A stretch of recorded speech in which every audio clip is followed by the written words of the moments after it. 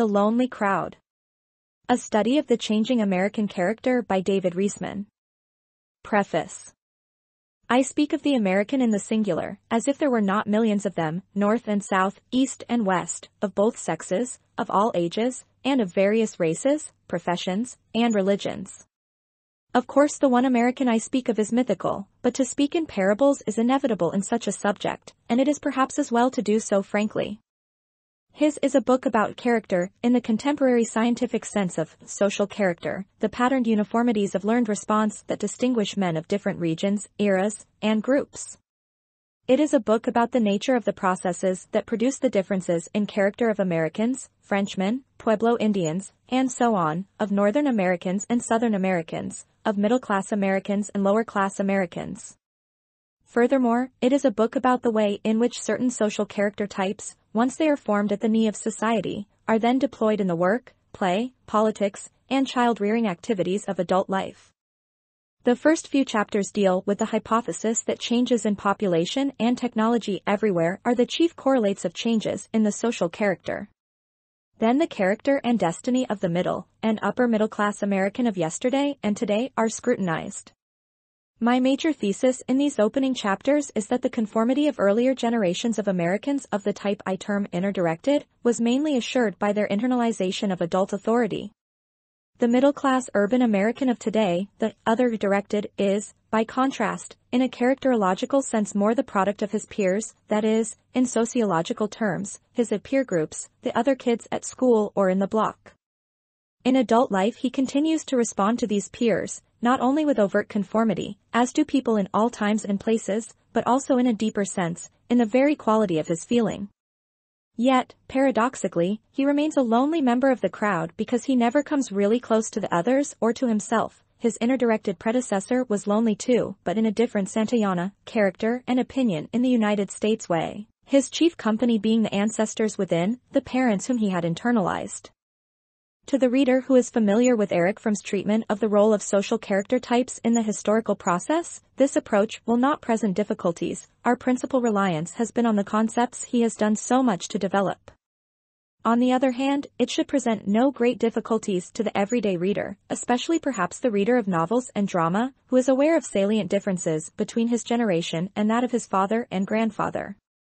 The terms I use for these ideal types, in Max Weber's sense, will be defined in their proper place, but I should like to warn the reader lest his judgment be prejudiced by the term inner-directed, which apart from the definition, sounds like a more autonomous and therefore better type than other-directed. This inference would not be warranted. More should not be read into the terms than is intended.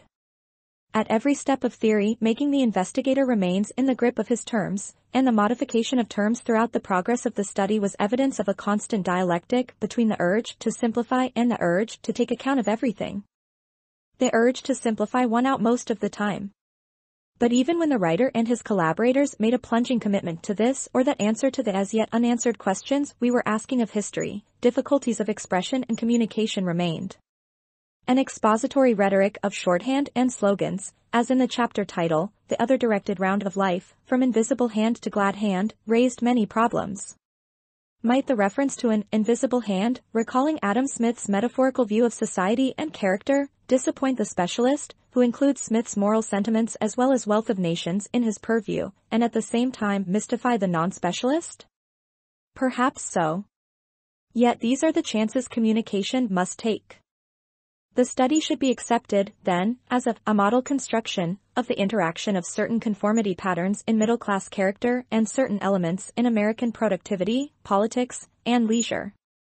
No attempt is made at completeness. No satisfactory answer is given, for instance, to the question whether there is such a thing as the American, persistent through time, from Crevecoeur's day and Tocqueville's day and before down to the present. I have found it more useful to frame my character types in such a fashion as to give them the run of the world, to speak of the 19th century American as a subtype of a generalized Western European industrial type, and to assume that the other-directed American of our day represents nothing necessarily unique about America, but is rather the forerunner of a type of whom we shall see more. For he bespeaks a Western urban world in which, with growing economic abundance, work has lost its former importance and one's peers educate one in the proper attitudes toward leisure and consumption, indeed, in which politics and work become, in a sense, consumables. This book was written in the course of researches into specific problems of American character and politics. But these researches contributed very little in any direct way to the building, let alone the testing, of the model. Indeed, quite the other way around, the model put forward here, and earlier circulated in draft form to collaborators and colleagues, was used and is now being used to orient our speculations, to guide our research, and to pose questions for further investigation. In later publications we expect to present some of our more empirical material, a community study or two, a number of profiles, or character studies of individuals, an analysis of a group of interviews with teenagers. There will then be time and space to comment on the relationships between hypothesis, evidence, and new hypothesis. In the present volume, 3 planes of social life are explored. Part 1, in essence, is a description and revaluation of the modes of conformity in the several successive stages of our Western society, the medieval, the near-contemporary industrial, and the modern. This part of the book culminates in an extended comparison and contrast, setting the inner-directed man of the age of production, who is still very much with us, over against the other-directed man of the coming, to paraphrase Leo Lowenthal, age of consumption. Part 2 is a reassessment of the sphere of politics insofar as this represents a characteristic field of emotional commitment for the American middle and upper middle class man. Does politics have meaning for him in the inherited terms in which we are accustomed to define politics? Or is he beginning to define it in new ways?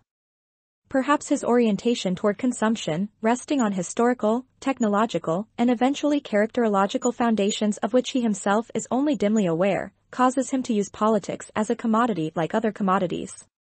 If so, what prevents him from seeing that politics by that very fact is altered, and that his assumptions of a ruling class, based on pelf or power, may be quite as mythical as the belief of residual capitalists in the invisible hand? Is it possible that the middle and upper middle class man of our day goes out of his way to create a series of political demons that exist only because his obsolete belief confirms their existence? Part 2 suggests that for the more privileged classes in America it is probably as important to feel free as to be free. Part 3 attempts to come to grips with the practical implications and limitations of that approach to life and politics. It begins with the essentially psychological and philosophical postulate that adjustment, no matter how comfortable it appears to be, is never freedom. Beyond adjustment to the prevailing mode of conformity, beyond obedience to or fascination by the peers, lies the possibility of autonomy. Autonomy arises when men use the opportunity presented by the loose fit of social character, which is never all of character. But the quality of autonomy in a particular age depends very much on the social character typical for that age. Thus, with the change in social character from inner direction to other direction, new problems inevitably arise for those who seek autonomy. They can no longer, in an age of consumption, so easily find autonomy in the way they make a living. Leisure, however, presents them with new potentialities and new hazards. My analysis does little more than open up the very difficult problem of the demands that the individual today can make on himself, on his peers, and on his society for a more creative use of his leisure. Acknowledgements. This book could not have been written but for the support given by the Committee on National Policy of Yale University. The committee is a group drawn from various social sciences. Its members are located in law, economics, and political science, but not confined there. The committee invited me to Yale, gave me a completely free hand as to what I wanted to do and with whom I should do it, and generously supported the work from its time-limited funding by the Carnegie Corporation, to which my thanks are also due. I am particularly grateful to Professors Harold D. Laswell and Eugene V. Rostow, of the Yale Law School, the committee members most closely concerned with the work, to the committee's chairman, Kent Healy, and to Professor John P. Miller, of the Yale Economics Department, who gave me helpful advice concerning Chapter 6. My extended leaves of absence from the University of Chicago were made possible by the cooperation of Dean F. Champion Ward and Milton Singer of the college. I am deeply indebted to Professor Singer for incisive criticisms of and decisive suggestions toward the theory of character developed in the book and, beyond these specific aids, for the continuous encouragement of his own kind of thinking and research that cuts across departmental lines. My indebtedness to my 2 collaborators is very great indeed. Ruel Denny has been my friend for many years, and my colleague at Chicago since 1947. It was in his company that I first began to try to cross the line that separates the culture of the adult world from that of the teenager and to explore young people's tastes in music, literature, movies, and other leisure pursuits. The discussion of the socializing and escapist functions of literature in chapters 4, v. 7, and X draws heavily on memoranda written by him, and the treatment of work and play in the contemporary American middle class in chapters 15 through 17 draws not only on his memoranda but on the work of students whom we have jointly introduced to or encouraged in the study of these problems. Indeed, our collaboration in the investigation of American leisure has been so close that it is often hard to separate our ideas. In 1949, Mr. Denny worked with me in the task of revising and recasting the final manuscript. His efforts were indispensable in the organization of the book. Mr. Nathan Glazer worked with me in the first half year of research at Yale, assuming co-responsibility for the planning and carrying out of the project and co-authorship of our earlier reports, published and unpublished. He brought to the work not only great intellectual gifts and excellent training in anthropology, linguistics, and social research generally, but also a curiosity of mind and generosity of spirit which enriched our colleagueship. Since leaving Yale, he has continued to act as consultant and to use his editing skill in making suggestions concerning the manuscript.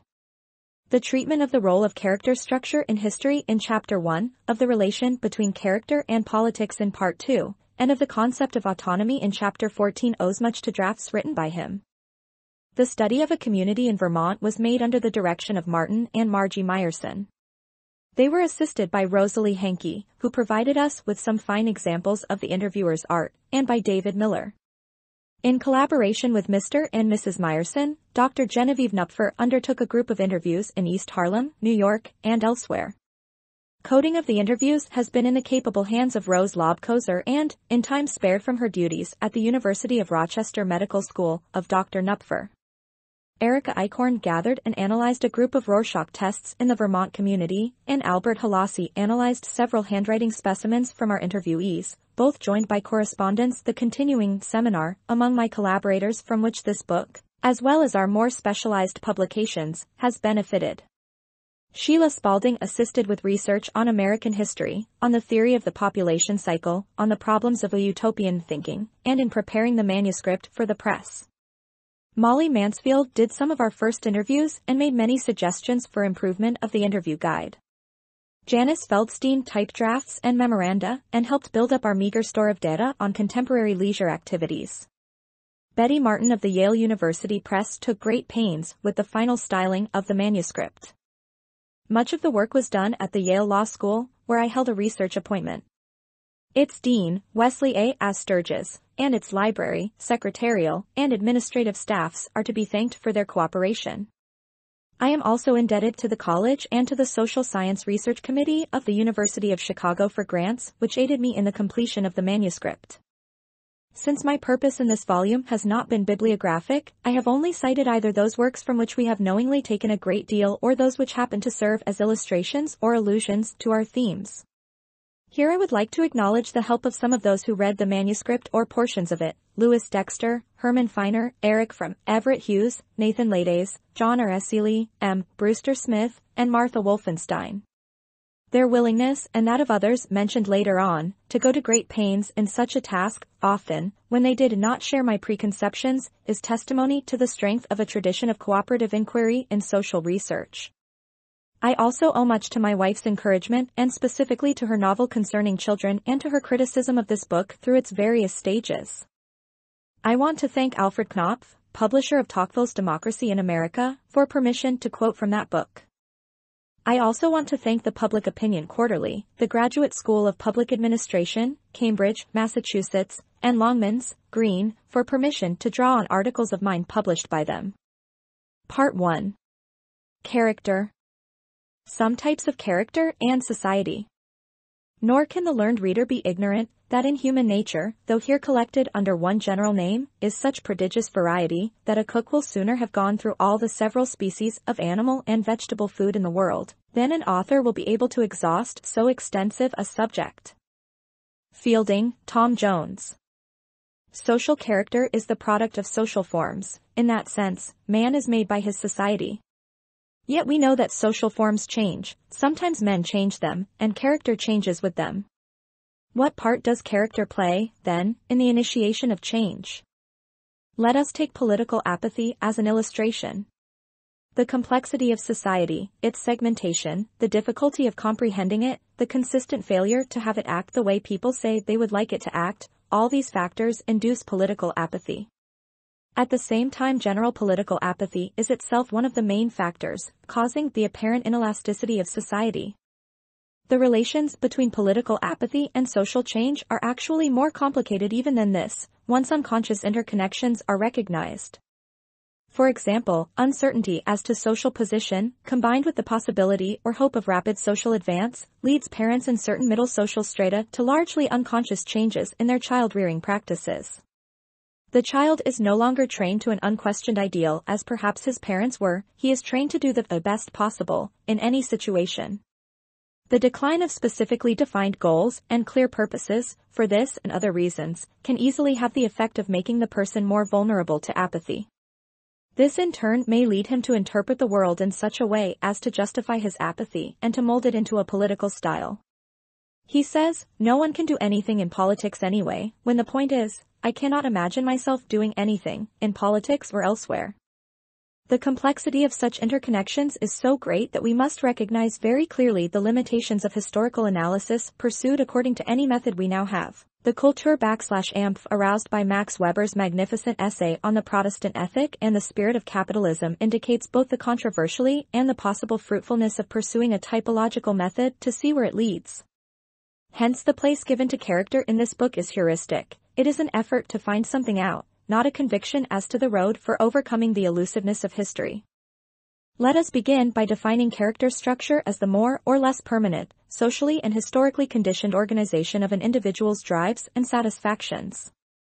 The term as thus defined is less inclusive than personality, the word which in current usage denotes the total self, with its inherited temperament and talents, its biological as well as psychological components, its evanescent as well as more or less permanent attributes. Point 1. My reason for selecting from this complex the abstraction called character is that in this book I propose to deal with those components of personality that also play the principal role in the maintenance of social forms. Those that are learned in the lifelong process of socialization. As soon as we begin to speak of character as related to social forms, we make, in effect, a still further selection from the matrix of personality. For we begin to isolate for inspection those components of character that are shared among significant social groups. And to speak of character in these terms is to speak of character as social character. This notion of social character, the character that is clearly generalized in a society, permits us to speak elitically but meaningfully of the character of classes, groups, regions, and nations. The assumption that a social character exists has always been a more or less invisible premise in ordinary parlance, and it is becoming a more or less visible premise in the language of the social sciences. Its importance as a premise in the social sciences stands in direct proportion to the uncertainty that the social sciences feel about the non-social, 0.5 less obviously social, aspects of personality that are rooted in temperament. Under a temperament, we may lump together the constitutional or physiological determinants of behavior, such matters as hormones, metabolism, blood pressure as well as temperament, in the sense of cheerfulness, darkness, peppiness, etc. We know little about the causes or consequences of differences of temperament in individuals and groups, and hence they are excluded from the scope of this study, although this is not intended to deny their importance. Why should there be a social character? Psychoanalysts have given an answer explaining it on the basis of the society's needs. Thus Eric H. Erikson writes, speaking of child socialization in preliterate groups, systems of child training represent unconscious attempts at creating out of human raw material that configuration of attitudes which is, or once was, the optimum under the tribe's particular natural conditions and economic historic necessities. Likewise, Eric Fromm declares, in order that any society may function well, its members must acquire the kind of character which makes them want to act in the way they have to act as members of the society or of a special class within it. They have to desire what objectively is necessary for them to do. Outer force is replaced by inner compulsion, and by the particular kind of human energy which is channeled into character traits. By implication, these writers are saying that if human beings lived at random, in an inconceivable pure contingency, their drives could not be harnessed to perform the culturally required tasks. The individual undoubtedly gets some benefit out of living in the more or less confining straitjacket of the social character which is imposed on him. It is one of the ambiguities of human existence, as it is of art, that personal life flourishes within the forms provided for it by tradition and necessity. Character structure, like social structure, serves not only to limit choice but also to channel action by foreclosing some of the otherwise limitless behavior choices of human beings. We are familiar enough with the compulsive person who feels he must decide, without the aid of habitual conformity, which shoe to put on first, whether to take the local or the express, whether to order eggs boiled or scrambled. Since life is too short for such overworked elaboration of choice, the social character permits it to be lived in some sort of working harness. The danger is not of having too much leeway but of having too little. This is the constriction of choice range against which Freud eloquently warned mankind. Character and culture can overreach themselves and thus swallow up all of life in enterprises whose only virtue is that they are shared. Character and society. Since this study assumes that character is socially conditioned, it also takes for granted that there is some observable relation between a particular society and the kind of social character it produces. What is the best way to define this relation? Since the social function of character is to ensure or permit conformity, it appears that the various types of social character can be defined most appropriately in terms of the modes of conformity that are developed in them. Finally, any prevalent mode of conformity may itself be used as an index to characterize a whole society. Having said this, we must not overestimate the role of character in the social process. It is not a sufficient explanation, for instance, to say, as some students have said, that the German army held together because the Germans had an authoritarian character, since armies of very diverse character type do in fact hold together under given conditions of battle and supply. Nor will it do to assume, as American aptitude testers sometimes do, that certain jobs can be successfully handled only by a narrowly limited range of character types, that we need extrovert or oral salesmen and administrators, and introvert or anal chemists and accountants. Our conventions on this score may make an introvert administrator feel inadequate because he does not fit the stereotype that patterns the narrow judgment passed on him by others and, through their eyes, by himself. Actually, people of radically different types can adapt themselves to perform, adequately enough, a wide variety of complex tasks. Or, to put the same thing in another way, social institutions can harness a gamut of different motivations, springing from different character types, to perform very much the same kinds of socially demanded jobs. And yet, of course, this is not to say that character is merely a shadowy factor in history, like some Hegelian spirit. Character will affect the style and psychic costs of job performances that, in economic or political analysis, look almost identical. Thus we are forced to take account of the possibility that people may be compelled to behave in one way, although their character structure presses them to behave in the opposite way. Society may change more rapidly than character, or vice versa. Indeed, this disparity between socially required behavior and characterologically compatible behavior is one of the great levers of change. Fortunately, we know of no society like the one glumly envisaged by Aldous Huxley in Brave New World, where the social character types have been completely content in their social roles and where consequently, barring accident, no social change exists. Thus, while we shall be talking hereafter of social character types, we must try to remember that these types are constructions and that the richness of human potentiality, human discontent, and human variety cannot be imprisoned within a typology. As there are numberless ways of classifying people, none of them definitive, none of them more than approximations, none of them useful for more than a limited range of analytic purposes, so there exists in the social science literature an enormous number of different ways of classifying societies. I myself have chosen to emphasize some possible relationships between the population growth of a society and the historical sequence of character types.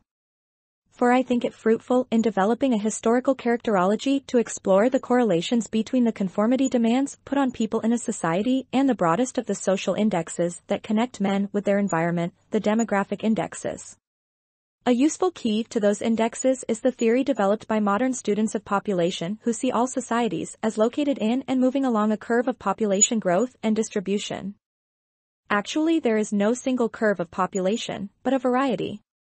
We are interested here in a particular kind of S-shaped curve that appears in the history of the long industrialized countries, as well as in the projected populations of certain other countries as they are expected to take shape in the future. The S-shaped curve begins at a point where the number of births and deaths are fairly equal, both birth rates and death rates being high, and moves through a period of rapid population increase to a new plateau where births and deaths are again equal, both rates being low. As Malthus gloomily observed 150 years ago, populations are capable of growing at a geometric rate. A slight rate of increase of births over deaths per annum means that in 15 or 20 years there will be more women of childbearing age who are able in turn to swell the birth rate in comparison with the death rate. In a short time, moreover, such a development can change the age composition of a society, just as in the post-war years in America some of the consequences of an upward spurt in births are visible. Societies at an early place on the S-curve are heavily weighted toward the younger age groups, which means that birth rates and death rates are high, the turnover of generations is rapid. Societies at a late place on the curve are weighted toward the middle-aged groups, which ordinarily means that birth rates and death rates are low. These vital statistics, we are ignoring the many technical indeterminates that haunt work with population figures, are in their turn dependent on many subtle social and psychological factors, attitudes toward sanitation and toward children, cultural beliefs about the standard of living appropriate to different classes, food and sex taboos. These merely begin the list. Population theorists distinguish three phases on the population S-curve. Societies of high birth rate and equally high death rate are said to be in the phase of high growth potential. Their population would increase with great rapidity if the death rate were lowered by, say, a sudden advance in hygiene. Societies which have passed into the phase of decreased death rate are said to be in the phase of transitional growth. Finally, societies which have passed through both these earlier phases and are beginning to move toward a net decrease in population are said to be in the phase of incipient population decline. It should be noted that all references to the population phase of a society are to averages which do not take account of the very different rates that may characterize classes or ethnic groups within the society. Our treatment is highly generalized. It would be very surprising if variations in the basic conditions of reproduction, livelihood, and survival chances, that is, in the supply of and demand for human beings, failed to influence character. My thesis is, in fact, that each of these three different phases on the population curve appears to be occupied by a society that enforces conformity and molds social character in a definably different way. The society of high growth potential develops in its typical members a social character whose conformity is ensured by their tendency to follow tradition. These I shall term tradition-directed people, and the society in which they live a society dependent on tradition direction. The society of transitional population growth develops in its typical members a social character whose conformity is ensured by their tendency to acquire early in life an internalized set of goals. These I shall term inner-directed people, and the society in which they live a society dependent on inner direction.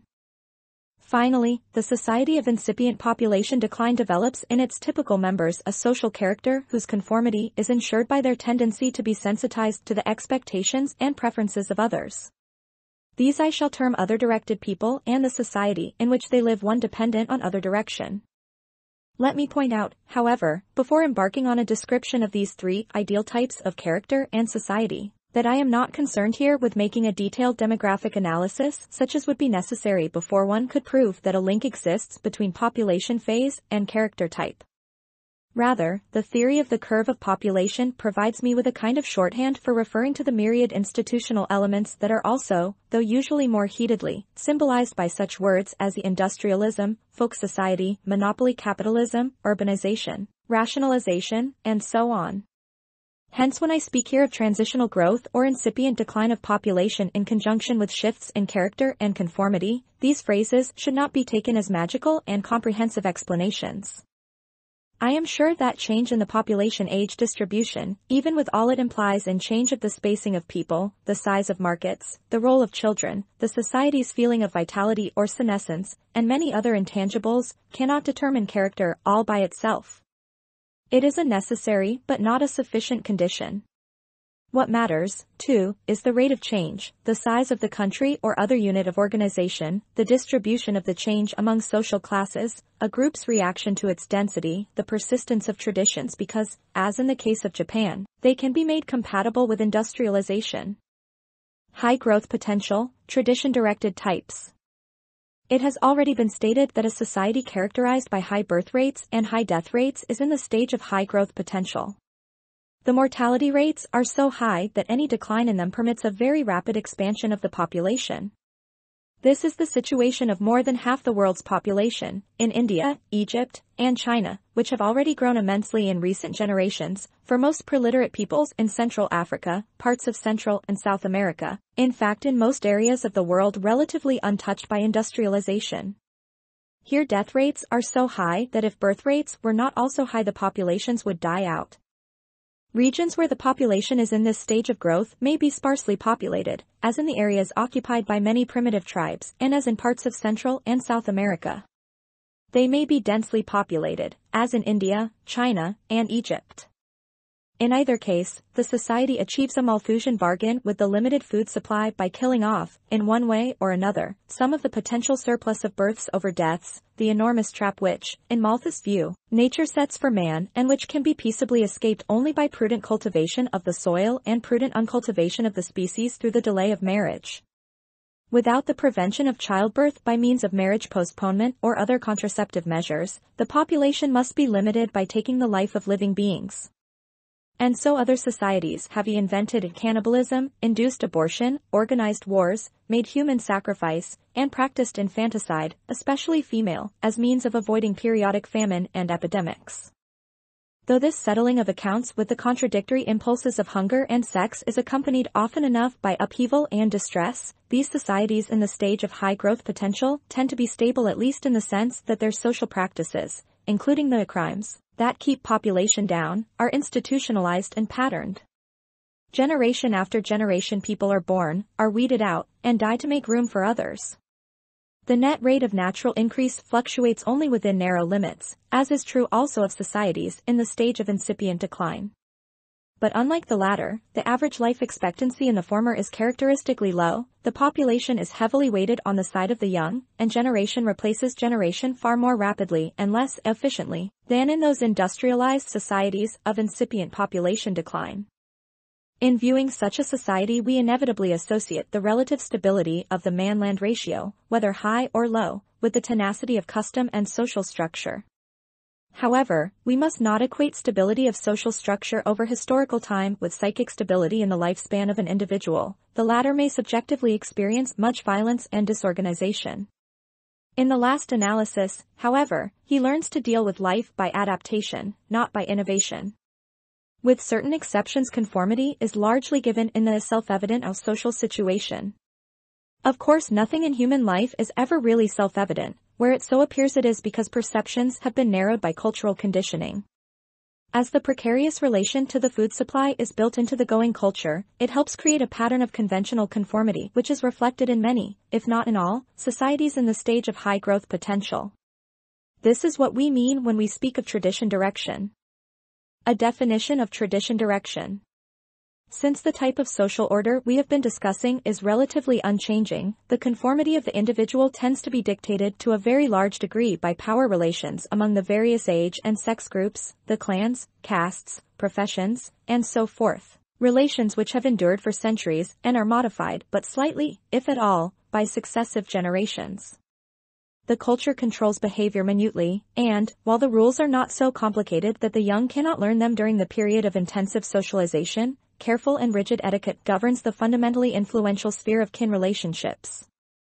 Moreover, the culture, in addition to its economic tasks, or as part of them, provides ritual, routine, and religion to occupy and to orient everyone. Little energy is directed toward finding new solutions of the age-old problems, let us say, of agricultural technique or medicine, the problems to which people are acculturated. It is not to be thought, however, that in these societies, where the activity opound the individual member is determined by characterologically grounded obedience to traditions, the individual may not be highly prized and, in many instances, encouraged to develop his capabilities, his initiative, and even, within very narrow time limits, his aspirations. Indeed, the individual in some primitive societies is far more appreciated and respected than in some sectors of modern society. For the individual in a society dependent on tradition direction has a well-defined functional relationship to other members of the group. If he is not killed off, he belongs, he is not a surplus, as the modern unemployed are surplus, nor is he expendable as the unskilled are expendable in modern society. But by very virtue of his belonging, life goals that are his in terms of conscious choice appear to shape his destiny only to a very limited extent, just as only to a limited extent is there any concept of progress for the group. In societies in which tradition direction is the dominant mode of ensuring conformity, relative stability is preserved in part by the infrequent but highly important process of fitting such deviants as there are into institutionalized roles. In such societies, a person who might have become at a later historical stage an innovator or rebel, whose belonging, as such, is marginal and problematic, is drawn instead into roles like those of the shaman or sorcerer. That is, he is drawn into roles that make a socially acceptable contribution, while at the same time they provide the individual with a more or less approved niche. The medieval monastic orders may have served in a similar way to absorb many characterological mutations. In some of these societies, certain individuals are encouraged toward a degree of individuality from childhood, especially if they belong to families of high status. But, since the range of choice, even for high-status people, is minimal, the apparent social need for an individuated type of character is also minimal. It is probably accurate to say that character structure in these societies is very largely adjusted, in the sense that for most people it appears to be in tune with social institutions. Even the few misfits fit it to a degree, and only very rarely is one driven out of his social world. This does not mean, of course, that the people are happy. The society to whose traditions they are adjusted may be a miserable one, ridden with anxiety, sadism, and disease.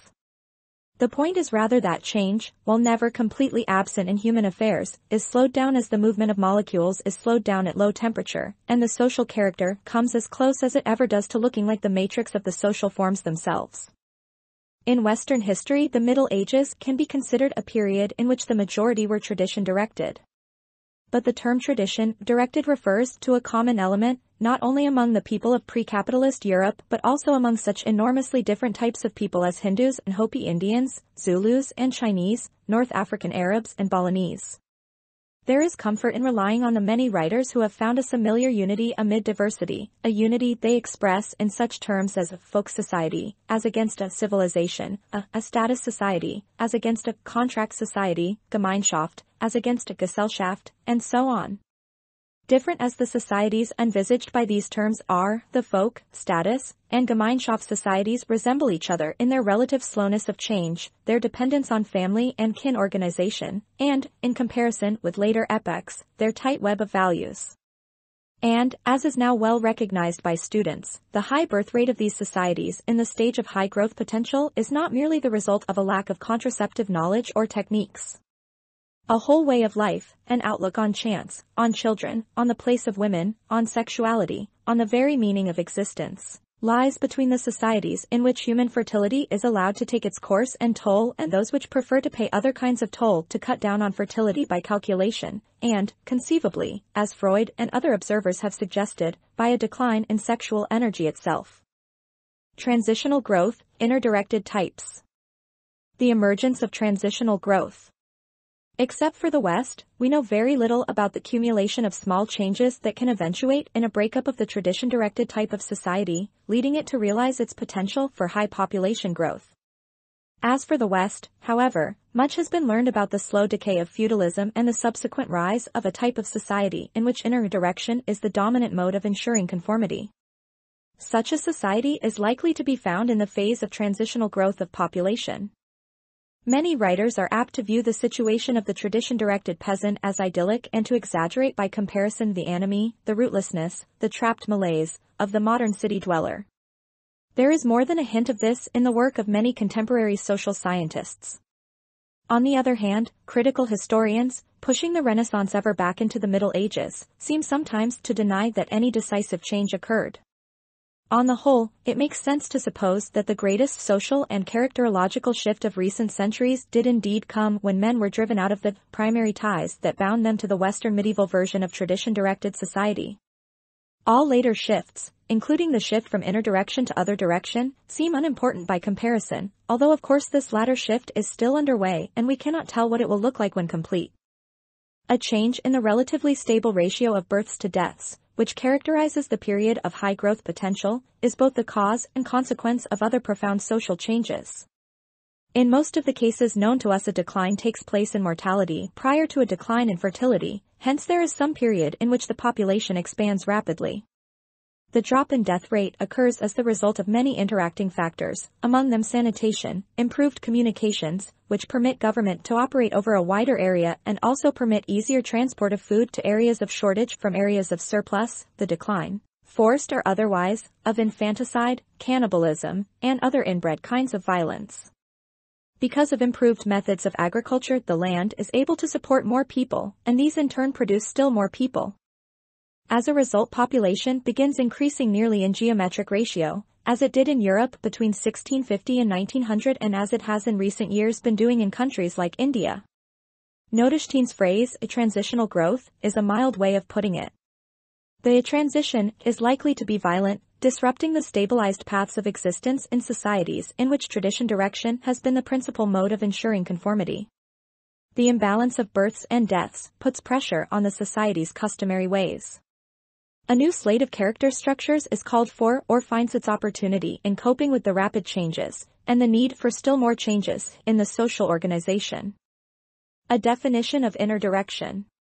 In Western history, the society that emerged with the Renaissance and Reformation and that is only now vanishing serves to illustrate the type of society in which inner direction is the principal mode of securing conformity. Such a society is characterized by increased personal mobility, by a rapid accumulation of capital, teamed with devastating technological shifts, and by an almost constant expansion, intensive expansion in the production of goods and people, and extensive expansion in exploration, colonization, and imperialism.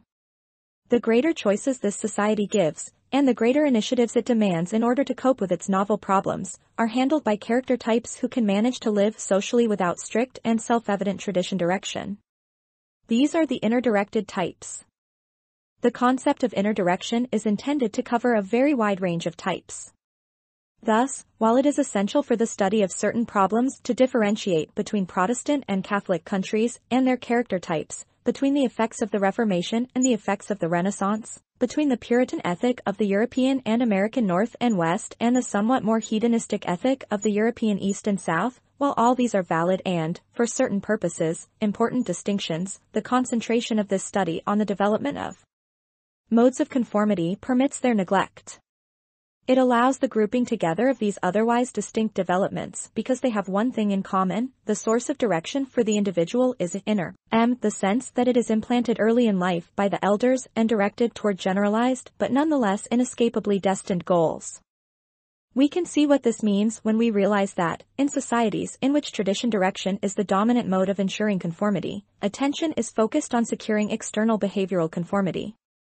While behavior is minutely prescribed, individuality of character need not be highly developed to meet prescriptions that are objectified in ritual and etiquette, though to be sure, a social character capable of such behavioral attention and obedience is requisite. By contrast, societies in which inner direction becomes important, though they also are concerned with behavioral conformity, cannot be satisfied with behavioral conformity alone. Too many novel situations are presented, situations which a code cannot encompass in advance. Consequently, the problem of personal choice, solved in the earlier period of high growth potential by channeling choice through rigid social organization, in the period of transitional growth is solved by channeling choice through a rigid though highly individualized character. This rigidity is a complex matter.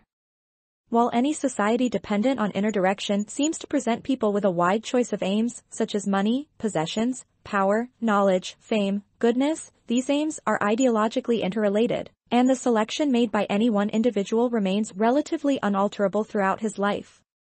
Moreover, the means to those ends, though not fitted into as tight a social frame of reference as in the society dependent on tradition or direction, are nevertheless limited by the new voluntary associations, for instance, the Quakers, the Masons, the Mechanics' associations, to which people tie themselves. Indeed, the term tradition or direction could be misleading if the reader were to conclude that the force of tradition has no weight for the inner directed character. On the contrary, he is very considerably bound by traditions. They limit his ends and inhibit his choice of means. The point is rather that a splintering of tradition takes place, connected in part with the increasing division of labor and stratification of society. Even if the individual's choice of tradition is largely determined for him by his family, as it is in most cases, he cannot help becoming aware of the existence of competing traditions, hence of tradition as such. As a result, he possesses a somewhat greater degree of flexibility in adapting himself to ever-changing requirements and in return requires more from his environment. As the situational controls of the primary group are loosened, the group that both socializes the young and controls the adult in the earlier era, a new psychological mechanism appropriate to the more open society is invented. It is a psychological gyroscope. 8. This instrument, once it is set by the parents and other authorities, keeps the inner-directed person, as we shall see, on course even when tradition, as responded to by his character, no longer dictates his moves. The inner-directed person becomes capable of maintaining a delicate balance between the demands upon him of his life goal and the bufferings of his external environment. This metaphor of die gyroscope, like any other, must not be taken literally. It would be a mistake to see the inner-directed man as incapable of learning from experience or as insensitive to public opinion in matters of external conformity. He can receive and utilize certain signals from outside, provided that they can be reconciled with the limited maneuverability that his gyroscope permits him. His pilot is not quite automatic. Huizing as the waning of the Middle Ages gives a picture of the anguish and turmoil, the conflict of values, out of which the new forms slowly emerged. As early as the late Middle Ages, people were forced to live under new conditions of awareness. As their self-consciousness and their individuality developed, they had to make themselves at home in the world in novel ways. They still have to. Incipient decline of population, other directed types. The emergence of the next phase, incipient decline. The problem facing the societies in the stage of transitional growth is that of reaching a point at which resources become plentiful enough or are utilized effectively enough to permit a rapid accumulation of capital. This rapid accumulation has to be achieved even while the social product is being drawn on at an accelerated rate to satisfy the consumer demands that go with the way of life that has already been adopted.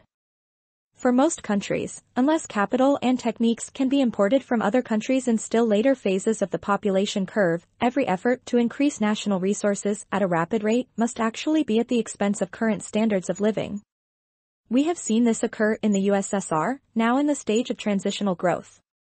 Only a fantastically large increase in productive capacity will, without a prolonged period of misery, permit an increase in the supply of food and other commodities sufficient to stimulate migration from country to city and at the same time to accommodate the change from large family to small family ideational patterns.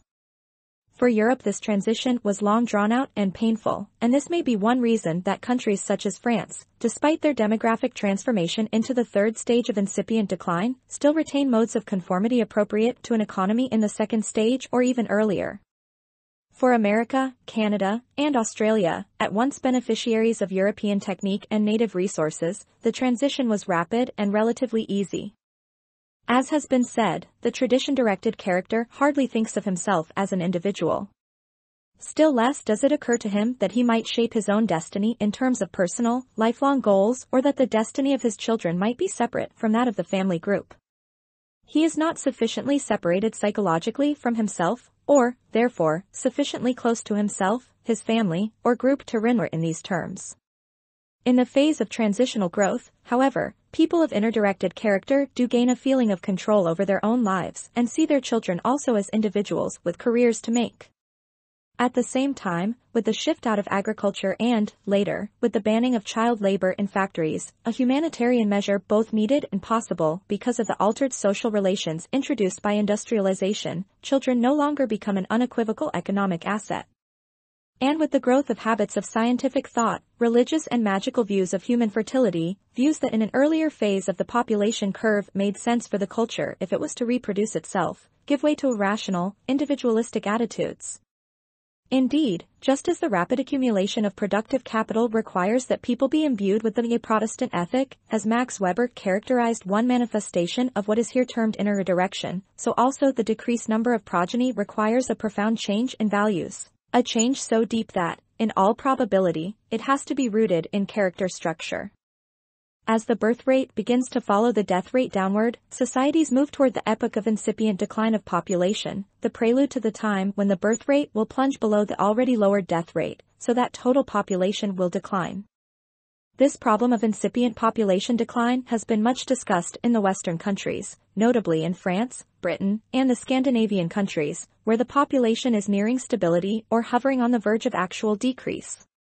Production here has at last outrun even greatly expanded consumption, and the standard of living, which Malthus already realized was a cultural and psychological index, has completed its work by subtle psychological pressures on fertility, though not every social class shares equally in these developments.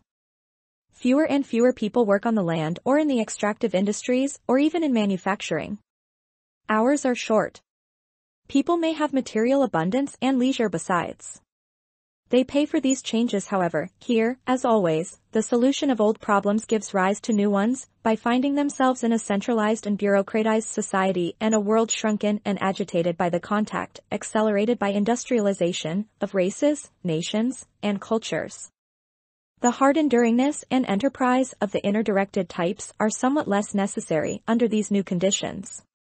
Increasingly, other people are the problem, not the material environment. And as people mix more widely and become more sensitive to each other, the surviving traditions from the stage of high growth potential, much disrupted, in any case, during the violent spurt of industrialization, become still further attenuated. Gyroscopic control is no longer sufficiently flexible, and a new psychological mechanism is called for. Furthermore, the scarcity psychology of many inner-directed people, which was socially adaptive during the period of heavy capital accumulation that accompanied transitional growth of population, needs to give way to an abundant psychology, capable of a wasteful, luxury consumption of leisure and of the surplus product. Unless people want to destroy the surplus product in war, which still does require heavy capital equipment, they must learn to enjoy and engage in those services that are expensive in terms of manpower but not of capital, poetry and philosophy. For instance, point 7. Indeed, in the period of incipient decline, non-productive consumers, both the increasing number of old people and the diminishing number of as yet untrained young, form a high proportion of the population, and these need both the economic opportunity to be prodigal and a character structure to allow it. Has this need for still another slate of character types actually been acknowledged to any degree? My observations lead me to believe that in America it has. A definition of other direction. The type of character I shall describe as other-directed seems to be emerging in very recent years in the upper middle class of our larger cities, more prominent in New York than in Boston, in Los Angeles than in Spokane, in Cincinnati than in Chillicothe. Yet in some respects this type is strikingly similar to the American, whom Tocqueville and other curious and astonished visitors from Europe, even before the Revolution, thought to be a new kind of man. Indeed, travelers' reports on America impress us with their unanimity. The American is said to be shallower, freer with his money, friendlier, more uncertain of himself and his values, more demanding of approval than the European. It all adds up to a pattern which, without stretching matters too far, resembles the kind of character that a number of social scientists have seen as developing in contemporary, highly industrialized, and bureaucratic America, From's a marketer, Mills's fixer, Arnold Green's middle-class male child. This raises several questions which, as I said earlier, I have not been able to answer. It is my impression that the middle-class American of today is decisively different from those Americans of Tocqueville's writings who strike us as so contemporary, and much of this book will be devoted to discussing these differences. Point 9. It is also my impression that the conditions I believe to be responsible for other direction are affecting increasing numbers of people in the metropolitan centers of the advanced industrial countries. However, the available comparative studies of European national character, broken down by social class, are not yet sufficiently inclusive to permit comparison. Given impetus by the late Ruth Benedict, Gorer, Cardner, Cluck, Hone, Margaret Mead, and others, such studies are now underway. Meanwhile, my analysis of the other-directed character is at once an analysis of the American and of contemporary man. Much of the time I find it hard or impossible to say where one ends and the other begins. Tentatively, I am inclined to think that the other-directed type does find itself most at home in America, due to certain constant elements in American society, such as its recruitment from Europe and its lack of any seriously feudal past. As against this, I am also inclined to put more weight on capitalism, industrialism, and urbanization, these being international tendencies, than on any character-forming peculiarities of the American scene. Bearing these qualifications in mind, it seems appropriate to treat contemporary metropolitan America as our illustration of a society, so far, perhaps, the only illustration, in which other direction is the dominant mode of ensuring conformity.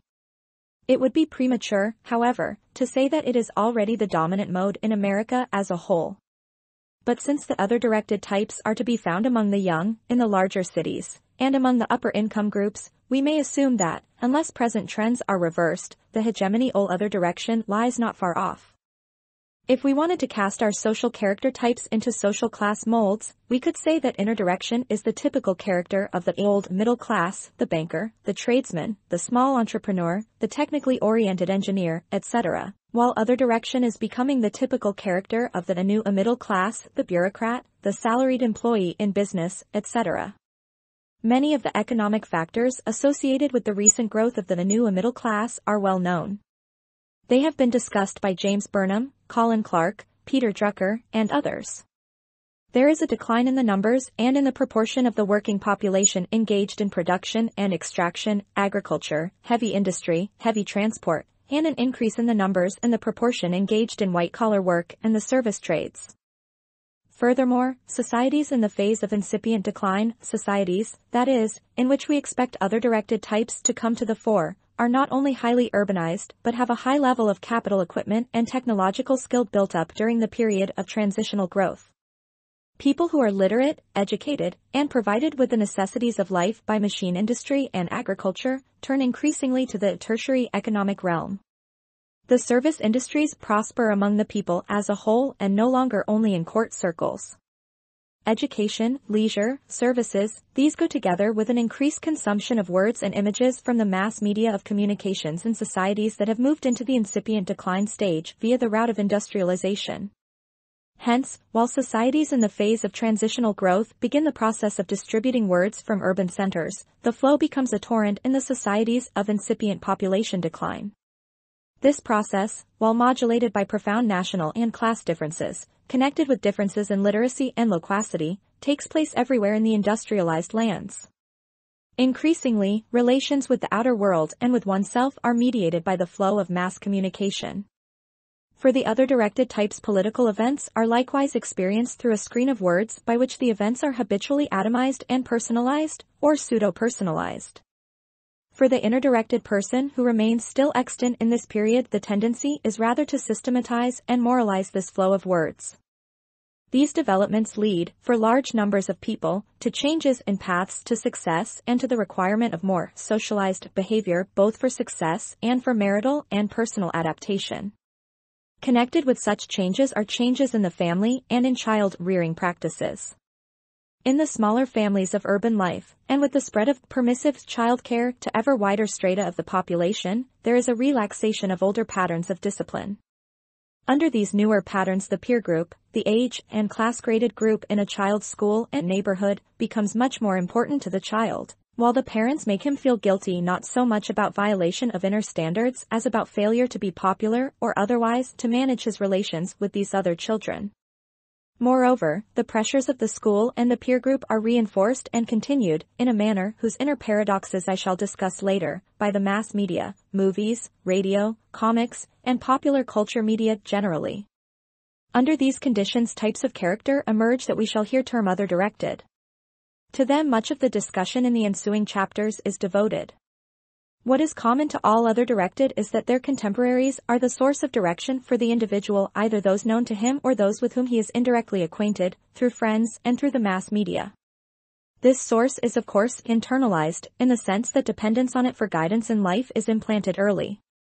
The goals toward which the other-directed person strives shift with that guidance. It is only the process of striving itself and the process of paying close attention to the signals from others that remain unaltered throughout life. This mode of keeping in touch with others permits a close behavioral conformity, not through drill in behavior itself, as in the tradition-directed character, but rather through an exceptional sensitivity to the actions and wishes of others. Of course, it matters very much who these others are, whether they are the individual's immediate circle or a higher circle or the anonymous voices of the mass media, whether the individual fears the hostility of chance acquaintances or only of those who count. But his need for approval and direction from others, and contemporary others rather than ancestors, goes beyond the reasons that lead most people in any era to care very much what others think of them. While all people want and need to be liked by some of the people some of the time, it is only the modern other-directed types who make this their chief source of direction and chief area of sensitivity. It is perhaps the insatiable force of this psychological need for approval that differentiates people of the metropolitan, American upper middle class, whom we regard as other-directed, from very similar types that have appeared in capital cities and among other classes in previous historical periods, whether in imperial Canton, in 18th and 19th century Europe, or in ancient Athens, Alexandria, or Rome. In all these groups, fashion not only ruled as a substitute for morals and customs, but it was a rapidly changing fashion that held sway. It could do so because, although the mass media were in their infancy, the group corresponding to the American upper middle class was comparably small and the elite structure was extremely reverberant. It can be argued, for example, that a copy of The Spectator covered its potential readership about as thoroughly in the late 18th century as The New Yorker covers its readership today. In 18th and 19th century English and French writing as well as in Tolstoy we find portraits of the sort of people who operated in the upper reaches of bureaucracy and had to be prepared for rapid changes of signals. Stepan Arkadyevich Oblonsky in Anna Karenina is one of the more likable and less opportunistic examples, especially striking because of the way Tolstoy contrasts him with Levin, a moralizing, inner-directed person. At any dinner party Stepan manifests exceptional social skills. His political skills, as described in the following quotation, are also highly social. Stepan Arkadyevich took in and read a liberal newspaper, not an extreme one, but one advocating the views held by the majority. And in spite of the fact that science, art, and politics had no special interest for him, he firmly held those views on all subjects which were held by the majority and by his paper, and he only changed them when the majority changed them, or, more strictly speaking, he did not change them, but they imperceptibly changed of themselves within him. Stepan Arkadyevich had not chosen his political opinions or his views. These political opinions and views had come to him of themselves, just as he did not choose the shapes of his hats or coats, but simply took those that were being worn. And for him, living in a certain society, owing to the need, ordinarily developed at years of discretion, for some degree of mental activity, to have views was just as indispensable as to have a hat. If there was a reason for his preferring liberal to conservative views, which were held also by many of his circle, it arose not from his considering liberalism more rational, but from its being in closer accord with his manner of life. And so liberalism had become a habit of Stepan Arkadyevich's, and he liked his newspaper, as he did his cigar after dinner, for the slight fog it diffused in his brain. It would, of course, be better if there were space for more than one such description to reinforce my point that Stepan, while his good-natured gregariousness makes him seem like a modern middle-class American, is not fully other-directed. This gregariousness alone, without a certain sensitivity to others as individuals and as a source of direction, is not the identifying trait. Just so, we must differentiate the 19th-century American, gregarious and subservient to public opinion though he was found to be by Tocqueville, Bryce, and others, from the other-directed American as he emerges today, an American who in his character is more capable of and more interested in maintaining responsive contact with others both at work and at play. This point needs to be emphasized, since the distinction is easily misunderstood. The inner-directed person, though he often sought and sometimes achieved a relative independence of public opinion and of what the neighbors thought of him, was in most cases very much concerned with his good repute and, at least in America, with a keeping up with the Joneses. These conformities, however, were primarily external, typified in such details as clothes, curtains, and bank credit. For indeed, the conformities were to a standard, evidence of which was provided by the best people in one's milieu. In contrast with this pattern, the other-directed person, though he has his eye very much on the Joneses, aims to keep up with them not so much in external details as in the quality of his inner experience. That is, his great sensitivity keeps him in touch with others on many more levels than the externals of appearance and propriety. Nor does any ideal of independence or of reliance on God alone modify his desire to look to the others, and the good guys, as well as the best people, for guidance in what experiences to seek and in how to interpret them. The three types compared. While for analytic purposes it is sound to visualize all these differences sharply, it would be a mistake to expect to find such a sharp separation in the world of living people. In one respect, all human behavior is inner-directed, in the sense that it is motivated, and all human behavior is other-directed, in the sense that it results from the process of socialization by others. And, of course, neither the tradition-directed nor the inner-directed person is immune to the impact of the opinions and directions of others. Nevertheless, one way to see the structural differences between the three types is to see the differences, again, as a matter of degree only, in the emotional sanction, control, or tuning in each type. The tradition-directed person feels the impact of his culture as a unit, but it is nevertheless mediated through the specific, small number of individuals with whom he is in daily contact. These expect of him not so much that he be a certain type of person, but that he behave in the approved way. Consequently, the sanction for behavior tends to be the fear of being shamed. The inner-directed person has early incorporated a psychic gyroscope which is set going by his parents and can receive signals later on from other authorities who resemble his parents. He goes through life less independent than he seems, obeying this internal piloting. Getting off course, whether in response to inner impulses or to the fluctuating voices of contemporaries, may lead to the feeling of guilt. Since the direction to be taken in life has been learned in the privacy of the home from a small number of guides, and since principles, rather than details of behavior, are internalized, the inner-directed person is capable of great stability. Especially so when it turns out that his fellows have gyroscopes too, spinning at the same speed and set in the same direction. But many inner-directed individuals can remain stable even when the reinforcement of social approval is not available, as in the upright life of the stock Englishman in the tropics. Contrasted with such a type as this, the other-directed person learns to respond to signals from a far wider circle than is constituted by his parents. The family is no longer a closely knit unit to which he belongs, but merely part of a wider social environment to which he early becomes attentive. In these respects, the other-directed person resembles the tradition-directed person. Both live in a group milieu and lack the inner-directed person's capacity to go it alone. The nature of this group milieu, however, differs radically in the two cases. The other-directed person is cosmopolitan. For him the border between the familiar and the strange, a border clearly marked in the societies, depending on tradition direction, has broken down. As the family continuously absorbs the strange and so reshapes itself, so the strange becomes familiar. While the inner-directed person could be, at home abroad, by virtue of his relative insensitivity to others, the other-directed person is, in a sense, at home everywhere and nowhere, capable of a superficial intimacy with and response to everyone. The tradition-directed person takes his signals from others, but they come in a cultural monotone. He needs no complex receiving equipment to pick them up. The other-directed person must be able to receive signals from far and near. The sources are many, the change is rapid. What can be internalized, then, is not a code of behavior but the elaborate equipment needed to attend to such messages and occasionally to participate in their circulation. As against guilt and shame controls, though of course these survive, one prime psychological lever of the other-directed person is a diffuse anxiety. This control equipment, instead of being like a gyroscope, is like a radar. A caveat. Population analysis is, I believe, a useful approach to the study of society and character, for it enables us to isolate certain important questions.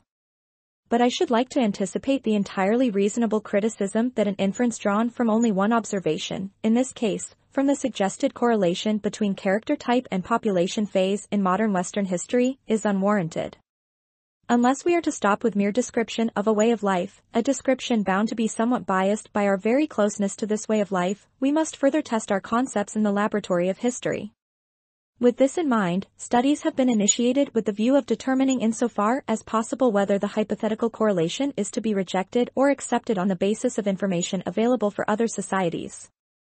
Such research is of course handicapped both by the lack of reliable population statistics for ancient civilizations and primitive communities, and by the inevitable sifting of data by history, for much of that which is produced by an earlier generation is discarded by he later as it passes through the phase of transitional growth, and only civilizations of fairly high technological development keep many records capable of interpretation.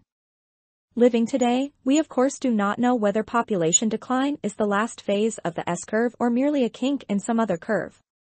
In all likelihood, the tremendous growth of world population since about 1650 is unique in the history of mankind and the consequence of an altogether new, industrialized, type of technological, economic, and social organization.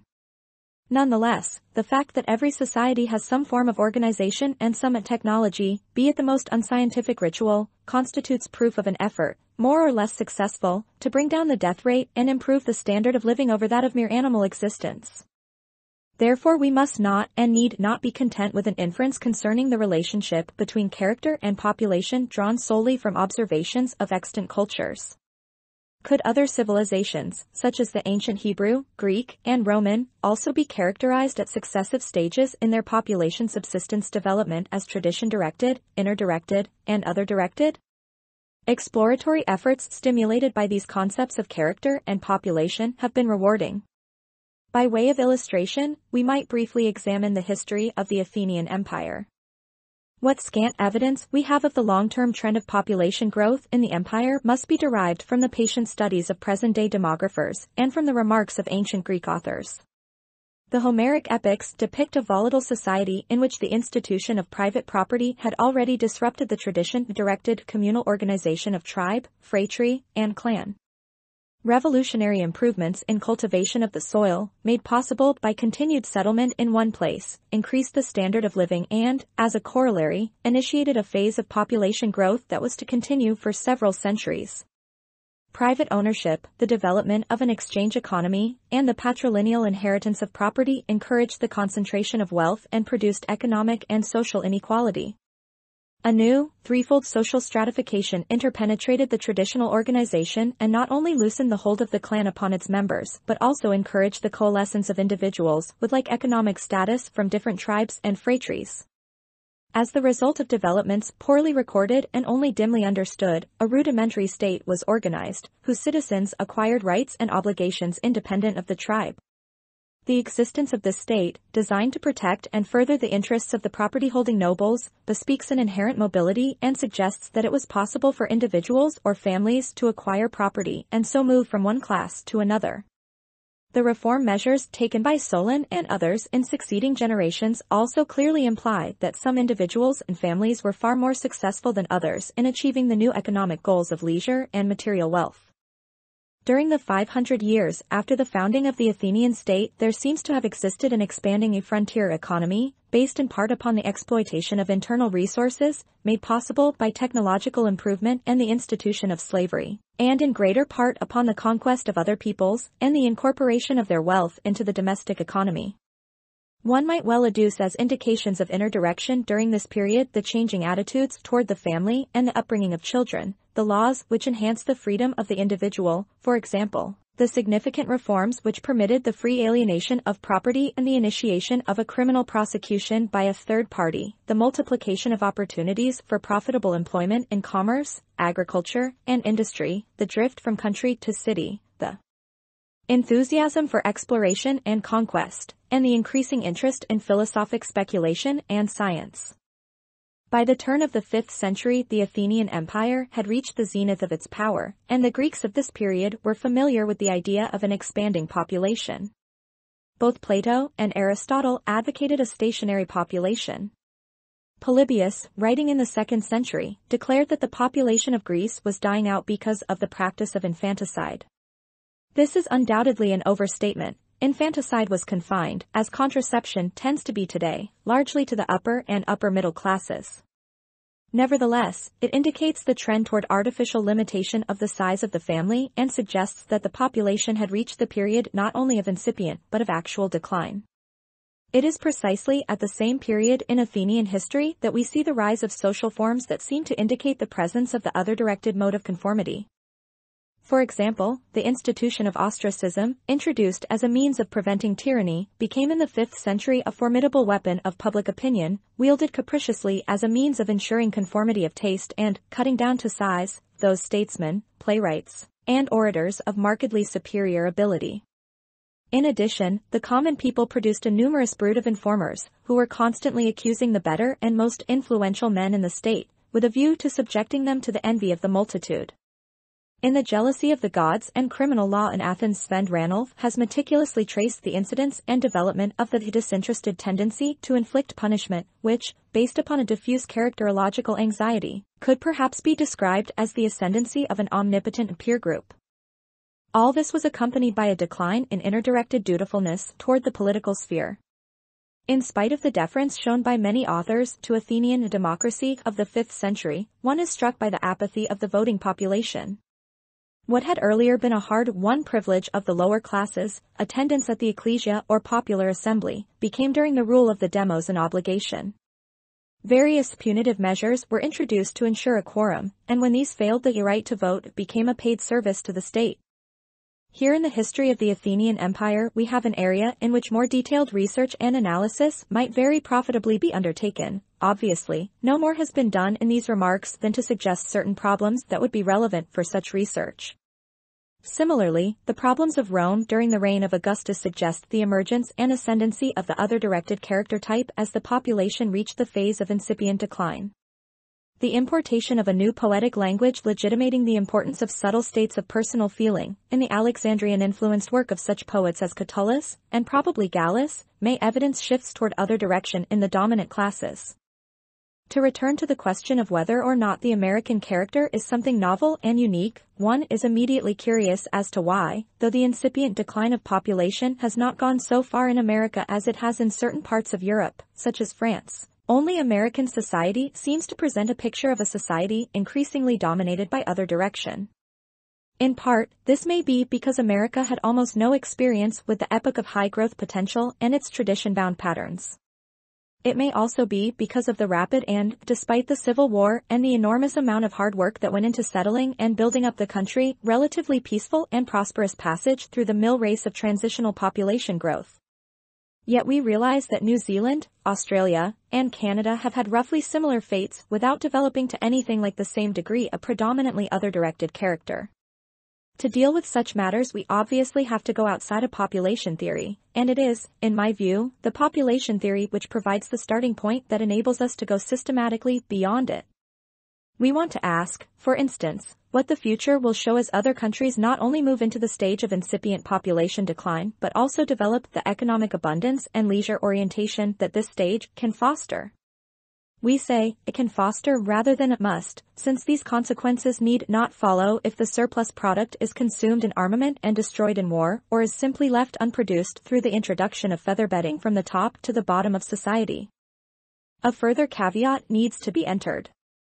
The limitations of language may make it appear that we see societies as always managing to produce the social organization and character types they need in order to survive. Such an assumption would introduce an unwarranted teleology into social change. The manner of speaking employed so far raises the image of a separate body, society, making certain demands on people and testing out various processes. What seems to happen is that by sheer accident, any of a number of ways of ensuring characterological conformity may exist in a given society.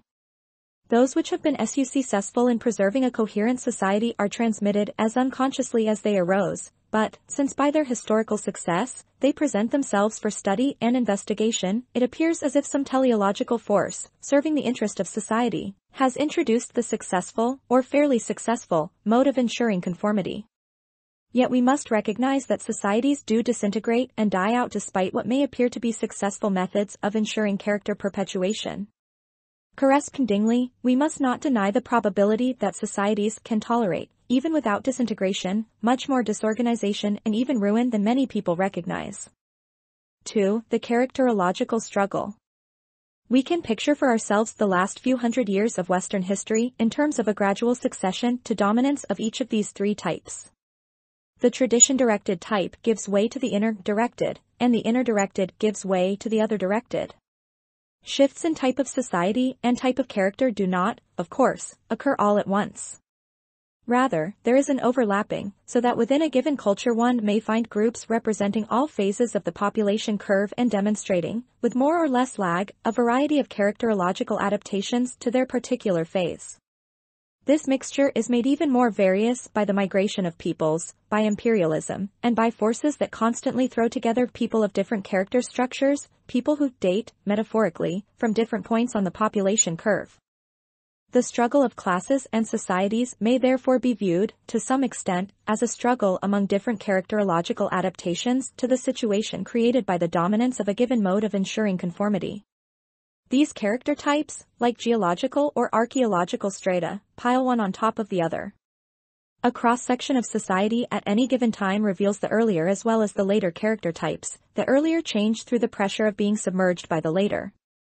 One notices the dominance of tradition-directed types in Latin America, agricultural Southern Europe, in Asia and Africa. One notices the dominance of inner-directed types in rural and small-town United States and Canada, in northwestern Europe, and to a degree in Central Europe. One notices an energetic campaign to introduce the inner-directed pattern in Eastern Europe, in Turkey, and in parts of Asia. And one notices the beginnings of dominance by other directed types in the metropolitan centers of the United States and, more doubtfully, their emergence in the big cities of northwestern Europe. This last and newest type is spreading outward into areas where inner direction still prevails, just as the latter is spreading into unconquered areas where tradition-directed types still hang on. Such a view may help us to understand American character structures. In America, it is still possible to find Southern rural groups, Negro and poor white, in the phase of high growth potential, and it is here that we look for the remnants of tradition-directed types. Similarly, immigrants to America who came from rural and small-town areas in Europe carried their fertility rates and character patterns with them to our major cities as well as to the countryside. In some cases, these people were and are forced to make, in one lifetime, the jump from a society in which tradition direction was the dominant mode of ensuring conformity to one in which other direction is the dominant mode. More frequently, the jump is made in 2 generations. The peasant first moves to a neighboring town, and generally becomes converted to inner-directed ways, then his children make the jump to the American metropolis and other direction. The mixing of people of different character types, as of different races and religions, as a result of industrialization and colonization, is to be found everywhere in the world. Character types that would have been well adapted to their situation find themselves under pressure from newer, better adapted types. They may resign themselves to a subordinate position. Or they may be tempted by the new goals which enter their view with the decline of their own mode of conformity. They may even seek these goals without reference to the culturally prescribed means of attaining them. Inner-directed types, for instance, in the urban American environment may be forced into resentment or rebellion. They may be unable to adapt because they lack the proper receiving equipment for the radar signals that increasingly direct attitude and behavior in the phase of incipient population decline. They may refuse to adapt because of moral disapproval of what the signals convey. Or they may be discouraged by the fact that the signals, though inviting enough, do not seem meant for them. This is true, for instance, of minority groups whose facial type or coloring is not approved of for managerial or professional positions, or in the value hierarchy portrayed in the mass media of communication. The same thing holds for those whose ancestry is adequate but whose personality in subtle ways lacks the pliability and sensitivity to others that is required. Studies of American Indians provide analogies for some of the things that may happen when an older character type is under pressure from a newer one. Among Sioux Reservation children, as described by Eric H. O. Erickson, there seem to be 2 reactions to white culture. One is resentful resistance, the other is what might be termed compliant resistance. The practitioner of the former seems, to the white educator, incorrigible, of the latter, almost too ingratiating, too angelic. In both cases, because he has at least the tacit approval of his parents and other Sioux adults, the child preserves something of the Sioux character and tradition whether or not he yields overtly to the whites. The conflict, however, drains the child of emotional energy. Often he appears to be lazy. Both the resistant and the seemingly compliant are apathetic toward the white culture and white politics. I think that there are millions of inner-directed Americans who reject in similar fashion the values that emanate from the growing dominance of other directed types.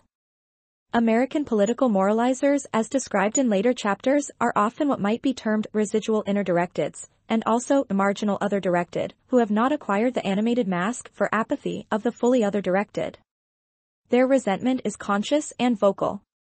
As with the Sioux, this resentment is culturally supported both by the old-timers and by the long historical past, which is present to all in rural and small-town areas. This past is carried in the tales of the old men and the editorials of the rural press, not yet blotted out by urban sights and sounds. Hence, the resentment can express itself and win local victories over the representatives of other directed types. Nevertheless, the moralizers do not feel secure, the weight of the urban world outside is against them, and their resentment hardens until the residual inner directed is scarcely more than a caricature of his characterological ancestor in the days of his dominance. A second locus of resistance and resentment is among the vanishing tradition-directed migrants to America, migrants both from America's colonies, Puerto Rico, the Deep South, and previously the Philippines, and from Mexico, Italy, and the Orient. Here it is more difficult for the parents to give cultural support to the child's resistance to the enforced change of signals called Americanization. For one thing, the comforts of history, with their support for un-American attitudes, have been geographically and linguistically left behind. Urban ghettos are a poor substitute. The southern poor white or the poor Negro who moves north does not have to learn a new language, but he is usually about as deracinated as are the migrants from abroad. The costume and manners of the Zootsuiter were a pathetic example of the effort to combine smooth urban ways with a resentful refusal to be completely overwhelmed by the inner-directed norms that are still the official culture of the city public schools. A similar resentment style is to be found among miners, lumberjacks, ranch hands, and some urban factory workers. As in many other societies, the active dislike of these workers for the dominant culture is coupled with a feeling of manly contempt for smooth or soft city ways. These men have their own cocky legends as the Sioux have stories of the cowboy as well as of their own belligerent past. We must ask to what extent all these groups may be dying out, like their Sioux counterparts, as other direction spreads down the class ladder and beyond the metropolitan areas. In the absence of a home base, a reservation, these people have their choice, if indeed there be a choice, between homelessness and rapid acculturation to other directed values. The characterological struggle has been discussed so far as though it were something that goes on only within a single country and among the groups within that country who stand at different points on the curve of character and population. However, as we know, the countries in the phase of incipient decline feel threatened by the pressure of population and expansion on the part of countries in the phase of transitional growth. At the same time, both these groups feel menaced by the huge Oriental countries still in the phase of high growth potential. These international tensions, acting in a vicious circle, help to preserve, in countries of incipient decline, the inner-directed char. In describing these aspects of the characterological struggle, there is no intent to deny the existence of other kinds of social struggle. The class struggle and the characterological struggle overlap. We can study where one begins and the other leaves off only by meticulous examination of individuals who, while they belong to the same social strata, are of different character type. It seems possible that the open class struggle is characteristic of society's the stage of transitional growth. This is the period that Marx lived in and observed in Western Europe. While in these same societies in the stage of incipient decline the social struggle goes on primarily among people of nominally identical class and status positions, that is, among the vastly increased and differentiated middle classes. Here in America it seems to take the form of a silent struggle between those who have adapted themselves in the approved other-directed ways and those who either cannot adapt and give up or attempt to change the society and its characterological demands actor types and their scarcity psychology, appropriate in the earlier era of transitional growth. Thus the slate of character types befitting a society of abundance, a society of which men have dreamed for centuries, is held in historical abeyance, and the gap between character structure and the potentialities of the economic structure remains. One can take various attitudes toward this gap. One would be that, because another world war, this time between the two highly polarized world powers, is possible or even probable, it makes little sense to talk about the age of abundance, its character types, and its anticipated problems. Or, one may come to the same conclusion by a different route, arguing that in effect it is immoral, if not politically impractical, to discuss abundance in America when famine and misery remain the lot of most of the world's agriculturists and many of its city dwellers. These are real issues. But I would like to point out as to the first, the imminence of war, that to a slight degree nations, like neurotics, bring on themselves the dangers by which they are obsessed, the dangers that, in place of true vitality and growth, help structure their lives, though obviously the decision, war or not, does not rest with the United States or even, if the world is fortunate, with the United States and Russia jointly. As to the second issue, it seems to me that to use world misery as an argument against speculation about possible abundance is actually to help prolong the very scarcity psychology that, originating in misery, perpetuates it. Pushed to its absurd extreme, the argument would prevent leadership in human affairs except by those who are worst off. On the other hand, those who are best off may fail as models not only out of surfeit but out of despair. contrary to the situation prevailing in the 19th century, pessimism has become an opiate, and the small chance that the dangers so obviously menacing the world can be avoided is rendered even smaller by our use of these menaces in order to rationalize our resignation and asceticism. Fundamentally, I think the unrealistic Godwin was correct who, in contrast to his great opponent Malthus, thought that we would someday be able to grow food for the world in a flower pot. Technologically, we virtually have the flower pots. From morality to morale, changes in the agents of character formation. Q. Do you think the teachers should punish the children for using makeup? Yes, I think they should punish them, but understand, I'm a modern mother, and while I'm strict with my daughters, I am still modern. You know you can't punish your children too much or they begin to think you are mean and other children tell them you are mean. From an interview. Before exploring the linkage between character and political style, we must examine at close range the way in which the three types are formed. We must scrutinize particularly the human agents of production who influence the lives of children, the parents, the teachers, the members of the peer group, and the storytellers. For children live at the wave-front of the successive population phases and are the partially plastic receivers of the social character of the future. In this chapter we consider the changing role of parents and teachers in socializing the young in each of the three population phases. Chapter 3 considers the socializing function of the peer group. Chapter 4 treats of the changes in the role of the storytellers, or, as they are now called, the mass media of communication. Very little is known about socialization. In an unrehearsed radio program on ABC recently, a group of children were discussing comic strips. The youngsters showed a clever knowledge not only of the comics themselves, but of arguments about them. They are good for our morale, said the children. They relax us. They teach us that crime does not pay. Terry teaches us about China. Everybody reads them. But the children's wit serves to raise questions that even the brightest children probably could not answer. Is it the purpose of comic strips to be good for morale, to be relaxing, to teach that crime does not pay? Do comic strips possess a character-forming purpose? Does any socializing agency have a character-forming purpose?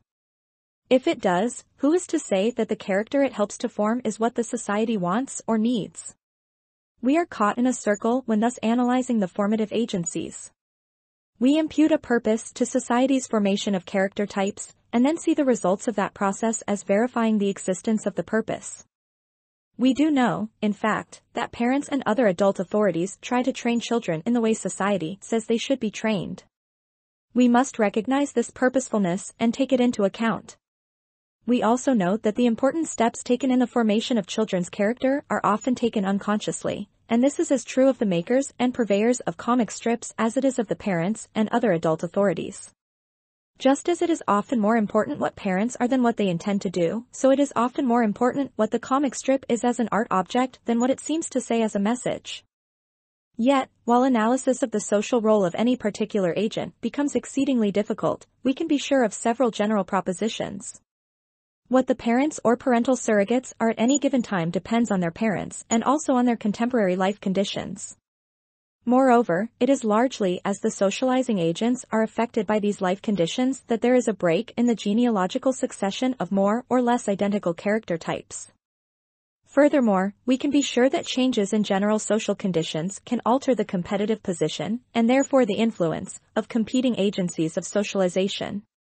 As we shall see in the next chapter, the peer group and school now take over some of the functions previously performed by the family alone. The fact is that changes in the character of the agents of socialization never occur in isolation from changes in the distribution of function among various competing and cooperating agents. The character-forming processes of a given time and place are affected by both types of change. There are many difficulties in the way of understanding these shifting relations among the agencies. The influences that mold character are impalpable and cumulative, and they are mediated through the prodigious variety of significant persons in the environment of each child. The child's own awareness of having been influenced is limited, even apart from the emotional blockages to recollection that the process of influence itself imposes.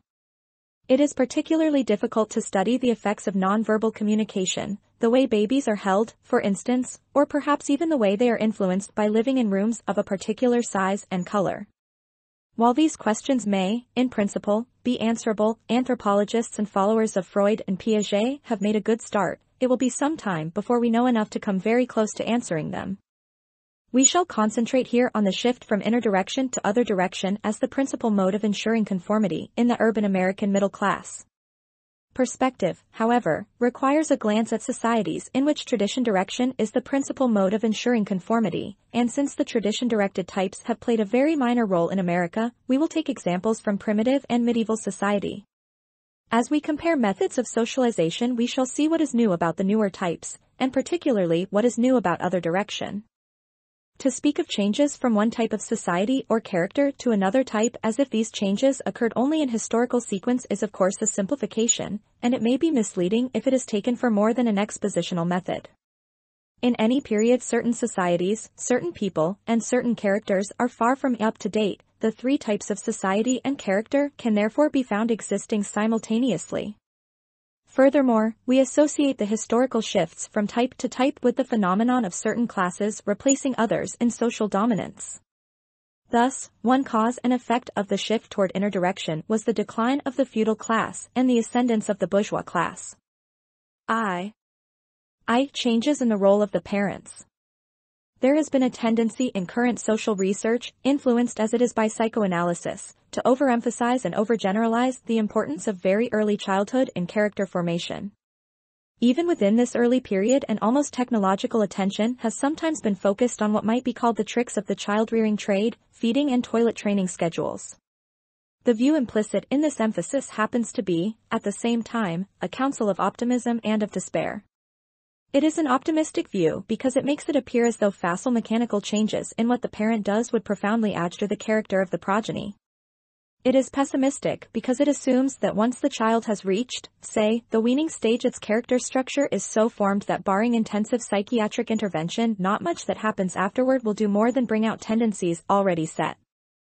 It is increasingly recognized, however, that character may change greatly after this early period and that cultural agents other than the parents may play important roles.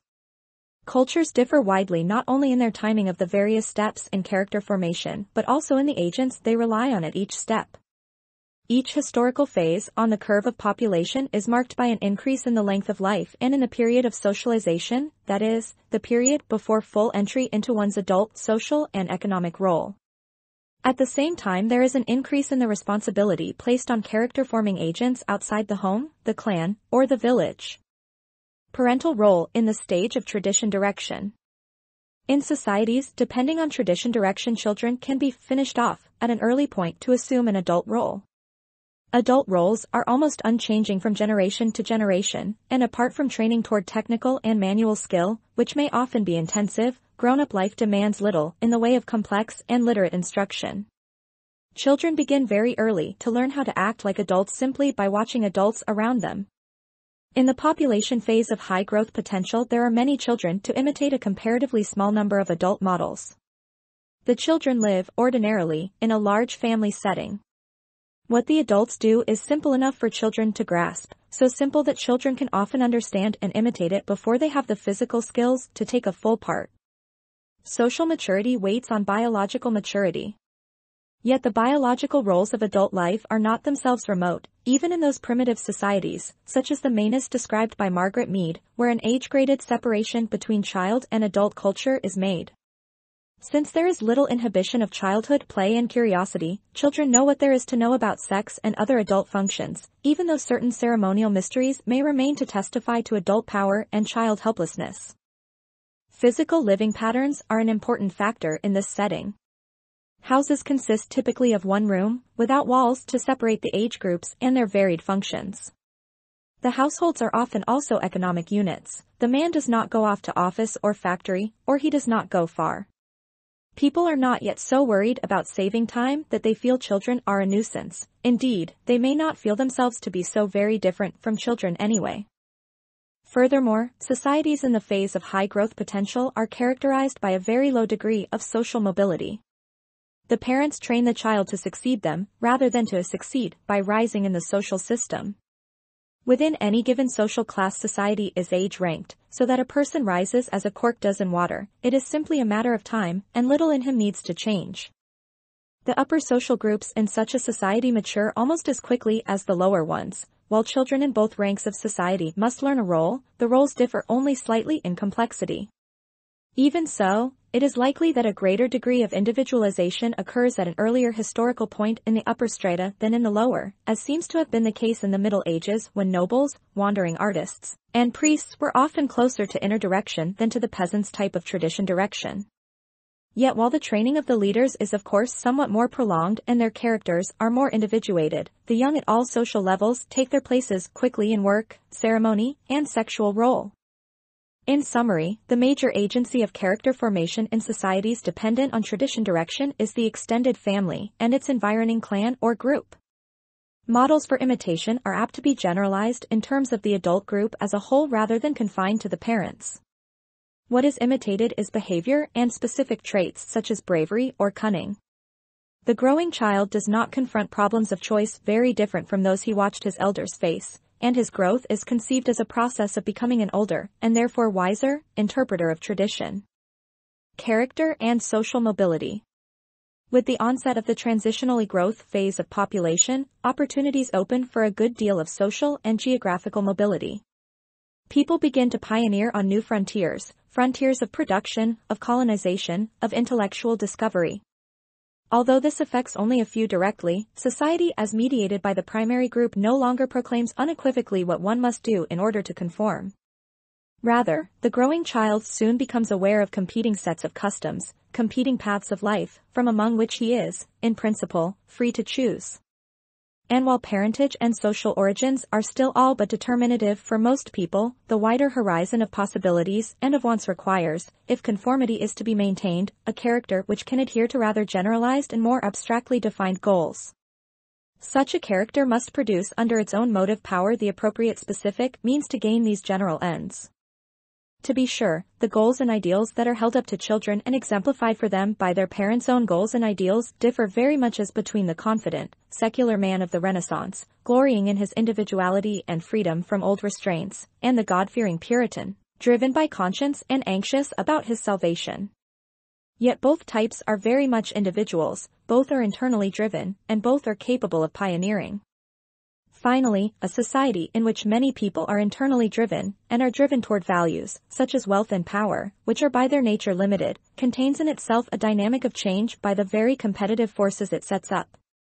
Even those who do not care to compete for higher places must do so in order not to descend in the social system, which has become a more open and less age-graded and birth-graded one. All these tendencies are reinforced when roles become more complicated as the division of labor progresses. The acceleration of the division of labor means that increasing numbers of children can no longer take their parents' roles as models. This is especially true on the male side. Characterological change in the West seems to occur first with men. Mothers and grandmothers could until very recent times train daughters for the feminine role on the basis of tradition alone. Thus in the recent movie, House of Strangers, the Italian-born banker who, like Giannini or Ponzi, rises out of an immigrant setting and departs from his own father's pattern, sets for himself ambitious goals of power and money such as he believes to be characteristic of a true-born American, while his wife is a stereotype of THG woman who clings to the tradition-directed ways of her early background. Yet, while parents in the stage of transitional growth of population cannot be sure of what the adult working role and mode of life of their children will be, neither can conformity to that role be left to chance and behavioral opportunism. To possess the drive that is required to fulfill demanding and ever more demanding roles calls for greater attention to formal character training.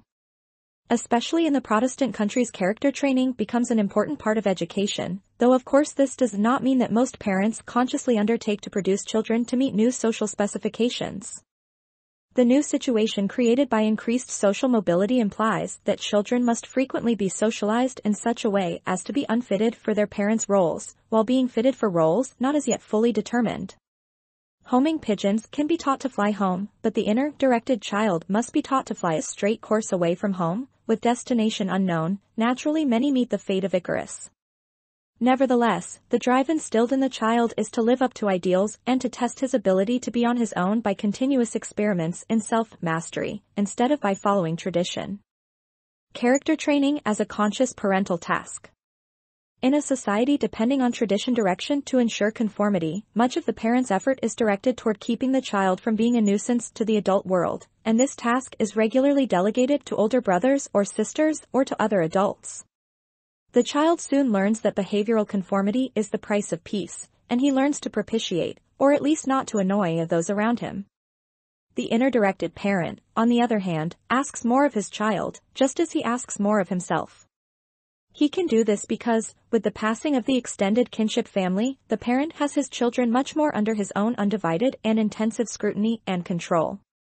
Not satisfied with mere behavioral conformity, such a parent demands conformity of a more subtle sort, conformity as evidence of characterological fitness and self-discipline. The Puritan, especially, relentlessly scrutinizes his children as well as himself for the signs of election, that is, of salvation by the predestining God. And with secularization these signs are translated into signs favoring social mobility, signs that facilitate passing, not from hell to heaven, or in skin color ranks, but in the status hierarchy. On the one hand the parent looks for signs of potential failure. This search arises in part from guilty and anxious preoccupation about himself. On the other hand he looks for signs of talent. This must not be wasted. In this way begins the process we see in extravagant form in the forced-draft childhood of John Stuart Mill, who studied the classics and wrote long essays under the zealous eye of his father before he was 10. Even when parents are less self-consciously pedagogical than James Mill, they may unconsciously impose their demands on children merely by being forceful, tense, and highly charged themselves. Indeed, the inner-directed man is frequently quite incapable of casual relationships. For one thing, he is preoccupied with his own concerns and therefore worried about wasting time. Conversely, by not wasting time he avoids anxious self-preoccupation. For another thing, his relation to people, his children included, is mediated by his continuing, character-conditioned need to test and discipline himself. This process, in the Renaissance Reformation character which we term inner-directed, is less tense in the Latin countries than in the Protestant or Jansenist North, and in the North less tense in Lutheran or Anglican communicants than in the Calvinistic and Pietistic sections. Wherever inner direction has attained relatively undisputed sway in a significantly large middle class, however, the production of the character structures of the coming generation becomes increasingly rationalized, just as is production in the non-domestic economy. In both cases the task of production is no longer left to an external group sanction or situational pressure but is installed as a drive in the individual, and tremendous energies are unleashed toward the alteration of the material, social, and intellectual environment and toward the alteration of the self. The social and spatial arrangements of middle-class life make it hard for the child to see through, let alone evade, the pressures put upon him to become inner-directed. As compared with the one-room house of the peasant or the long house of many primitive tribes, he grows up within walls that are physical symbols of the privacy of parental dominance. Walls separate parents from children, office from home, and make it hard if not impossible for the children to criticize the parents' injunctions by an undressed view of the parents or of other parents. What the parents say becomes more real in many cases than what they do, significant training for a society in which words become increasingly important as a means of exchange, direction, and control. The conversation between parent and child, interrupted by the social distance that separates them, is continued by the child with himself in private. The very pressure applied to the process of socialization by strict child rearing prolongs, as compared with the earlier era, the period in which socialization takes place. Freud has described this situation wonderfully in his concept of the watchful superego as a socializing agency incorporated into the child and accompanying him throughout life with ever-renewed injunctions. This concept, while less fruitful in application to other societies, does seem to fit the middle class during the heyday of inner direction in the West. One might even say that the character structure of the inner-directed person consists of the tension between superego, ego, and id. In a current cliché, children are brought up rather than, as some would have it, loved up, and even when they have left home they continue to bring themselves up. They tend to feel throughout life that their characters are something to be worked on. The diary keeping that is so significant a symptom of the new type of character may be viewed as a kind of inner time and motion study by which the individual records and judges his output day by day. It is evidence of the separation between the behaving and the scrutinizing self. Passage from home. As the growing child takes over from his parents the duty of self-observation and character training, he becomes prepared to face and meet situations that are novel. Indeed, if he rises in the occupational hierarchy that becomes increasingly elaborated in the phase of transitional growth, or if he moves toward the various opening frontiers, he finds that he can flexibly adapt his behavior precisely because he need not change his character. He can separate the two by virtue of the fact that he is an individual with a historically new level of self-awareness. This awareness of the self is cause and consequence of the fact that choice is no longer automatically provided, or, rather, excluded, by the social setting of the primary group. Under the new conditions, the individual must decide what to do, and therefore what to do with himself. This feeling of personal responsibility, this feeling that he matters as an individual, apart from his family or clan, makes him sensitive to the signals emanating from his internalized ideal. If the ideal, as in the Puritan, is to be good, or, as in the child of the Renaissance, to be great, what must he do to fulfill the injunction? And how does he know that he has fulfilled these difficult self-demands? As Max Weber and Art H. Tawney saw very clearly in their portraits of the Puritan, little rest is available to those who ask themselves such questions. The relative uncomfortableness of the more powerfully inner-directed homes, the lack of indulgence and casualness in dealing with children, prepares the child for the loneliness and psychic uncomfortableness of such questions and of the social situations that he may confront. Or, more exactly, the child's character is such that he feels comfortable in an environment which, like his home, is demanding and which he struggles to master. We may say, then, that parents who are themselves inner-directed install a psychological gyroscope in their child and set it going. It is built to their own and other authoritative specifications. If the child has good luck, the governor will spin neither too fast, with the danger of hysteric outcomes, nor too slow, with the danger of social failure.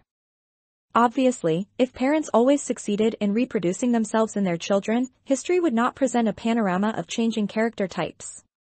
I suspect that even in the societies I label as dependent on tradition direction, a close look would show considerable change over the generations, for I doubt whether the process of cultural transmission is ever completely free of upsets and misses. It is plain that new social forces, impinging both on the domestic factory and on its product, alter, to a degree, what parents do in transmitting the social heritage, alter their success, if not their intention, and alter the other influences, outside the home, that impinge on children. Even children brought up in an environment unequivocally inner-directed may still have some flexibility to move toward other direction if, on reaching adulthood, the social cues which stimulate other direction are in the air.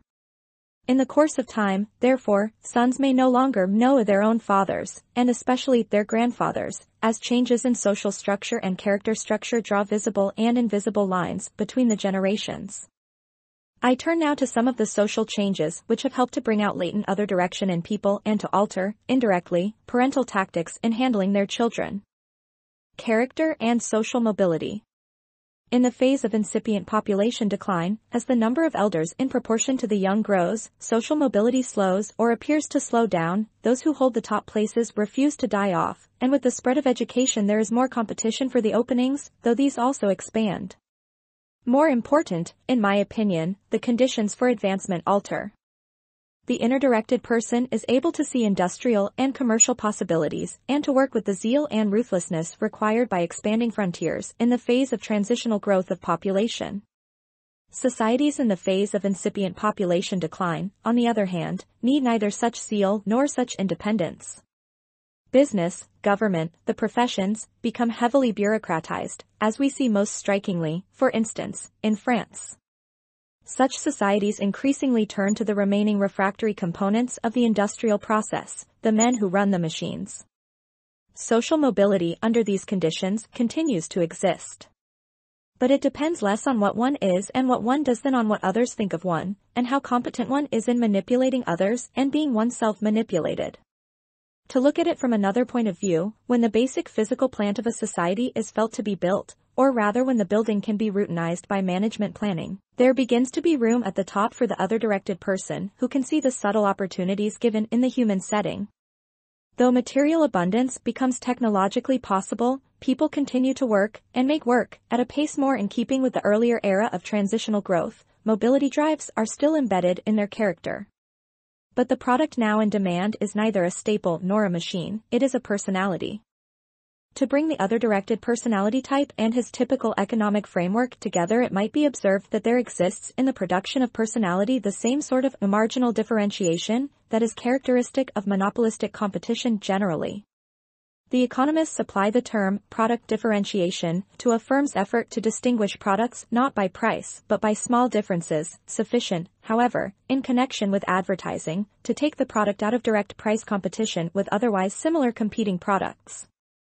Thus one cigarette is made slightly longer, another nearly oval, while still another is given a cork tip or a green box. Time and Newsweek engage in marginal differentiation. So do the makers of automobiles, streamliners, and toothpastes, and the operators of hotels and universities. So, too, people who are competing for jobs in the hierarchies of business, government, and professional life try to differentiate their personalities, as contrasted with their actual technical skills, without getting as far out of line, let us say, as a 1934 prematurely streamlined Chrysler. In this study, the social aspect of this competitive procedure, since it will be extended to cover persons and services as well as commodities, will be termed marginal differentiation, and thus distinguished from the related concept used by the economists.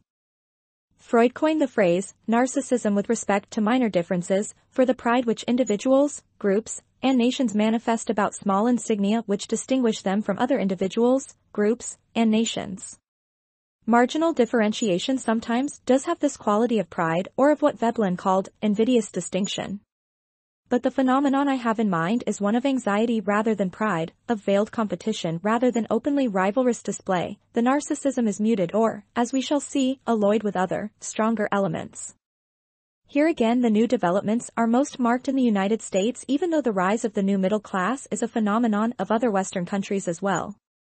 In 1947 C. Wright Mills of Columbia University obtained a number of intensive interviews with white-collar employees in and near New York, shopgirls, insurance salesmen, receptionists, and so on. Reading the reports of these interviews, I was struck by the extent to which these people, often coming from backgrounds where inner direction prevailed, manifested other, directed patterns of behavior. Their work meant to them primarily getting along with people. They saw advancement, and, beyond that, happiness, in terms of improving their social skills. And they looked to their contemporaries for guidance, not only as to how to do things, but as to what things were worth doing. While we speak in this book primarily of the upper ranks of the middle class in the larger cities, both Mills's interviews and our own, in which we used some of the same questions developed by Mills, seem to us to indicate that the other-directed character is widely distributed, at least in certain white-collar occupations of the lower middle class, where, indeed, other direction is often more helpless, more overt, more submissive. Nor are such tendencies absent among young people from farm and factory families. Under the new conditions of social and economic life, parents who try, in inner-directed fashion, to compel the internalization of disciplined pursuit of clear goals run the risk of having their children styled clear out of the personality market. Gyroscopic direction is just not flexible enough for the rapid adaptations of personality that are required, precisely because there will be other competitors who do not have gyroscopes. Inhibited from presenting their children with sharply silhouetted images of self and society, parents in our era can only equip the child to do his best, whatever that may turn out to be. What is best is not in their control, but in the hands of the school and peer group that will help locate the child eventually in the hierarchy. But even these authorities speak vaguely. The clear principles of selection that once guided people of inner-directed character no longer apply. For example, social climbing itself may be called into public question at the same time that it is no longer so unequivocally desirable in terms of private wish. As recent fortune surveys indicate, a safe and secure job may be preferred to a risky one involving high stakes. What is more, it is no longer clear which way is up even if one wants to rise, for with the growth of the new middle class the older, hierarchical patterns disintegrate, and it is not easy to compare ranks among the several sets of hierarchies that do exist. Does an army colonel rank the head of an international union? A physics professor, a bank vice president? A commentator, the head of an oil company? Increasingly in doubt as to how to bring up their children, parents turn to other contemporaries for advice. They also look to the mass media, and like the mother quoted at the outset of this chapter, they turn, in effect, to the children themselves. They may, nevertheless, fasten on some inflexible scheme of child rearing and follow that. Yet they cannot help show their children, by their own anxiety, how little they depend on themselves and how much on others. Whatever they may seem to be teaching the child in terms of content, they are passing on to him their own contagious, highly diffuse anxiety. They reinforce this teaching by giving the child approval and approving themselves because of the child when he makes good. To be sure, inner-directed parents also often were able to love only those children who made good in the outer world. But at least the canons of success were reasonably clear. The other-directed child, however, faces not only the requirement that he make good but also the problem of defining what making good means. He finds that both the definition and the evaluation of himself depend on the company he keeps, first, on his schoolmates and teachers, later, on peers and superiors.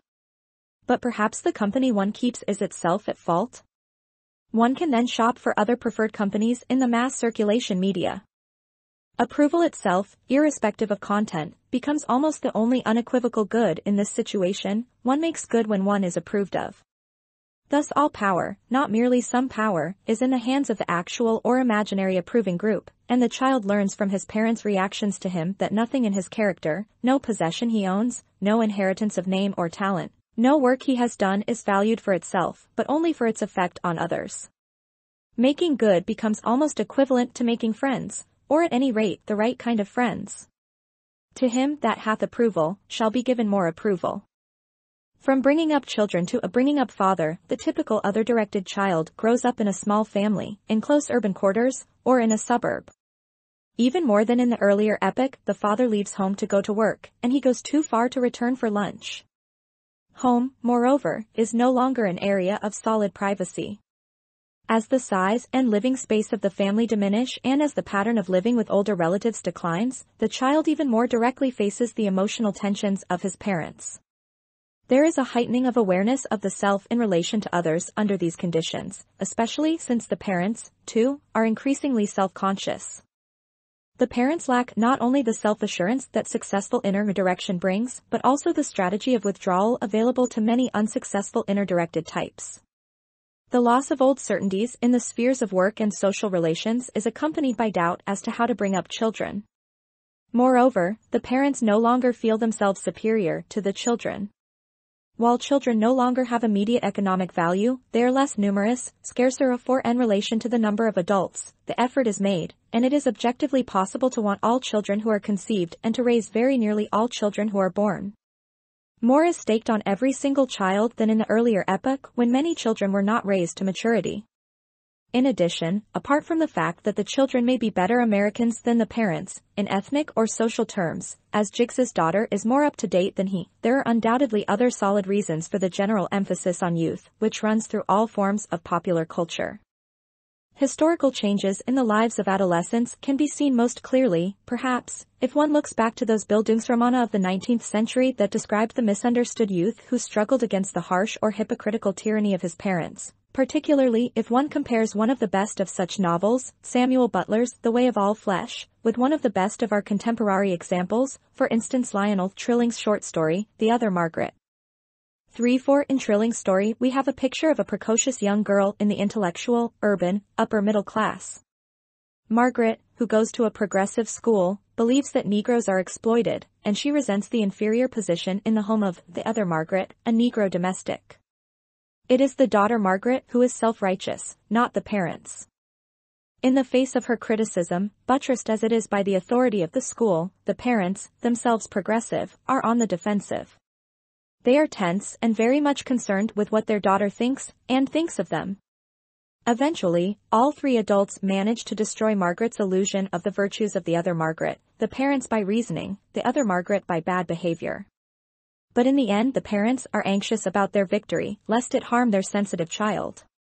They possess little of the certainty and security of Theobald's parents in The Way of All Flesh.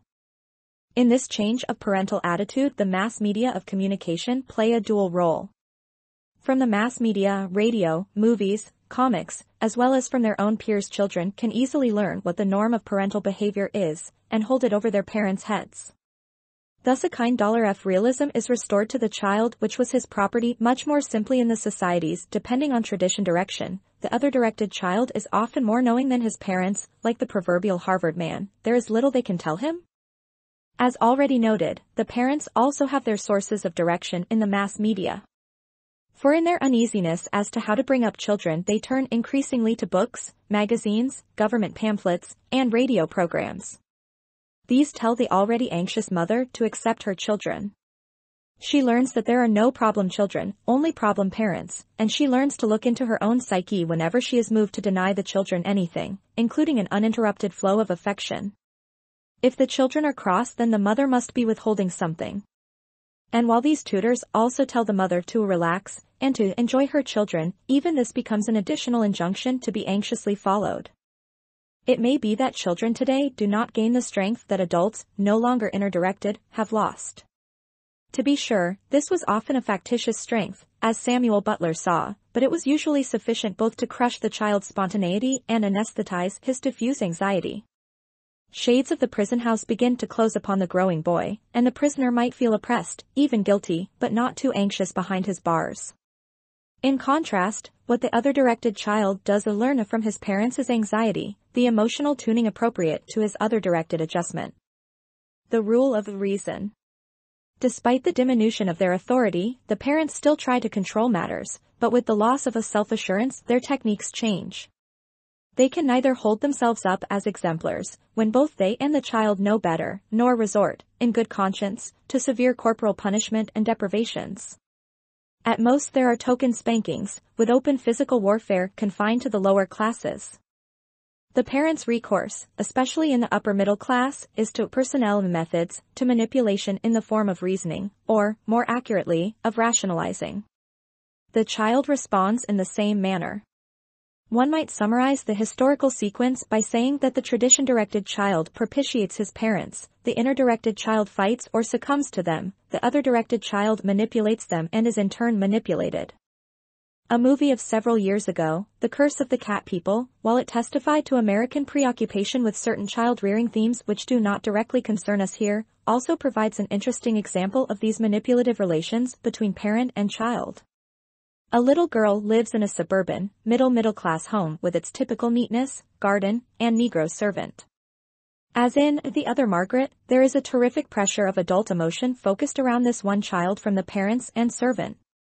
The child is supposed to invite the other children in the neighborhood for her birthday party, but believing her father's joke that the big tree in the yard is a mailbox, she puts the invitations there and they never go out. When her birthday arrives, the other children whom she had said she would invite tease her and refuse to play with her. Her father scolds her for taking him seriously, and she is also in difficulties for not getting along better with the other children. But the parents, plus servant, decide to go ahead with the party anyway, as if. There follows a party, which tries to persuade the child that there has been no tragedy, that this party is just as good as the one which failed.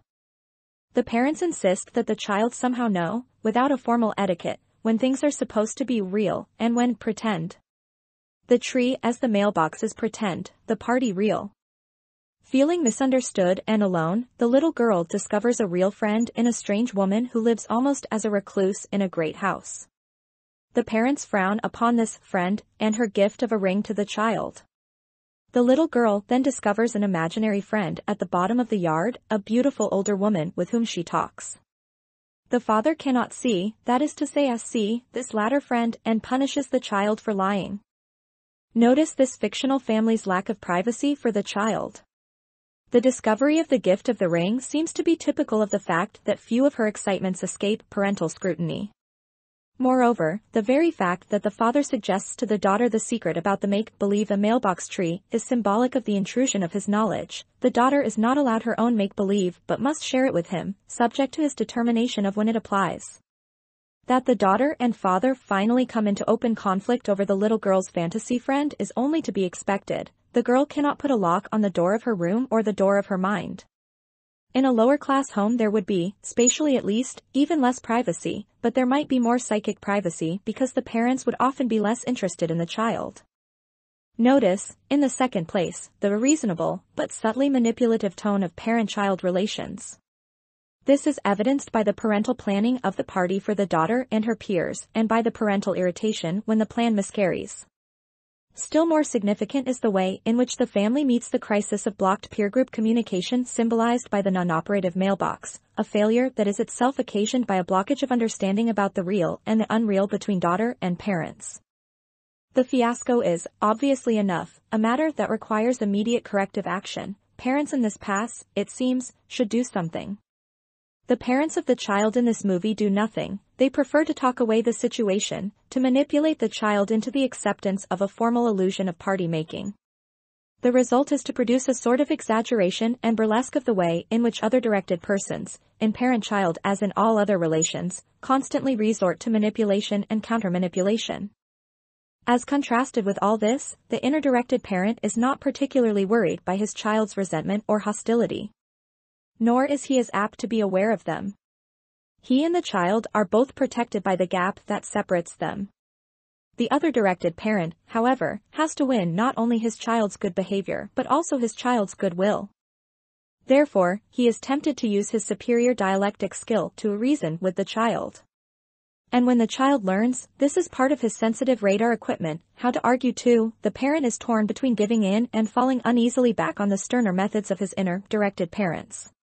The father in The Curse of the Cat People, after trying to reason away the little girl's belief in her fantasy friend, finally spanks her. But such scenes are always succeeded by parental efforts at reconciliation, turning the spanking itself into a step in the manipulative chain. Finally, we must observe the change in the content of the issues at stake between parent and child. The more driving and tense inner-directed parents compel their children to work, to save, to clean house, sometimes to study, and sometimes to pray. Other less puritanical types of inner-directed parent want their boys to be manly, their girls to be feminine and chaste. Such demands make either economic or ideological sense in the population phase of transitional growth. The large home could absorb enormous amounts of labor. Even today those who putter in small house and small garden can still find lots to do. The parents themselves often set the example, in which they are supported by the school of work and study. These are believed to be the paths of upward mobility both in this world and in the next. In the other directed home, on the other hand, the issues between parent and child concern the non-work side of life. For in the phase of incipient population decline, most markedly, of course, in America, but elsewhere too, there is no work for children to do inside the urban home, and little outside. They need not brush and clean, except themselves, they are less efficient than a vacuum cleaner. Nor is there an array of younger brothers and sisters to be taken care of. The American mother, educated, healthy, and efficient, has high standards for care of the apartment or small home and would, where she is not working, often feel quite out of a job if the children took over the housework. Fortunately released from the quandary of the old woman who lived in a shoe, she faces, just, as we shall see, as her husband does, the problem of leisure. Care for the house and children is frequently her self-justification and escape. So parents and children debate over eating and sleeping time as later they will debate over use of the family car. And they argue tensely, as in The Curse of the Cat People, about the contacts of the child with the others, and about the emotional hue of the argument itself. But by the nature of these discussions, the parents have a less easy victory. In the population phase of transitional growth, they can point to self-evident tasks that need doing, self-evident at least according to accepted standards that have survived from the still earlier epoch. In the phase of incipient decline, however, the consumption or leisure issues are no longer self-evident. To decide them, if they are to be decided, one has to resort to models outside the particular home, in search of the ever-changing norms of the group in which the parents happen to live. And indeed the radio and print bring the models into the home, like a trial record from which the child and parent legalists prepare briefs. To sum up, parents in the groups, depending on other direction, install in their children something like a psychological radar set, a device not tuned to control movement in any particular direction while guiding and steadying the person from within, but rather tuned to detect the action, and especially the symbolic action, of others. Thereafter, the parents influence the children's character only insofar as a, their own signals mingle with others over the radar, b, they can locate children in a certain social environment in order to alter to a very limited degree what signals they will receive, c, they take the risks of a very partial and precarious censorship of incoming messages. Thus the parental role diminishes in importance as compared with the same role among the inner-directed. 2. Changes in the role of the teacher. Much could be said about the changing configuration of adult authorities, other than the parents, as society moves from dependence on inner direction to dependence on other direction. Largely for economic reasons, the governess, mammy, or hired tutor, for instance, virtually disappears from middle and upper middle class homes. One significant consequence is that children are no longer raised by people who hold up to them the standard of a family or class. Such a standard is good training in inner direction, in the acquisition of generalized goals. It is at the same time a partial buffer against the indiscriminate influence of the peer group. But there is another more subtle consequence. The child who has been raised by a governess and educated by a tutor gains a very keen sense for the disparities of power in the home and in the society. When he goes off to boarding school or college, he is likely to remain unimpressed by his teachers, like the upper-class mother who told the school headmaster, "I don't see why the masters can't get along with Johnny, all the other servants do." Such a child is not going to be interested in allowing his teachers to counsel him in his peer group relations or emotional life. Furthermore, the presence of these adults in the home, somewhat like the extended family in earlier eras, helps reduce the emotional intensity of parent-child relations. Though the child knows who is boss in the home, he can still play these other officials off against parental authority. And, indeed, the inner-directed parents, frequently not overeager for warmth from the child, are quite willing to have the child's experience of affection associated with persons of lower status. The inner-directed young man raised under these conditions learns to find emotional release with prostitutes and others of low status. He becomes capable of impersonal relations with people and sometimes incapable of any other kind. This is one of the prices he pays for his relative impermeability to the needs and wishes of his peers, and helps account for his ability, when in pursuit of some end he values, to steel himself against their indifference or hostility. Grandmothers as authorities are almost as obsolete as governesses. There is no room for them in the modern apartment, nor can they, any more than the children themselves, find a useful economic role. Nevertheless, they endure, concomitant with the increased longevity of the later population phases. The increased personalization of relationships that other direction brings means that as strangers in the home are less and less endurable. The in-law problem, a standard joke in many cultures over many centuries, takes on new meaning where sensitive, highly individuated people live without characterological defenses against others. The elimination of the grandmother from a central role in the home is, moreover, symbolic of the rapidity of the changes we are discussing. She is 2 generations removed from current practices on the frontier of consumption. While the parents try to keep up with their children, both as a means of staying young and as a means of staying influential, this is seldom possible for the grandparents. Hence their role in the formation of the other-directed character is negligible. Far from presenting the child with a relatively consistent family portrait, standing in back of the parents and strengthening them, grandparents stand as emblems of how little one can learn from one's elders about the things that matter. A parallel development removes another set of parent surrogates who played an important role in earlier periods, the older brothers or sisters who, like sophomores, hazed the younger in subjecting them to the family pattern of discipline. Today the older children, if any there are frequently more willing to earn cash as babysitters than to supervise the training of their own younger brothers and sisters. The lure of a job may get children to work outside their homes, that still makes sense to them. But within their own home they are the privileged guests in a rather second-rate hotel, a hotel whose harassed but smiling managers they put under constant pressure for renovation. One important authority, however, remains a proxy parent whose power has probably increased as a consequence of the shift to other direction. This is the school teacher, and we turn now to a fuller exploration of the change in her role. In the period when inner direction ensures middle-class conformity, school starts relatively late. There are few nursery schools. The teacher's task is largely to train the children in decorum and in intellectual matters. The decorum may be the minimum of discipline needed to keep order in the classroom or the maximum of polish needed to decorate girls of the upper social strata.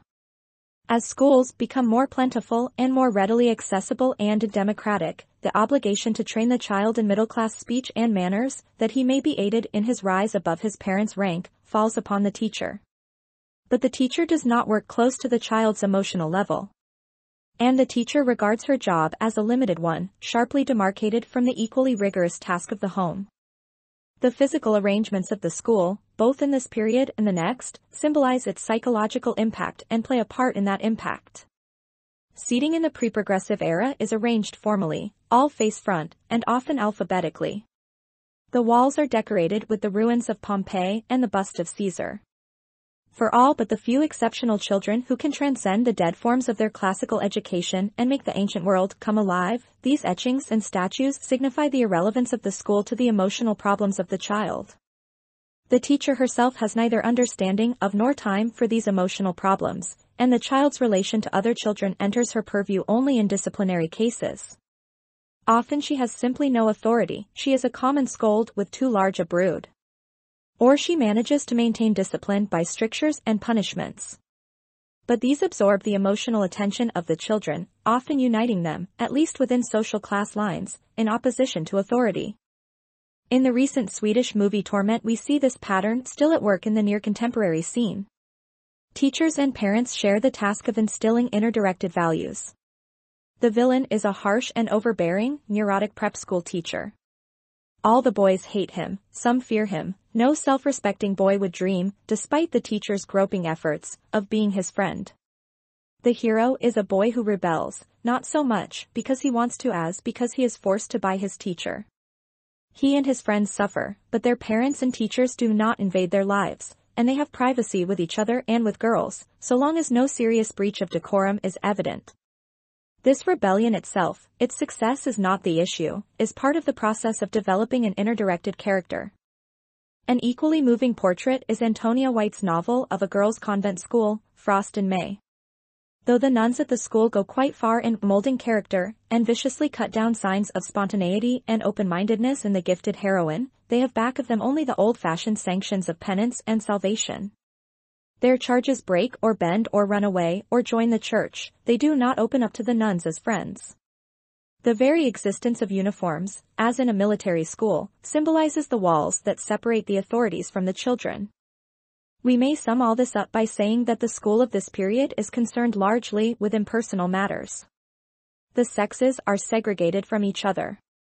The focus is on an intellectual content that for most children has little emotional bite.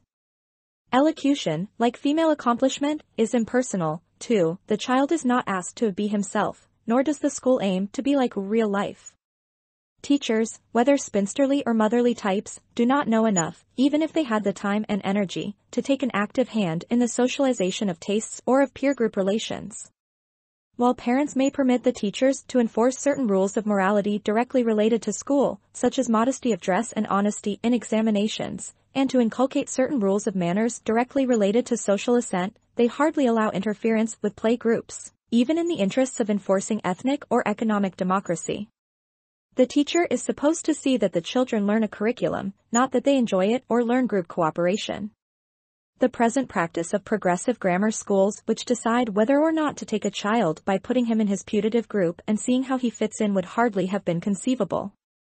Nevertheless, despite the social distance between teacher and child, the school's unquestioning emphasis on intellectual ability is profoundly important in shaping the inner-directed character. It affirms to the child that what matters is what he can accomplish, not how nice is his smile or how cooperative his attitude. And while the objectivity of the criteria for judging these skills and competences is rightfully called into question today, when we can see very clearly, for instance, the class bias in intelligence tests and paper examinations, the inner-directed school is not aware of such biases, and hence its standards can appear unequivocal and unalterable. For this reason these standards can be internalized both by those who succeed and by those who fail. They are felt as real and given, not as somebody's whim. Thus the school reinforces the home and setting for the child goals that are clear to all and that give direction and meaning to life thereafter.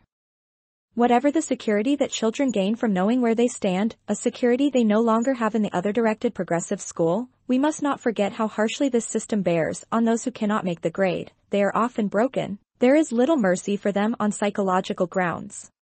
Brains, status, perhaps also docility, win the teacher, rather than personality or problems. Some of the failures rebel. But these, too, are hammered into shape by the school, bad shape. Occasionally, the frontier and other opportunities for mobility provide an exit for the academically outclassed, and, still more occasionally, the rebel returns, like a mythical hero, having lived his troubles down, to alleviate the guilt of other misfits and give them hope for their own future. By and large, however, the very unequivocality of the school's standards that gives the children a certain security also means that the standards will be internalized even by those who fail.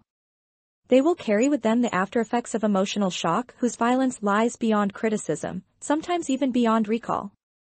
Progressive education began as a movement to liberate children from the crushing of talent and breaking of will that was the fate of many, even of those whose inner direction might have seemed to them and to the observer stable and sound enough.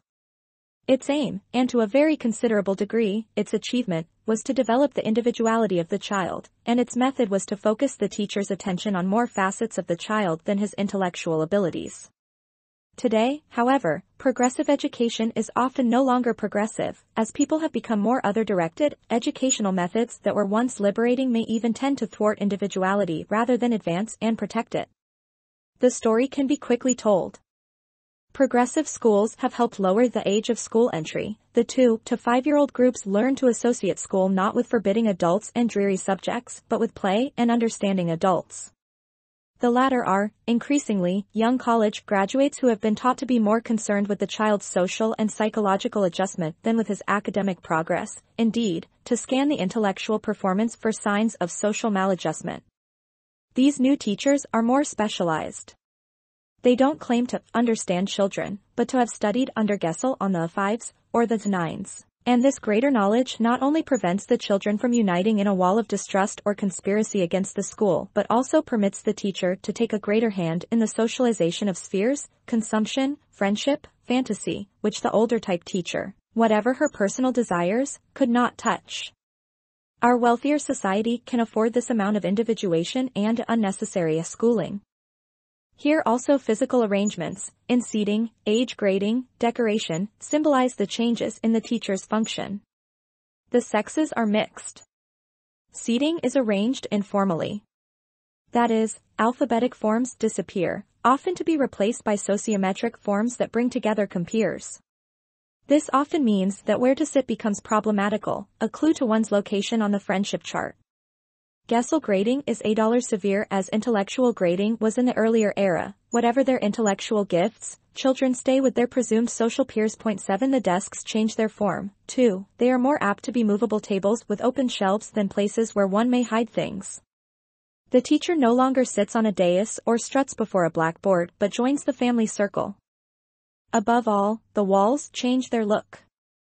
The walls of the modern grade school are decorated with the paintings of the children or their montages from the class in social studies. Thus the competitive and contemporary problems of the children look down on them from walls which, like the teacher herself, are no longer impersonal. This looks progressive, looks like a salute to creativeness and individuality, but again we meet paradox. While the school de-emphasizes grades and report cards, the displays seem almost to ask the children, mirror, mirror on the wall, who is fairest of us all? What is perhaps most important, while the children's paintings and montages show considerable imaginative gift in the pre-adolescent period, the school itself is still one of the agencies for the destruction of fantasy, as it was in the preceding era. Imagination withers in most of the children by adolescence. What survives is neither artistic craft nor artistic fantasy, but the socialization of taste and interest that can already be seen in process in the stylization of perception in the children's paintings and stories. The stories of the later progressive grades are apt to be characterized by realism. This realism is subtly influenced by the ideals of the progressive movement. Caesar and Pompey are replaced by visits to stores and dairies, by maps from life, and by the weekly reader, and fairy tales are replaced by stories about trains, telephones, and grocery stores, and, later, by material on race relations or the United Nations or our Latin American neighbors. These changes in arrangement and topic assist the breakdown of walls between teacher and pupil, and this in turn helps to break down walls between student and student, permitting that rapid circulation of tastes which is a prelude to other directed socialization. Whereas the inner-directed school child might well have hidden his stories and paintings under his bed, like the adult who, as we saw, often kept a diary, the other-directed child reads his stories to the group and puts his paintings on the wall. Play, which in the earlier epoch is often an extracurricular and private hobby, shared at most with a small group, now becomes part of the school enterprise itself, serving a realistic purpose. The teacher's role in this situation is often that of opinion leader. She is the spreader of the messages concerning taste that come from the progressive urban centers. She conveys to the children that what matters is not their industry or learning as such, but their adjustment in the group, their cooperation, their carefully stylized and limited initiative and leadership. Especially important is the fact that the cooperation and leadership that are inculcated in and expected of the children are frequently contentless. In nursery school, it is not important whether Johnny plays with a truck or in the sandbox, but it matters very much whether he involves himself with Bill via any object at all. To be sure, there are a very few, truly progressive schools where the children operating on the Dalton plan and similar plans exercise genuine choice of their program, move at their own pace, and use the teacher as a friendly reference library. Here cooperation is necessary and meaningful in actual work on serious projects. Far more frequently, however, the teacher continues to hold the reins of authority in her hands, hiding her authority, like her compeer, the other directed parent, under the cloak of a reasoning and manipulation. She determines the program and its pace, indeed, often holding the children back because she fails to realize that children, left to themselves, are capable of curiosity about highly abstract matters. She may delay them by making arithmetic realistic and languages fun, as well as by substituting social studies for history. In extreme forms of this situation, there is nothing on which the children have to cooperate in order to get it done. The teacher will do it for them anyway. Hence, when she asks that they be cooperative, she is really asking simply that they be nice. However, though the request seems simple, it is not casually made. The teacher is very tense about it. Deprived of older methods of discipline, she is, if anything, even more helpless than the parents who can always fall back on those methods in a pinch, though guiltily and rather ineffectively. The teacher neither dares to nor cares to. She has been taught that bad behavior on the children's part implies poor management on her part. Moreover, she herself is not interested in the intellectual content of what is taught, nor is this content apt to come up in a staff meeting or PTA discussion. These adult groups are often concerned with teaching tolerance, both ethnic and economic, and the emphasis on social studies that results means that intellectual content and skill become still more attenuated. Consequently, the teacher's emotional energies are channeled into the area of group relations. Her social skills develop, she may be sensitive to cliques based on a mere friendship, and seek to break them up lest any be left out. Correspondingly, her love for certain specific children may be trained out of her. All the more, she needs the general cooperation of all the children to assure herself that she is doing her job. Her surface amiability and friendliness, coupled with this underlying anxiety concerning the children's response, must be very confusing to the children, who will probably conclude that to be uncooperative is about the worst thing one can be. Of course, the teacher will see to it that the children practice cooperation in small matters, in deciding whether to study the Peruvians or the Colombians, in nominating class officers for early practice in the great contemporary rituals of electioneering and parliamentering, and in organizing contributions for the Red Cross or a tag day. Thus the children are supposed to learn democracy by underplaying the skills of intellect and overplaying the skills of gregariousness and amiability. Skill democracy, in fact, based on respect for ability to do something, tends to survive only in athletics. There is, therefore, a curious resemblance between the role of the teacher in the small-class modern school, a role that has spread from the progressive private schools to some of the public schools, and the role of the industrial relations department in a modern factory. The latter is also increasingly concerned with cooperation between men and between men and management, as technical skill becomes less and less of a major concern. In a few of the more advanced plants there is even a pattern of democratic decision on moot matters, occasionally important because it affects piecework rates and seniority rules, but usually as trivial as the similar decisions of grammar or school government. Thus the other-directed child is taught at school to take his place in a society where the concern of the group is less with what it produces than with its internal group relations, its morale. A jury of their peers, changes in the agents of character formation, continued. Individualism is a stage of transition between two types of social organization. W.I. Thomas, the unadjusted girl. The peer group in the stage of inner direction. With the decline of the extended kinship family, the type of tradition-directed family that may include uncles, aunts, cousins, and other relatives, the child is often confronted in the inner-directed home with the close oppressiveness of idealized parents. He may compete with his brothers and sisters for the parents' favors, or to ward off their disapprobation. In theory, the children in a family can unite against tyrannical parents, but, judging from the novels, it is more likely that parents divide and rule.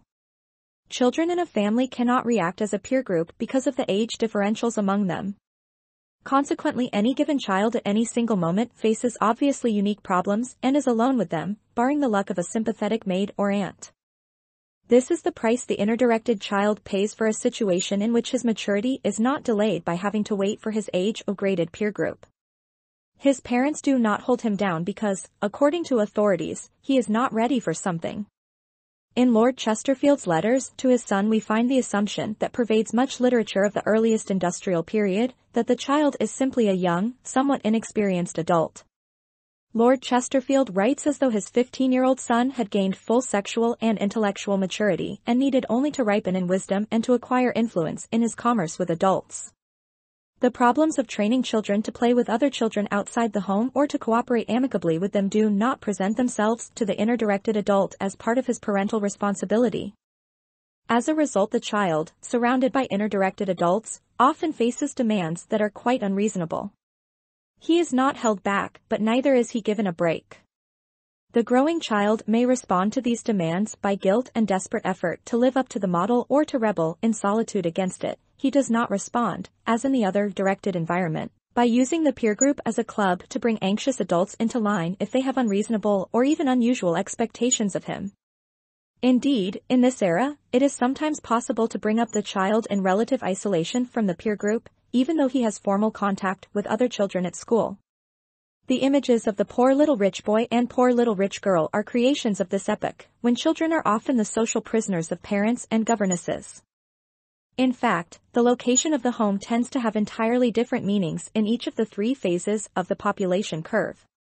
In the phase of high growth potential, the home, except among the hunting and nomadic peoples, is fixed. As the locus of most activities in the socialization process, it symbolizes the extended family's overwhelming importance in that process. In the phase of transitional growth, the young adult must navigate the passage from home and found a new home somewhere else. He goes to an undeveloped frontier or an undeveloped city, there he marries and settles down. This new home plays a part of decisive significance in the socialization of his children, though the school and other specialized agencies outside the home also play an increasing part. In the phase of incipient population decline, people still move around, but in search of frontiers of consumption as well as of production. That is, they look for nice neighborhoods in which their children will meet nice people. Although much of the moving about in America today, within and between cities, is in search of better jobs, it is also increasingly in search of better neighborhoods and the better schools that go with them. Since many others, too, will also be shopping for better neighborhoods, this pressure, combined with the rapid shift of residential values and fashions characteristic of American cities, means that no one can ever settle down assuredly for the rest of life. And when the children have grown up and made homes of their own, the parents will feel inclined to move again, perhaps in search of such consumption values as sunlight for themselves. Thus, by their very location, the other directed parents show how much store they put on their children's contacts. And, of course, living in a small space with one child or two, the urban and suburban family needs to use space, physical and emotional space, outside the confined home for the activities of the growing children. During the same period, the working-class family has obtained access to much greater living space than during the earlier stages of industrialization, but it is the history of the middle-class family only that we are discussing here. Returning now to the situation of the inner-directed child, we see that he finds his playmates either among his own brothers and sisters or in an equally wide age range outside the home. This pattern still exists in country districts, where the gang at the swimming hole or ball field will be widely ranged in age. There are no partitioned playgrounds. However, after an age of social discretion is reached, the inner-directed child is expected to confine his friendships to those of approximately his own social class. Class has to be a conscious barrier because neighborhoods are somewhat less carefully restricted along class and ethnic lines than many suburbs are today, just as the southern whites and Negroes still frequently live in close physical proximity. Between 5 and 15, sex is also a barrier for the inner-directed child, since coeducation is infrequent and even where it formally exists, little more effort is made to mix the sexes than to mix the social classes. Proms for 6th and 7th graders are not yet de rigueur. The inner-directed child, limited in his friendship choices and limiting himself by a clear recognition of his status and the status to which he aspires, would seem choosy to many other directed children of today. Within the limits permitted by geography and taboo, then, the inner-directed child approaching his teens seeks out a chum or two. He may find in an older relative or friend someone to imitate and admire. But in many cases he will choose a chum on the basis of an interest in similar games and hobbies that tend to be highly idiosyncratic and that are often continued into adult life. One can still observe this pattern at an English boys' school, where almost everyone has a hobby. Some hobbyists are quite satisfied to be by themselves, their hobby is company enough. Or one will find fast friendships among bird lovers, motorcycle fans, mineral collectors, poetry fanciers. As we shall see in Chapter 17, a hobby or craft is not of itself a clear sign of inner direction. Hobbies may be pursued also by children who are other-directed. Even, to a degree, the hobbies of both types may nominally coincide. But the meaning and social context of the hobbies are quite different for the two types of children. The inner-directed child will seldom share his hobby with a large peer group, though stamp collecting may be an exception, and when hobbyists of this sort meet it is to swap technical details and enthusiasms, as two dairy farmers might swap accounts of their respective favorite breeds. There is nothing anxious about such a meeting, no problem of maintaining marginal difference, that is, but not too much, in tastes such as we find in other directed hobbyists. The child is not shaken in his own hobby by the fact that others have a different hobby, rather, he is confirmed in the idiosyncrasy which, within wide limits, is respected. Let me warn the reader, however, not to view all this too nostalgically with, say Penrod or Huckleberry Finn or even perhaps his own idealized childhood, in mind. In sports and studies the peer group can become fiercely competitive, aided and abetted by coaches, teachers, and other adults. Many boys and girls who win honors in grade school are crushed when they do not surmount the tougher competition of high school. Much is at stake, and still more seems to be at stake, in such contests, and the inner-directed child cannot easily, sour grapes fashion, change the instilled goals when they loom unattainable. Moreover, parents and teachers in their psychological naivete may hold up as models the detestable young who work hard, dress neatly, and are polite. Beyond all that, the fate of many inner-directed children is loneliness in and outside the home. Both may be places for hazing, persecution, misunderstanding. No adult intervenes on behalf of the lonely or hazed child to proffer sympathy, ask questions, or give advice. Adults do not think children's play is very important anyway. They will criticize children who seem too much concerned with play and too little with work. No sociometrically inclined teacher will try to break up friendship cliques in school to see that no one is left out. How savagely snobbish boys and girls can be is typified by the story, in the Lynn's Middletown, of the daughter who quit high school because her mother could not afford to give her silk stockings. Often the children, unaware that they have rights to friendship, understanding, or agreeable play, unaware, indeed, that the adults could be greatly interested in such matters, suffer in silence and submit to the intolerable. Only with the perspective of today can we see the advantages of these disadvantages.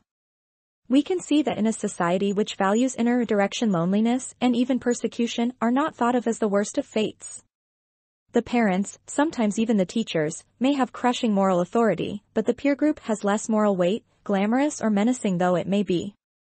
While adults seldom intervene to guide and help the lonely child, neither do they tell him that he should be part of a crowd and must have fun. The parents in the era dominated by other direction lose their once undisputed role. The old man is no longer the governor and the installer of governors.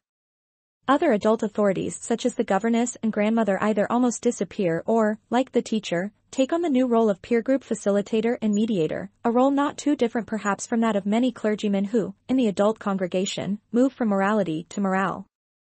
As already indicated, moreover, the city in which the other-directed child grows up is large enough and stratified enough, taking into account its ring of suburbs, to create an age and class-graded group for him. It will be possible to put him into school and playground, and camp in the summer, with other children of virtually the same age and social position. If the adults are the judge, these peers are the jury. And, as in America the judge is hemmed in by rules which give the jury a power it has in no other common law land, so the American peer group, too, cannot be matched for power throughout the middle-class world. A jury of their peers the trial. while the inner-directed parent frequently forced the pace of the fill in its home setting, as, for example, in cleanliness and toilet training habits. The other-directed parent, more apt to be permissive in such matters, forces the pace, with like impatience, in the child's social life, though often hardly aware of doing so. Parents today are the stage managers for the meetings of 3- and 4-year-olds, just as, in earlier eras, the adults managed marriages. Hence, while a self-demand of feeding schedules are gaining ground for infants, self-demand is not observed when it comes to socialization outside the home. The daily schedule is an effort, with mother as chauffeur and booking agent, to cultivate all the currently essential talents, especially the gregarious ones. It is inconceivable to some supervising adults that a child might prefer his own company or that of just one other child. The child is thus confronted by what we have termed his sociometric peers and is not surrounded by those who are his peers in less visible matters, such as temperament and taste. Yet since there are no visible differences, he is hard put to it to justify, even to be aware of, these invisible differences. On the overt level, the situation is highly standardized. Any given child faces the culture of the 5s or the 6s at a particular moment of the fashion cycle in child training and child amusement practices. Indeed, it is this very standardization which, as we saw, weakens the power of the parents, whose difference from the standards is felt by them and by the child to demonstrate their inexperience and inadequacy. In this setting, the adults are anxious that the child succeed in the peer group and therefore are concerned with his adjustment. They, too, tend to ignore and even suppress invisible differences between their child and the children of others. Such differences might cast doubt on their own adjustment, their own correct tuning to the signals concerning child rearing. The majority of children learn very fast under these conditions. The same adult authorities who patronize children's intellects and therefore slow them down are perhaps not sufficiently impressed with how poised in many social situations modern other-directed children are. These children are not shy either with adults or with the opposite sex whom they have accompanied to proms and parties and seen daily in and out of school. This adaptability, moreover, prepares the child for a type of social mobility somewhat different from the social climbing experiences of the parvenu in an inner-directed environment. The latter only rarely acquired the intellectual and social graces of his new associates, or he ridiculously over-acquired them. He either kept his rough and lowly manners or painfully tried to learn new ones as he moved up. In either case, the standard, limited code of conduct expected of him was unequivocal. In contrast with this, the other-directed child is able to move among new associates with an almost automatic adjustment to the subtlest insignia of status. Bearing in mind these positive achievements of other-directed sociability, let us turn our attention from what the peer group teaches and evokes to what it represses. Today, 6-year-olds and up have a phrase, he or she thinks he's big, or he thinks he's something, which symbolizes the role of the peer group in the creation of other-directed types. The effort is to cut everyone down to size who stands up or stands out in any direction. Beginning with the very young and going on from there, overt vanity is treated as one of the worst offenses, as perhaps dishonesty would have been earlier. Being high-hat is forbidden. Temper, manifest jealousy, moodiness, these, too, are offenses in the code of the peer group. All innabi, or idiosyncratic qualities and vices are more or less eliminated or repressed. And judgments of others by peer group members are so clearly matters of taste that their expression has to resort to the vaguest phrases, constantly changed, cute, lousy, square, darling, good guy, honey, swell, bitch, without precise meaning, etc. Sociometry reflects this situation when it asks children about such things as whom they like to sit next to or not to sit next to have for a friend, a leader, and so on. The judgments can be meaningfully scaled because, and only because, they are all based on uncomplicated continua of taste, on which the children are constantly ranking each other. But to say that judgments of peer groupers are matters of taste, not of morality or even opportunism, is not to say that any particular child can afford to ignore these judgments. On the contrary, he is, as never before, at their mercy.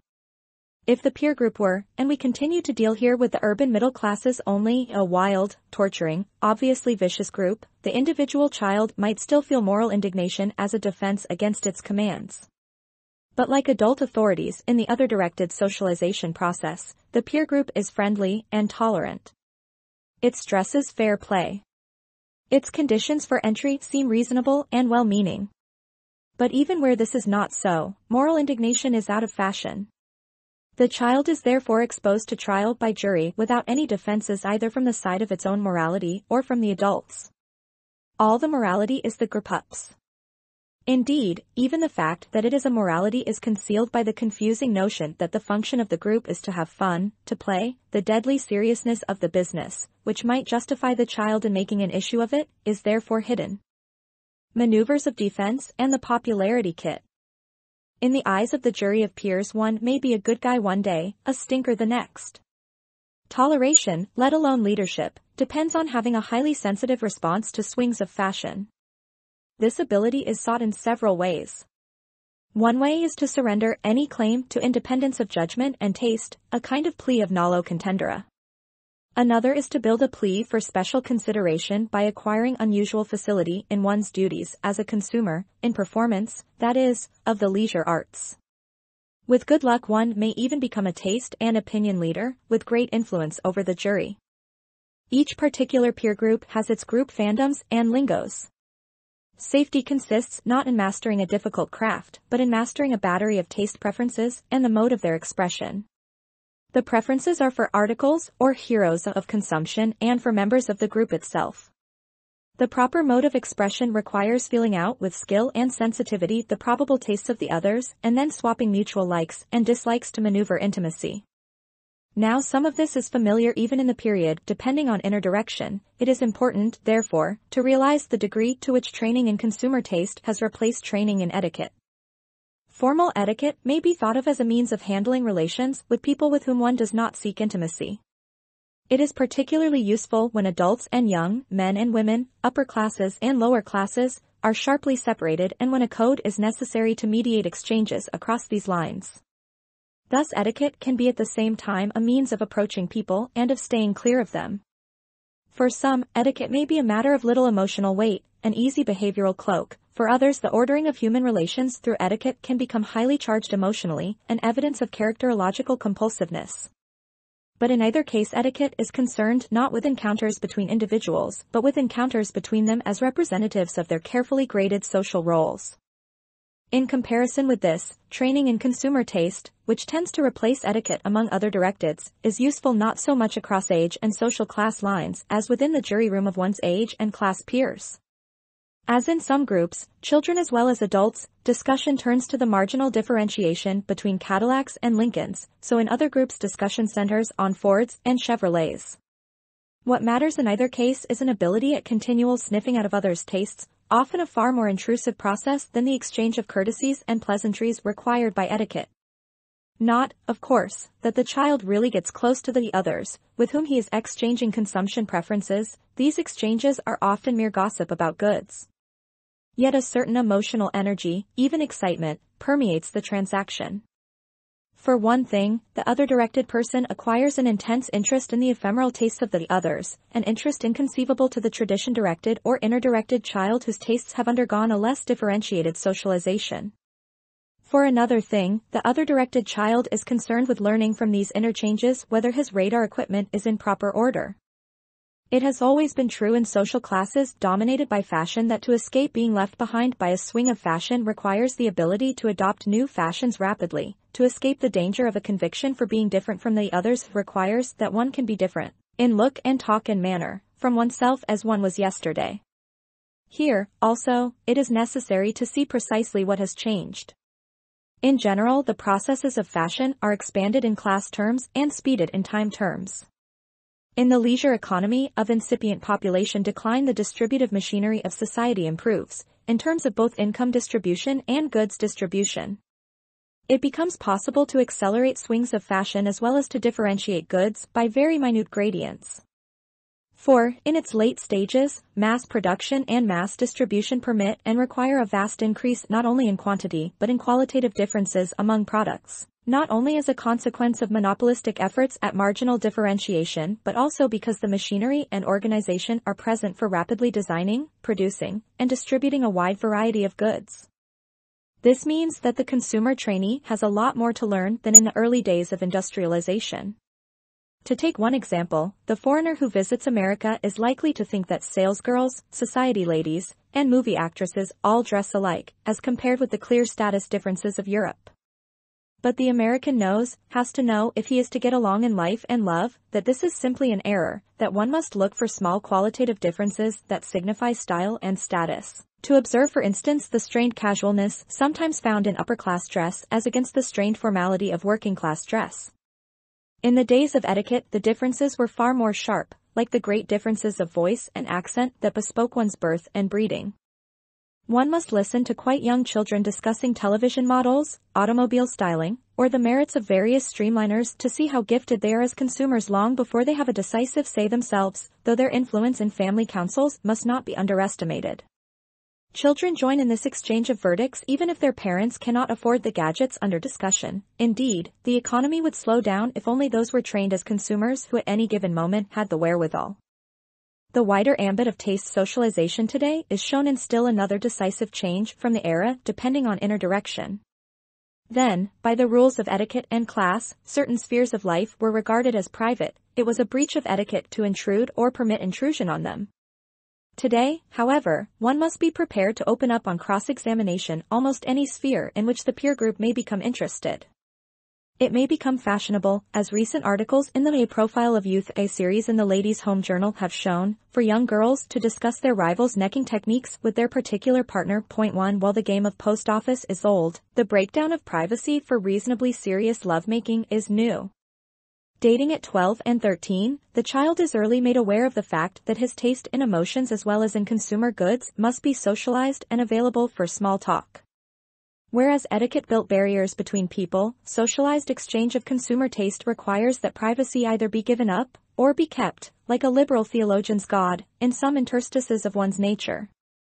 Before the peer group jury there is no privilege against self-incrimination.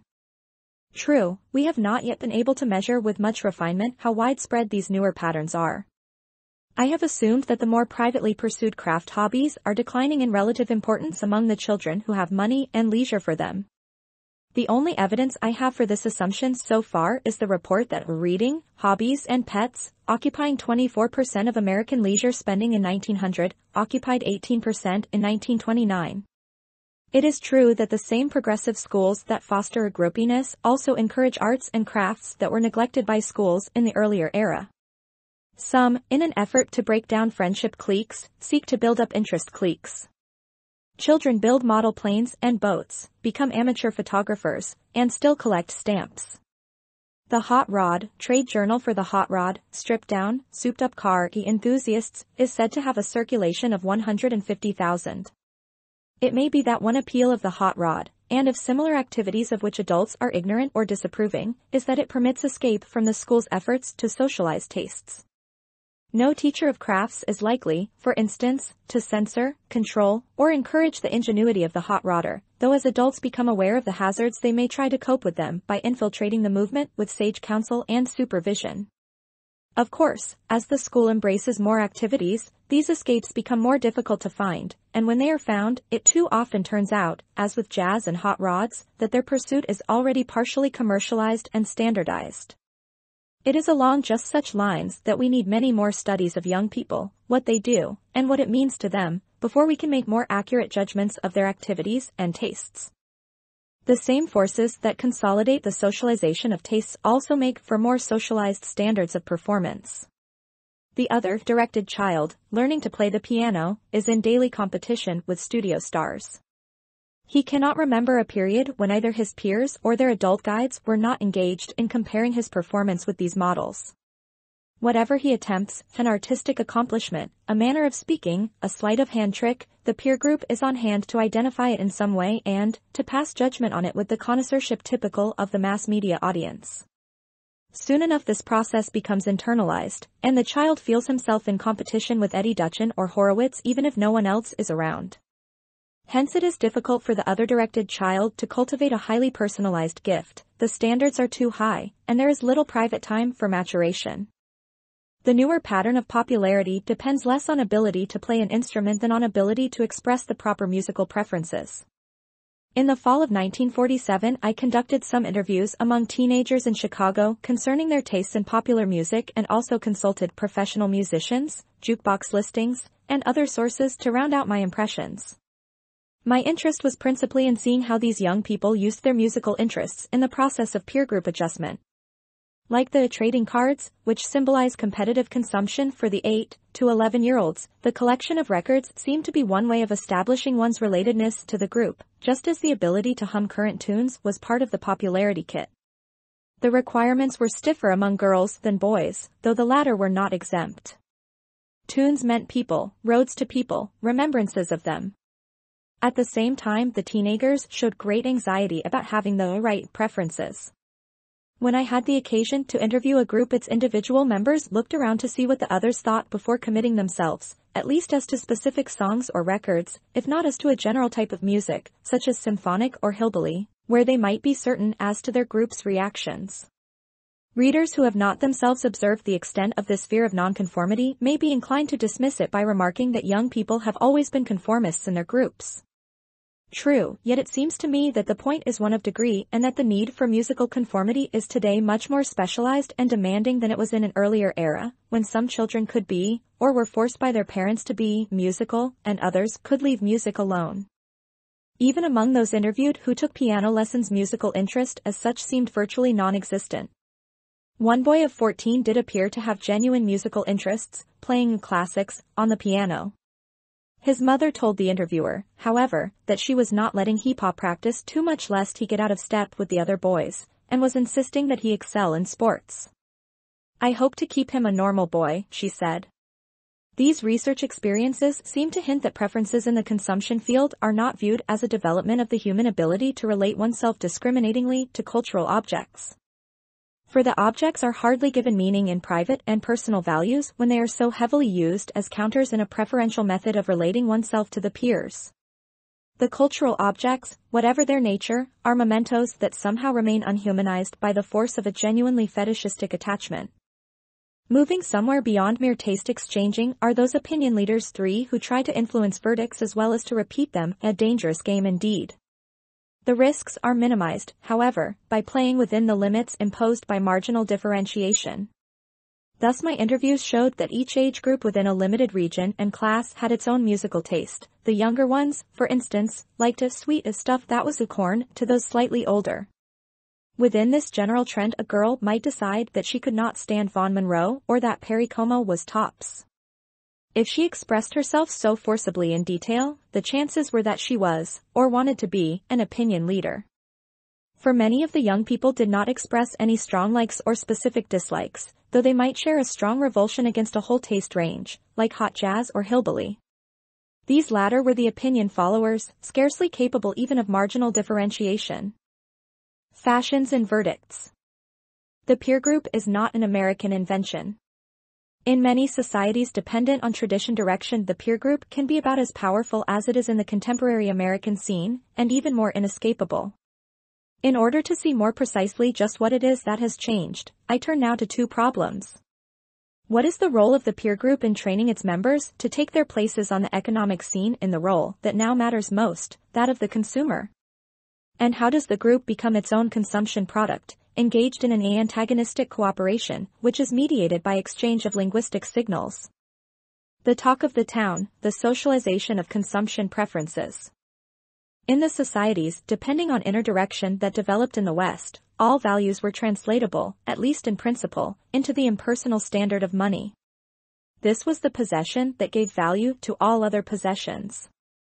True, money itself fluctuated in value, depending not only on directly technological factors but also on socio-psychological ones. 4 Nevertheless, money felt substantial to parents, was made to feel so to children, and served in countless subtle ways as the goal and norm of both society and socialization.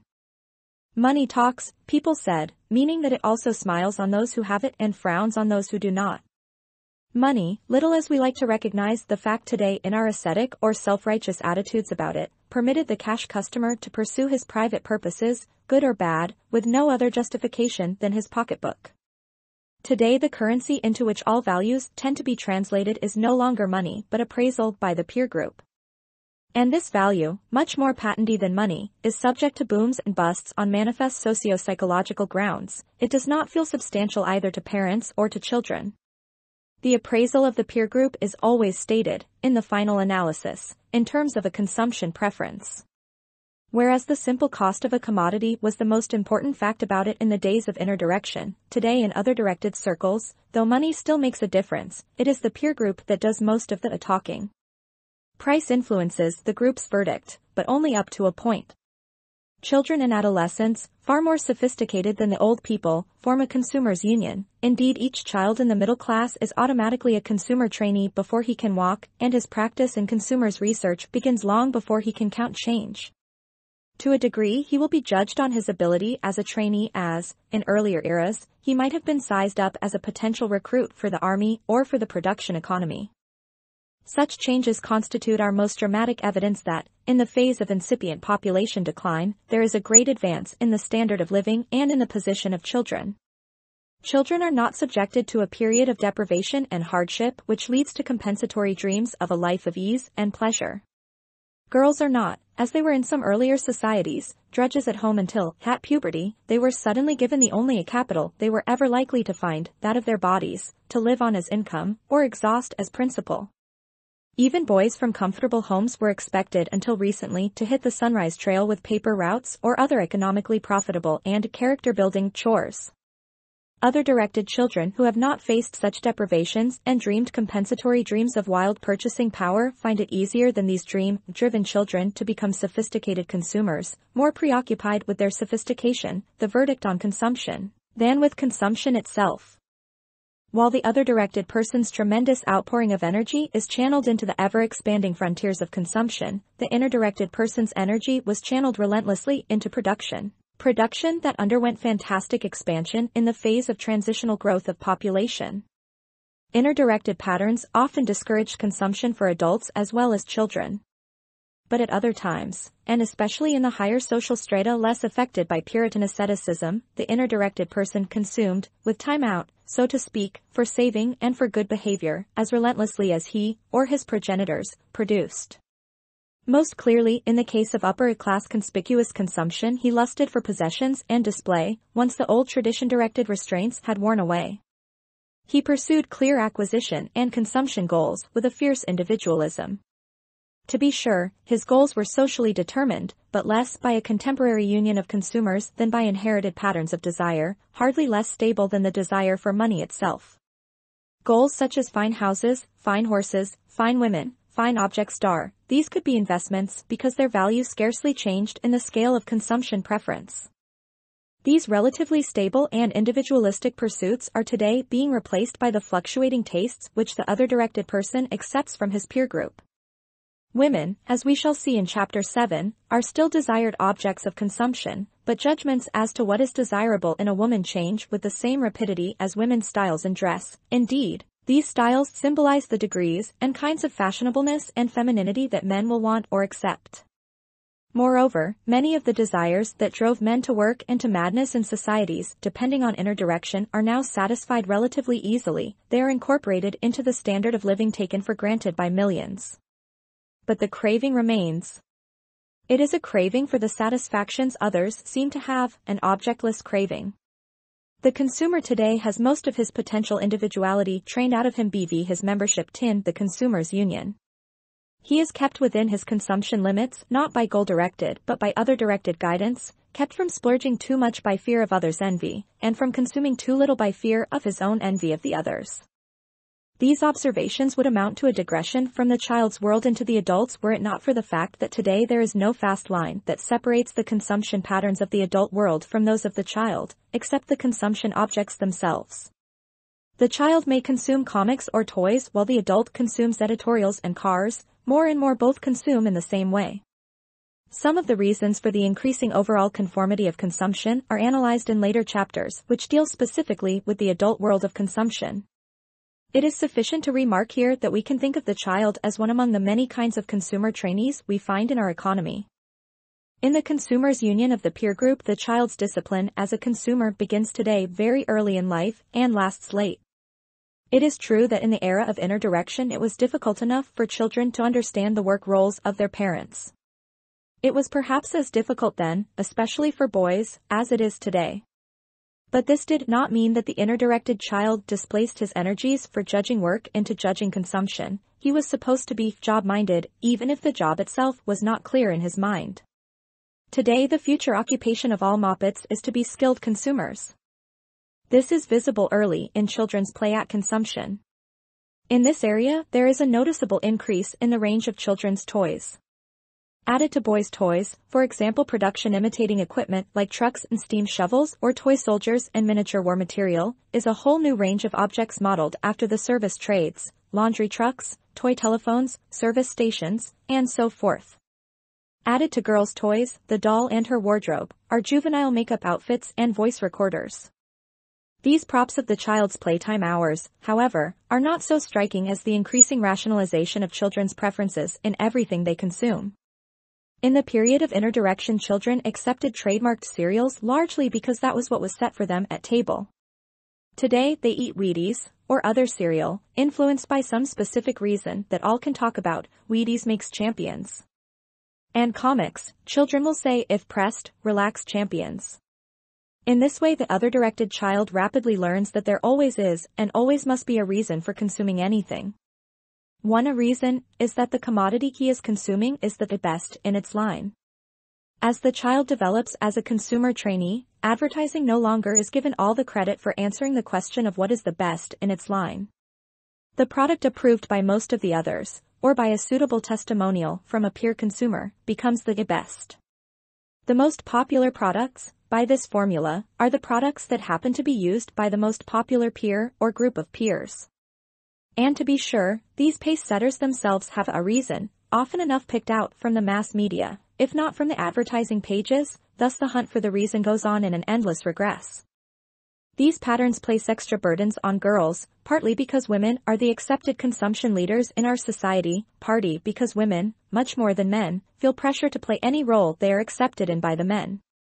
At every social level boys are permitted a greater amount of aggression than girls, they are also permitted a wider range of preferences and can get by with a good deal of aggressive resistance to the taste exchanging process.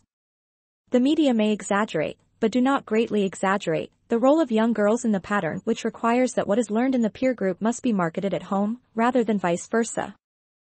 Finally, the child consumer trainee becomes a consumer tutor in the home circle, bringing up a mother as well as father.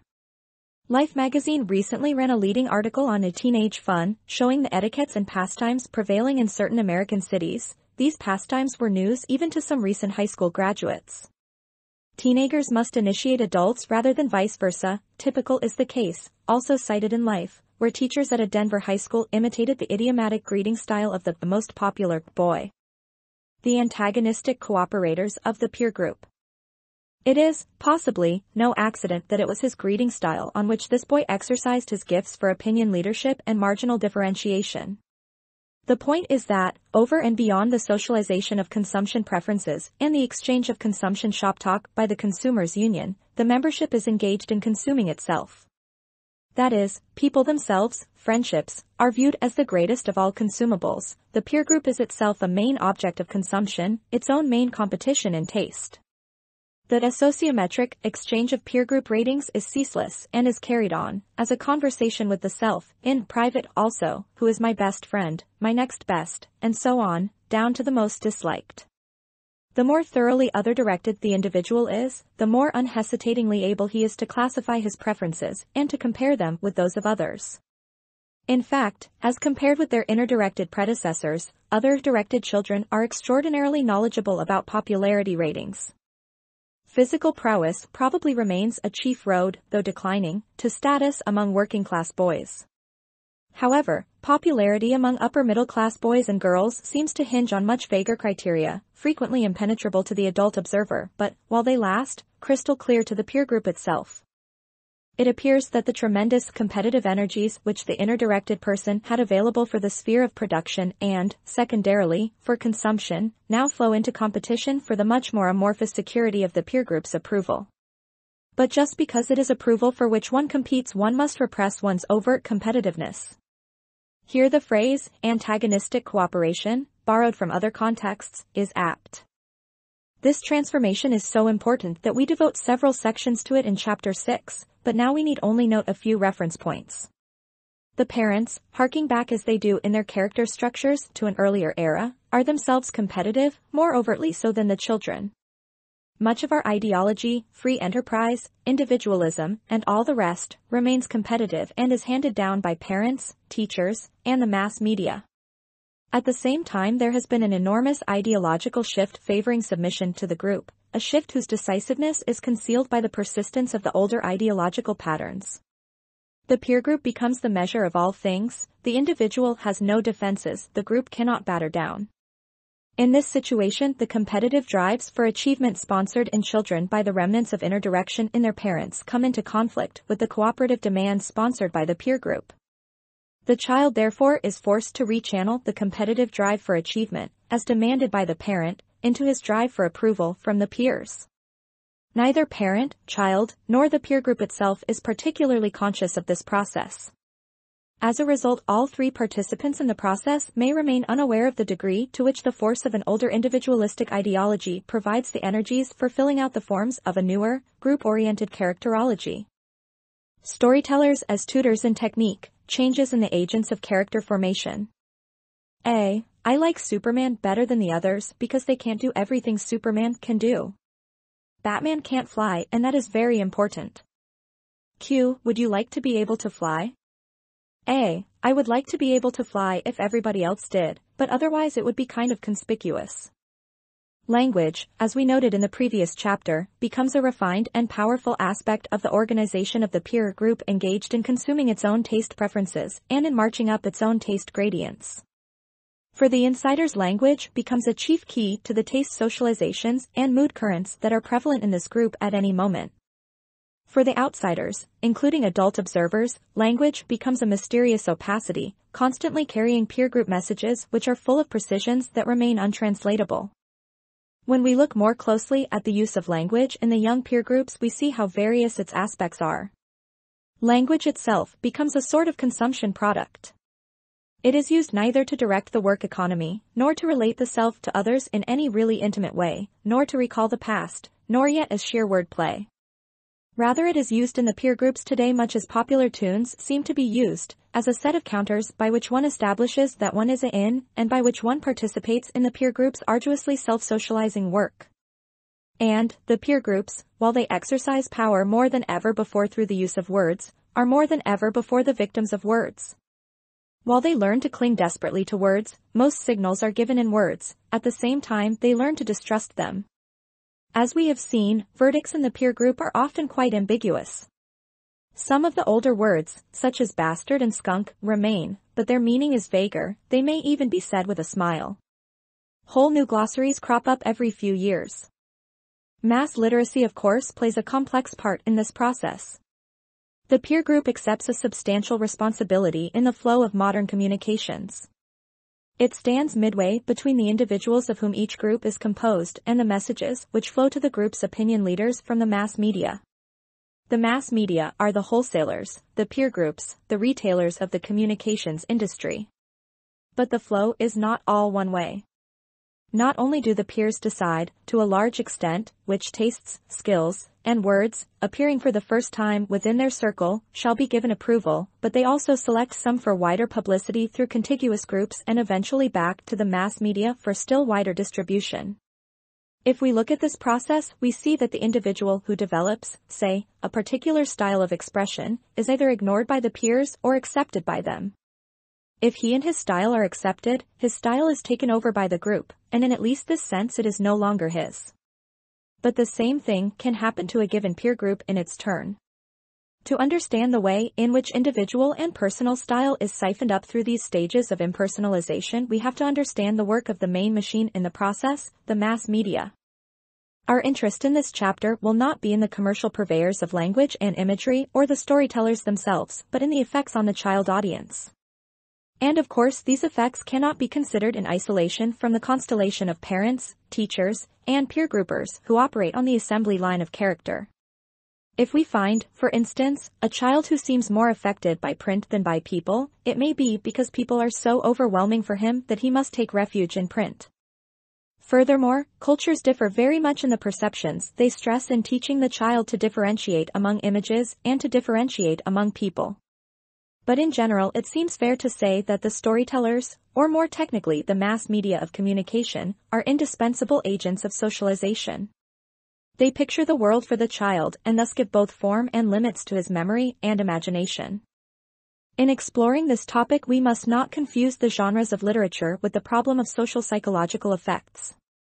We are going to use a story broadly in this chapter to include not only poetry and fiction but any fabulous and embroidered account. A true newsreel might by this definition be a story. Nor, considering the prestige of the pictorial, shall we confine ourselves to the imagery of language alone. Societies in the phase of incipient population decline can technically provide, and have both the time and the need to receive a bounteous flow of imagery from urban centers of distribution. Industrialism and mass literacy seem to go together. These same societies, moreover, rely more heavily than their predecessors on character-forming agencies outside the home. Hence, as we would expect, the storytellers of the mass media play a great role among other directed children. We can see what has changed in recent generations only by comparing today's experience with that of children in societies depending on tradition direction and inner direction. Song and story in the stage of tradition direction. The society which depends for conformity on tradition direction uses as part of its stock in trade its oral traditions, its myths, legends, and songs. These are transmitted by the same family members who play an active part in all the other phases of socializing the young. Chimney corner media. When we find a society in which stories are transmitted by word of mouth, we put our finger on one of the very indexes by which we know it as a society depending on tradition direction. In terms of the technique of transmission, the important thing is that the story or fable is told orally, not in print. In terms of the storytelling situation, the important thing is that the story is told, ordinarily, by a family member or by a professional or semi-professional closely connected with the extended family group. In both cases, the result is that the story is modulated for, and built into, the web of values that the storyteller also controls and relates himself to in active ways. One way of expressing this is to say that storytelling is like a handicraft industry. Each telling is different from the other, and each is tailored to the taste and disposition of the audience. These factors are all important in their effect on audiences. Since the physical and social distance between the teller and listener is slight, the listener is to some extent a participant in the telling. A child can correct the teller or criticize the theme or elaborate the narrative, though more often he is probably confined to asking questions. This means that the listener, even as a child, is in a position to find and develop his own likings. What is more, the unity of the web of social values and personal relations in which the story is transmitted is such that both the story and the vehicle have a resolute meaning.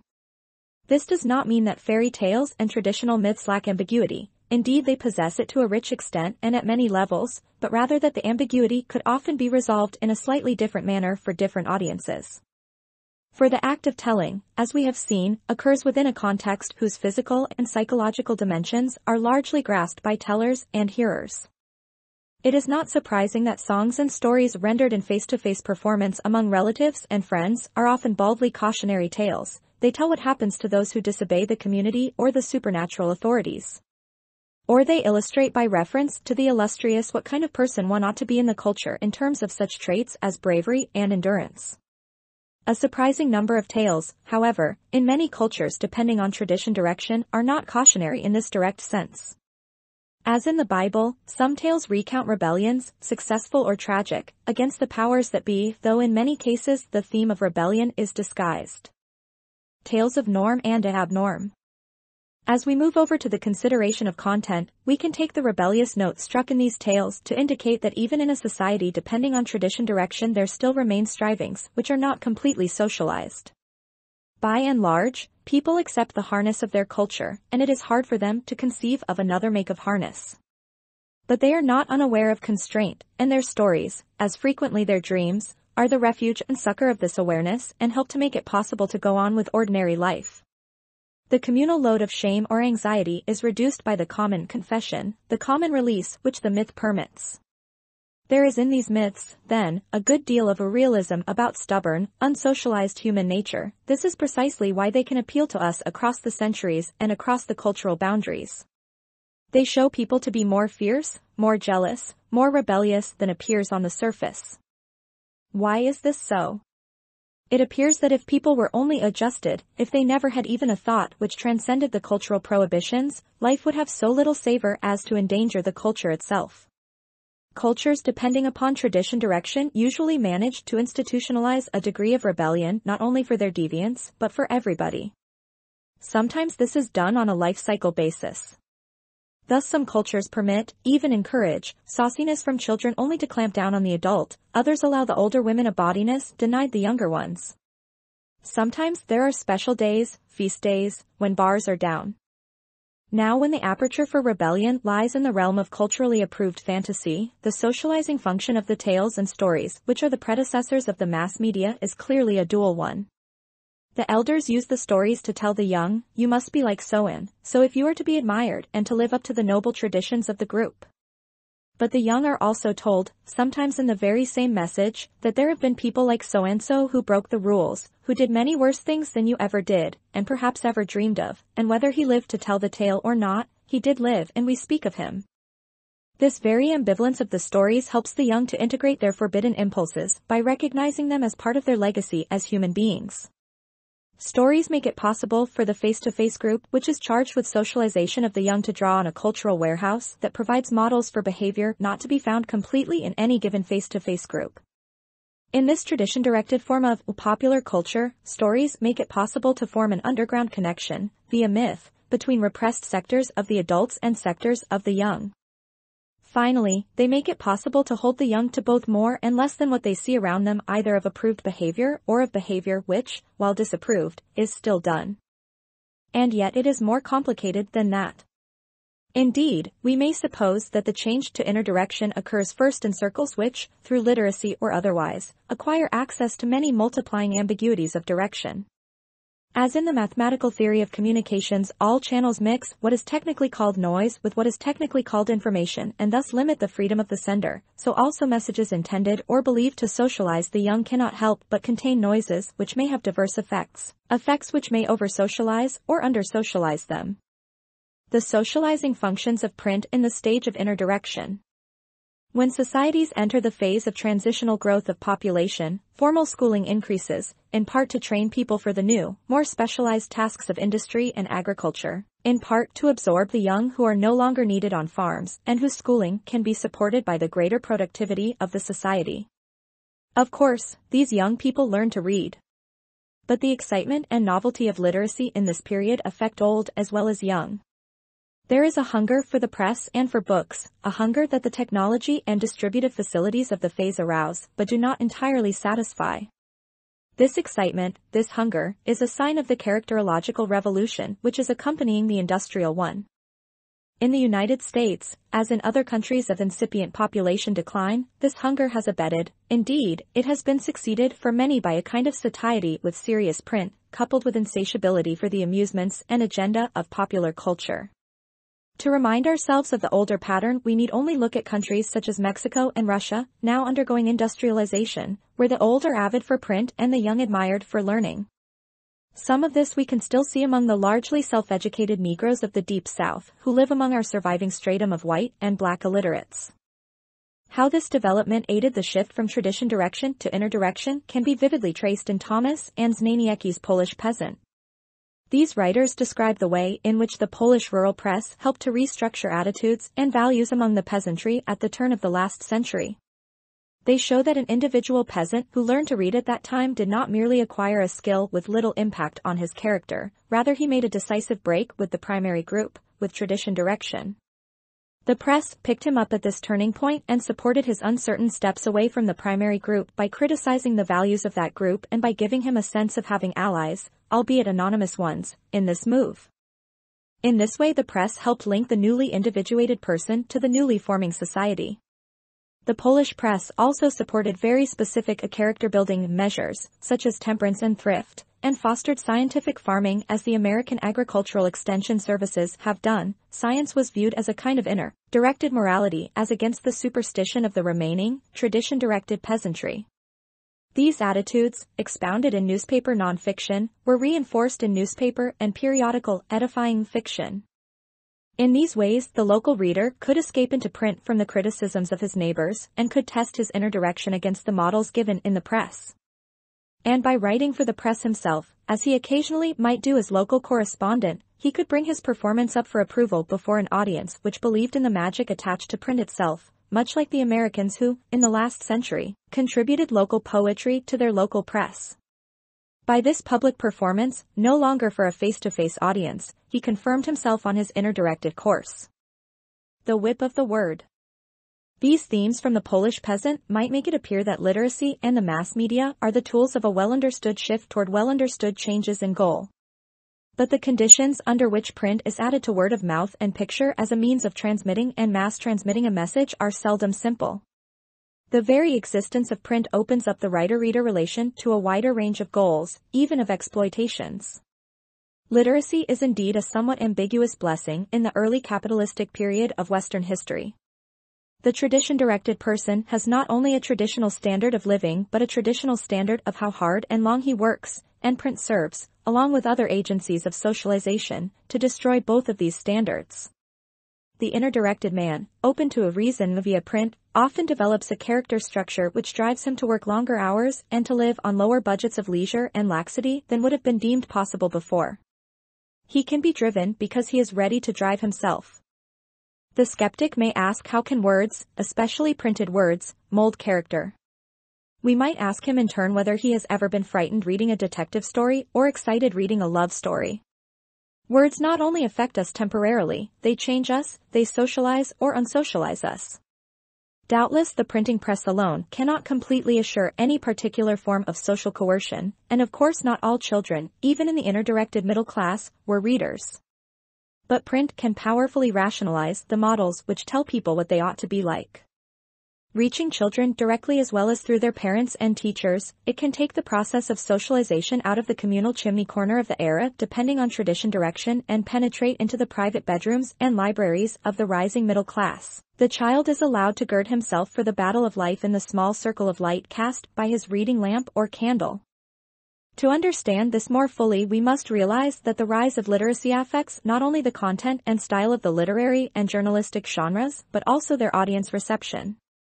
The increased quantitative flow of content brings about an enormous increase in the selectivity of each child, as compared with the era of tradition direction. With widely increased literacy and extensive print distribution, more and more people begin to read messages not meant for them. And they read them in situations no longer controlled and structured by the teller, or by their own participation. This increase in the number, variety, and scatters of the messages, along with the general impersonalization in print which induces these specific effects, becomes one of the powerful factors in social change. The classic instance in Western history, of course, is the translation of the Vulgate Bible into the spoken languages, a translation which allowed the people to read a book which only the priests could read before. This shift, repeated in secular form since the days of Eras Pius, marks a decisive change in the sociology of audiences. Some of the genuine difficulties of discussing the shift from the era depending on tradition direction to that of inner direction arise from the teleological drift of the language we are likely to use. For example, we are prone to overlook the unintended audience because it is always easier to assume that a given medium was deliberately aimed at the audience it actually succeeded in reaching, and vice versa. Yet there is no proof that the media have ever been so accurate in aim. Indeed, there are reasons for thinking that, in a period dependent on inner direction, wide misses are possible. The very impersonality of the situation in which print is absorbed helps to increase the chances of under-reception or over-reception in many of its listeners. Thus the aristocrats were often displeased by what they considered the over-reception of mobility strivings in many they would have liked to keep in their place. The receptive over-effects I have most in mind, however, are those in individuals whose characterological guilts and tensions were increased by the pressure of print. Their character structure simply could not handle the demand put upon it in a society depending on inner direction. Their gyroscopes spun wildly and erratically. Not finding justification in print, not finding, as many modern readers do, the union of sinners, the one big union of mankind extending back through the past, they experienced print simply as an intensified proof of their maladjustment. The printed sermons of a colonial divine could cast his readers into hellfire through print alone, as if every day were Sunday. Thus, while the myths and symbolism of the societies depending on tradition direction support the tradition by integrating the rebellious tendencies of the listener into a pattern of the culture, the word in print may disorient as well as orient its audience. This is evident in the cry for censorship, which goes up as soon as literacy becomes widespread. And not only formal censorship. In America, the increasing piety of print, if we compare, for instance, today's press with that of the early republic, may be in part explained by the sheer weight of the informal pressure put on responsible editors by near-universal literacy. As the editor of a metropolitan paper used to say if his staff verged on bawdry, "Don't forget, gentlemen, that this paper goes into the homes." Or as the New York Times puts it, all the news that's fit to print. While it is beyond our ability to measure precisely to what degree the media of the early capitalist period might have been dysfunctional, by reaching unintended audiences in unintended ways, we can be sure that print simply contains more noise along its channels than does oral, face-to-face transmission. This general relation between teller and reader becomes a special case in situations in which the child is the reader. By teaching children to read, a gain is made in the efficiency of the socialization process. The supervising adult cannot be present all the time, but when he is not there, or is unimpressive, the written words and their accompanying illustration speak for him. The child, no longer a listener at the adult's knee, begins to take a more active part in the process of forming his own character by his selection among possible readings and possible interpretations of what is read. In his choice among socializing agencies in the mass communications field, he is soon engaged in inner-directed activity. While in one respect he is socialized from outside, in another he calculates his social possibilities himself as he reads. He begins to make more use of the increase in the number of possible relationships between himself and the storytellers following the change from word of mouth to print. Models in print. With this image of the print-influenced child in mind, we can turn to examine the homiletic themes which, in the period dependent on inner direction, unite the otherwise disparate media of the Protestant and Catholic lands. One main purpose of print is to teach the child something about the variety of adult roles he may enter upon and to permit him to try on these roles in fantasy. Life during the period of transitional population growth differs from earlier epochs in that the adult engages in activities which the growing child no longer sees nor understands. This is why he needs not only the rich vicariousness of print but also a mode of internal direction other than tradition to guide him in unaccustomed places and situations. Both the printed media and other forms of popular culture meet this need by adding their own spurs to the parents' admonitions on behalf of ambition as well as by offering more specific guidance about the variety of new paths to success. These new paths, in both northern and southern lands after the Renaissance, are conceived and described in adult terms. For in the earlier stages of population growth adult life is not long, on the average, the age difference, and perhaps the difference in maturity, between the literate child and the full-grown adult is less than in the period of incipient decline of population. Moreover, while the distribution of imagery and print becomes wider and cheaper than ever before, there are still many people excluded by poverty from the storyteller's market. Some of these are also the overworked young. In such a society, the adult stories and adult styles of narrative are often made to do for children. Even when the trick, later so prevalent, of using the child's own language, gets started, the storyteller works on the notion that he can more successfully instill adult ideas if he uses the language of children. Among the earliest signposts erected on the printed path to success, aside from the indirect guides of catechism and religious teaching, were the great authorities on etiquette. A volume like Castiglione's The Courtier, for example, was meant for adults, but there was nothing else on the subject for the near adult to read. At the same time people were willing to assume, as Lord Chesterfield did, that the young man was ready in his teens to operate successfully in situations requiring etiquette. In the Protestant lands and classes however, after 1600 or so, the purpose of print is concerned more and more directly with how to succeed not in love or war but in business. Then follows the commercial inspirational literature that reached a sort of climax in Victorian England with the success biographies written by Samuel Smiles, and in the United States with the Horatio Alger books, which come closer to being slanted for the teenage market. The variety of such books is great, but it is not unfair to refer their pattern to such an exemplar as Franklin's Poor Richard's Almanac. It is the more useful to us because it happens to be the text selected by Max Weber as a typical self-inspirational document of the period of the Protestant ethic. The same themes appear in earlier works, such as Pilgrim's Progress or Robinson Crusoe, which on the surface do not seem to be concerned with proper conduct for would-be enterprisers. Yet in the first we can trace the motive of social election and salvation, which can so easily become secularized, while in the second the motive of economic self-sufficiency is expressed in its classical paradigm. Both works aim to fire the ambition and elan, spiritual and adventurous, of inner-directed youth. Parallel tasks are undertaken, somewhat less openly, by all fictional literature and much art for the expanding bourgeois market. It would seem that great changes have occurred in the style of myth, as contrasted with the pre-industrial era dependent on tradition direction. In the Middle Ages, to take our example of an era dependent on tradition direction, the individual learns about human nature from accounts no less realistic because couched in symbolic language, whether Christian, classical, or folk. Often, as is well known, they are not in verbal form at all, like the superabundance of messages in the glass and stone of a cathedral. The child is trained to understand, or, better, he is not trained away from understanding, symbolic meanings. As against this, the rising middle class dependent on inner direction establishes for itself a new style of realism from which any direct use of symbolism is rigorously excluded. This documentary style is the literary index of an era increasingly dependent on inner direction. There is leisure in such an era for fiction, but little for fantasy. Defoe may be taken as archetypical. He used a variety of techniques, such as first-person narration, elaborate descriptions of food, clothing, and shelter, diary-like accounts of money transactions, and collaborative witnesses, to provide a realistic setting for his wildly adventurous tales. In this respect he is certainly the ancestor of the comic book, which excels in exploiting realism of detail as a distraction to hide improbability of situation. Such handling of literary material is connected in subtle ways with the handling of life experiences generally for the inner-directed middle-class Protestant. For him life is lived in its detailed externals, its symbolic meaning seeks richness of expression in the strenuously concrete.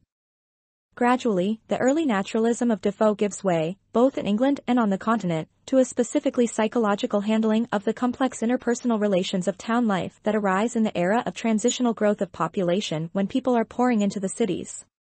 With the growth of social classes in the modern sense, the novel begins to concern itself with subtle class differences between individuals. Rises, falls, and collisions of status are perhaps its prime preoccupation. The child is instructed in an ambiguous social world, into which he will later move, by learning to recognize the subtly individualizing traits that bespeak class position and class morality. Thus fiction as well as almanac and manual provide vocational, and status-oriented avocational, guidance. To us today, many of the individuals in the early Victorian novels, or in American Victorian melodrama like East Lynne or Intolerance, or even in some of Balzac's novels, appear as stereotypes. To their earliest audiences, however, these studies of personality and class in a society of shifting possibilities, a society of more people, and more people moving around, were perhaps not clichés which hindered understanding but explorations of a confusing world, helping to make sense of that world for the young.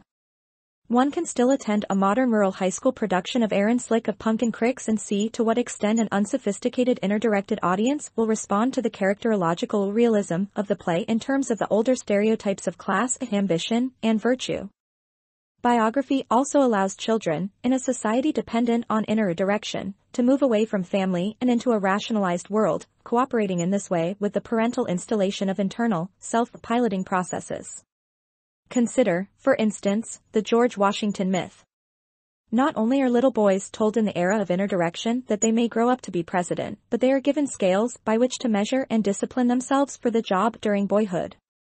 If they do not tell lies, if they work hard, and so on, if, that is, they act in their boyhoods as the legendary Washington acted in his, then they may succeed to his adult role. The role, moreover, by its very nature, is a continuing one. Somebody is always president, thus its heroes do not have the once-for-all quality of those in the myths and legends of the earlier era. In fantasy, the little boy not only identifies with young Washington in the French and Indian Wars, but also with the adult role of president. Either role will take him far from home, socially and geographically. What the story of George Washington was for the white child, the story of Booker Washington was for the black. The latter's whole effort was to turn the Negro away from dependence on tradition and direction toward dependence on inner direction. With the role of the freedman as yet undetermined, he placed enormous emphasis on character building to enable the Negro to assume any role once he was established as a middle-class, respectable American. One of his books addressed to Negroes was called Character Building, and The Negro Worker, a journal published at Tuskegee, with its strong emphasis on thrift, diligence, and manners, is one of the laggard remnants, of course, under violent attack from northern urban Negroes, of a vast literature concerned not with improving personality, but with improving character. The oversteered child. There is, however, a danger for the child in such pious biographical portraits of exemplary persons and roles, because of the very fact that he can read in isolation, without the intervention either of adults or peers, he can be oversteered. This is not so much the danger of being driven by one's character so that one is easily exploited by industrialism, but rather the danger of being set on a course one cannot realistically follow. The inner-directed child, trying to shape his character according to the ideals presented in print, does not see these models, any more than he sees his parents, in a state of undress. There is none of the familiarity with the hero, even the gods in the guise of heroes, to be found in the orally mediated myths of the society depending on tradition direction. Thus, Washington or Cromwell, Garibaldi or Bismarck, Edison or Ford, take on some of the awesomeness of the Calvinist God. The result for many is a dreadful insecurity as to whether they live up to their exalted models. This insecurity not even the parents, when they do not themselves make matters worse by trying to be such models, can easily assuage. Nevertheless, this unmitigated pressure for inner-directed activity in pursuit of goodness and fame succeeded, as we know, in producing in many cases an adjusted person because social conditions rewarded inhibitions and solaced insecurities. In other cases, however, the gap between the demand for inner direction and the capacity for it became too great and the individual broke down. The revival meeting represents, at one class level, the emotional pressures of such a conflict. While the parents alone, with their demands on all the children, were often responsible for children's emotional collapse, the storytellers tended to reinforce the social pressures even where the adults might have been more lenient. The discussion has emphasized, but cannot, indeed, emphasize too much the significance of putting some of the task of socializing the child onto other than the face-to-face adults. Just as the whipping Kachinas of the Hopi Indians can tailor their punishing or initiatory blows to a particularly sensitive child, so the adults in the era of tradition direction can see to it that the bite of the story is not too grim for any in the audience. The child in the inner-directed era, however, leaves home both to go to school and to go to books and other mass media products, and here such mediation is no longer possible. Moreover, the child in a period of rising literacy is much more likely than his parents to be able to read. Thus, while some children learn from books and plays how to act in a career which will be different from that of their parents, or indeed that it is possible to have such a career, other children, less able to conform in the characterologically prescribed ways, less self-disciplined and systematic, for instance, learn from precisely the same media how lost they are. Perhaps they learn this especially if their parents are lacking in the proper ethos and have not been able to give them the proper early training in inner direction. But in other cases they may find that print reinforces their feelings of inadequacy vis-a-vis their parents if they are characterological black sheep who are not able to live up to steep demands of the home. Yet it is my impression that the stream of print is seldom without alleviating tendencies, even in the theocratic regimes. Almost always there is an underground of a more picaresque sort in which the growing boy at least can take some refuge. To be sure, the power of the parents in an era dependent on inner direction may keep out such literature, as the pastors in Puritan countries might also keep it out of the community. But they can hardly destroy, even in the worst case, the refuge of print itself, and we must not forget that the great reading hour storehouse of the era depending on inner direction is the Bible, and that the Bible is not one book, but many, with an inexhaustible variety of messages. On the whole, therefore, the influence of the storytellers in the era of inner direction is probably a liberating one. Print encourages and permits the child to free himself from his family and primary group, and he learns to criticize what he leaves behind, as did the self-emancipating readers of the Polish peasant press. It opens up to him a whole range of models, the 5-foot wardrobe, from which he can try on new roles. The Renaissance is itself testimony to this potency of the written word. Individualistic strivings find support as well as over-support in the variety of paths of life described in print and drama. To be alone with a book is to be alone in a new way. The mass media in the stage of other direction. I have assumed that the mass media today, radio, movies, records, comics, books, and magazines for children, play a greater role in shaping character than was the case in previous epochs. Certainly these agencies are more centralized and reach more people more of the time than ever before. Yet with the exception of a few careful and imaginative audience studies, especially by Herta Herzog, T.W., Adorno, Fisk and Wolf, Lazarsfeld, Merton, and Berelson at the Institute of Social Research and Columbia's Bureau of Applied Social Research, and by Lloyd Warner and William E. Henry at the University of Chicago, we know very little about the audience. It is particularly difficult to study the effects of nonverbal communication such as popular music or the drawings in the comics, perhaps because we researchers have lost the easy sense for symbolic meanings with which I credit tradition-directed folk. Moreover, the sheer mass of the mass media is depressing to a student. Indeed, this would seem to be a field in which the techniques of mass observation, an English organization of non-professional social scientists who observe and report on the social and cultural life of their vicinity, might promise results. Meanwhile, I set forth armed with what sample soundings I have been able to gather from among isolated mass observers like myself. 6*8 as in the earlier sections of this chapter. The problem is to see how the situation in which the transmission of the story takes place affects the listener, or reader, and how this situation in turn alters the content of the media. And here, also, the very structure of the critical language employed forces on the discussion certain overcrude distinctions between situation and content, form and content, response and significance. The child market. As we have already seen, in the era of incipient decline of population, children begin their training as consumers at an increasingly young age. In America, middle-class children have allowances of their own at 4 or 5, they have, as opinion leaders in the home, some say in the family budget. The allowances are expected to be spent, whereas in the earlier era they were often used as cudgels of thrift. Moreover, the monopolistic competition characteristic of this era can afford, and is interested in, building up in the child habits of consumption he will employ as an adult. For he will live long, and so will the monopoly. Monopoly is, in fact, distinguished by this very ability to plan ahead, by providing both specialists who do the planning and resources saved from profits which can pay for the planning and its later implementation. When I was in college, we sold a full-page ad in a crew race program to the American Tobacco Company. I figured that only if almost everyone who saw the program smoked Luckies for the rest of their lives could the company recoup the cost of the ad. But of course the company was interested in opinion leadership among the young or near young, and so was willing to pay for its message in so fugitive and specialized a medium. For all these reasons, then, it has become worthwhile for professional storytellers to concentrate on the child market, and by the same token the controllers of the mass media can afford specialists and market research on the particular age cultures and class cultures involved. The children are more heavily cultivated in their own terms than ever before. But while the educator in earlier eras might use the child's language to put across an adult message, today the child's language may be used to put across the advertiser's and storyteller's idea of what children are like.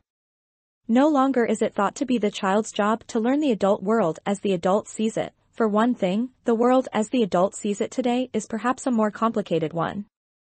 Instead, the mass media ask the child to see the world as the child, that is, the other child, sees it. This is partly, but only partly, the result of the technical advances that make it possible for the movies to create the child world of Margaret O'Brien and her compeers, for the radio to have its array of Hardys, Aldriches, and other juveniles, and for advertising *L cover art to make use of professional child models.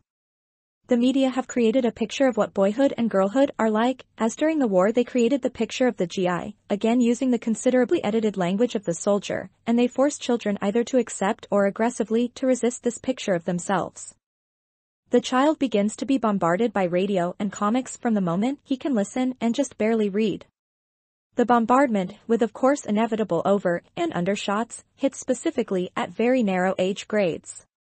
For example, there seems to be for many children a regular gradation of comic reading stages, from the animal stories like Bugs Bunny to invincible heroes like Superman, and from there to heroes like Batman who, human in makeup, are vulnerable, though of course they always win. The authors of The Children Talk About Comics find that the children themselves are aware of the progression, aware of those laggards who still read romper media when they should have graduated to blue jeans. Correspondingly, self-manipulation begins early, as we saw when we spoke earlier about the children's radio program on which the youngsters showed awareness of the dialogue on the comics carried on among parents and in the press. To be sure, the change from the preceding era of inner direction in America is not abrupt. Such changes never are. Formerly, the mass media catered to the child market in at least 3 fields: school texts or homilies, magazines designed for children, and penny dreadfuls. But their appraisal of the market was amateurish in comparison with market research today. Moreover, they aimed generally to spur work drives and role experiments in the mobile, rather than to effect any socialization of taste.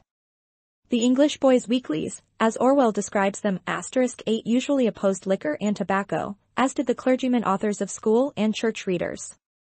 Such admonitions remind us of the crime doesn't pay lesson of the comics, a facade for messages of more importance. The boys' weeklies and their American counterparts were involved with training the young for the frontiers of production, including warfare, and as an incident of that training the embryo athlete might eschew smoke and drink. The comparable media today train the young for the frontiers of consumption, to tell the difference between Pepsi-Cola and Coca-Cola, as later between Old Golds and Chesterfields. We may mark the change by citing an old nursery rhyme. This little pig went to market. This little pig stayed at home. This little pig had roast beef. This little pig had none. This little pig went wee wee wee. All the way home. The rhyme may be taken as a paradigm of individuation and unsocialized behavior among children of an earlier era. Today, however, all little pigs go to market, none stay home, all have roast beef, if any do, and all say wee wee. Winner take all? Yet perhaps the most important change is the shift in the situation in which listening and reading occur. In contrast with the lone reader of the era of inner direction, we have the group of kids today, lying on the bed or floor, reading and trading comics and preferences among comics, or listening jointly to The Lone Ranger. When reading and listening are not communal in fact, they are apt to be so in feeling. One is always conscious of the brooding omnipresence of the peer group. Thus the Superman fan quoted at the head of the chapter cannot allow herself to identify with Superman. The others would think her foolish, while they would not think her foolish for believing that flying is very important. In a society dependent on tradition, direction, children are, as we have seen, introduced to stories by adult storytellers. The latter do not feel themselves to be in critical competition with the young. Hence they can encourage, or at least patronize, children's unsophisticated reactions of alarm or excitement at the tales they are told, and, later on, encourage the youngsters' own tall talk and tale embroidery. But the peer groupers who read or listen together without the protective presence of adults are in no such cozy relation of "listen my children and you shall hear." They cannot afford to let go, to fly. One correlate is that the comic book differs from the fairy tale in several important respects. In the fairy tale the protagonist is frequently an underdog figure, a younger child, an ugly duckling, a commoner, while the villain is frequently an authority figure, a king, a giant, a stepmother. In the comics the protagonist is apt to be an invulnerable or near invulnerable adult who is equipped, if not with supernatural powers, at least with 2 guns and a tall, terrific physique. Magical aid comes to the underdog, who remains a peripheral character only through the mediation of this figure. Thus, whereas Jack of Jack and the Beanstalk gains magical assistance chiefly through his own daring, curiosity, and luck, a comic book Jack would gain magical assistance chiefly through an all-powerful helper. While vaguely similar themes may be found in the stories of Robin Hood and Sir Galahad, the comics show a quantitative increase in the role of the more or less invulnerable authority hero. The relative change in this pattern 9 is not the fault of the comics. These merely play into a style of reception that is fitted to peer group reading. Indeed, and this is both the conclusion of The Children Talk About Comics and of my own observations, if other directed child comic fans read or hear stories that are not comics they will read them as if they were comics. They will tend to focus on who won and to miss the internal complexities of the tale, of a moral sort or otherwise. If one asks them, then, how they distinguish the good guys from the bad guys in the mass media, it usually boils down to the fact that the former always win. They are good guys by definition. But of course the child wants to anticipate the result and so looks for external clues which will help him pick the winner. In the comics this is no problem. The good guys look at being square-jawed, clear-eyed, tall men, the bad guys also look at being, for reasons of piety, of no recognizable ethnic group but rather of a generally messy Southern European frame, oafish and unshaven or cadaverous and over-smooth. But in movies, and in some comics with slinky beauties in them, this identification is not easy. The very types that are good guys in most comics may turn out to be villains after all. A striking example I have observed is the bafflement of several comic fans at the movie portrayal of the Countess de Winter, Lana Turner, The Three Musketeers. If she looked so nice, how could she be so mean? Thus we come to a paradox. The other directed child is trained to be sensitive to interpersonal relations, and often he understands these with a sophistication few adults had in the era of inner direction. Yet he is strikingly insensitive to problems of character as presented by his favorite storytellers. He tends to race through the story for its ending, or to read the ending first, and to miss just those problems of personal development that are not telltale clues to the outcome. It looks as though the situation of group reading, of having to sit on the jury that passes out Hooper ratings, forces the pace for the other directed child. He cannot afford to linger on irrelevant a detail or to daydream about the heroes. To trade preferences in reading and listening, he need know no more about the heroes than the stamp trader needs to know about the countries the stamps come from. It is not, therefore, the storytellers per se who teach children an emphasis on who wins, an emphasis also found in fairy tales and the Frank Merriwell books. The dime novels and melodramas of the period dependent on inner direction also emphasized winning, hence it is important to see the precise differences introduced by the contemporary media as well as by the changed focus of the readers. At the outset it seems helpful to distinguish between the inculcation of ambition and of antagonistic cooperation. Ambition I define as an indoctrination of goals in the period of inner direction. It is a striving for fame or for goodness, but always for clear goals, to get the job, to win the battle, to build the bridge. Competition in the era depending on inner direction is frequently ruthless, but at the same time people are in no doubt as to their place in the race, and that there is a race. If they feel guilt, it is when they fail, not when they succeed. By contrast, antagonistic cooperation may be defined as an inculcated striving among the groups affected by other direction. Here the important thing is not the goal but the relationship to the others, not one's own victory but the other's failure. In this new style competition people are often in doubt whether there is a race at all, and if so, what its goals are. Since they are supposed to be cooperative rather than rivalrous, they may well feel guilt about success. The heroes of boys' literature of the older period were ambitious. They had goals. And the reader identified with them and tried to emulate them at least in fantasy. Though these heroes might fight Indians, or swim icy rivers, or detect crime, they were not so remote from the reader as to make identification difficult. These heroes, like the modern ones, always won. But the reader was encouraged to be concerned not only with the final victorious outcome but with the inner struggles that preceded it and made it possible. The virtue which brought victory was frequently an ability to control the self, for instance, to be brave. While it is often assumed that the comic strip simply continues this older pattern, this is not generally true. For many reasons the child reader does not identify himself with the comic strip hero so frequently.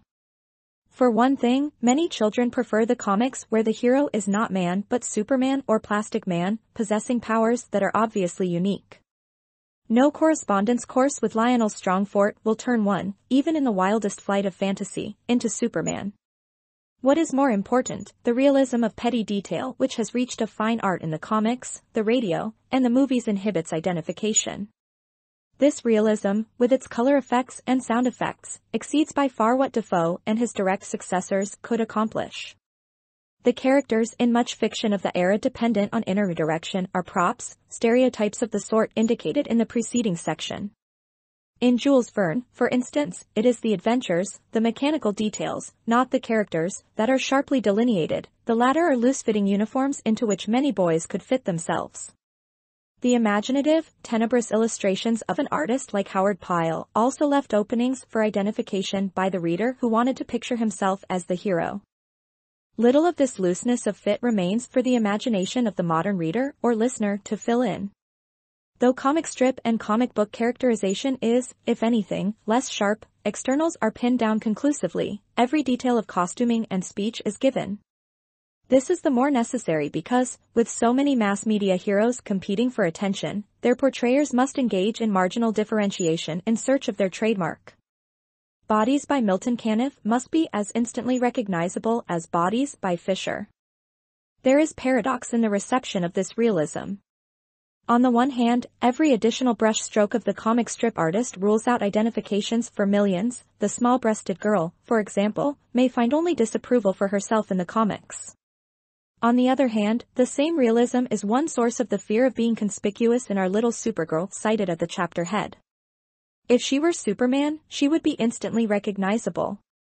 She would lack the privacy of narcissism permitted the reader of an earlier day who could gloat over the fact that he was M. Viddock or Sherlock Holmes, only nobody knew it.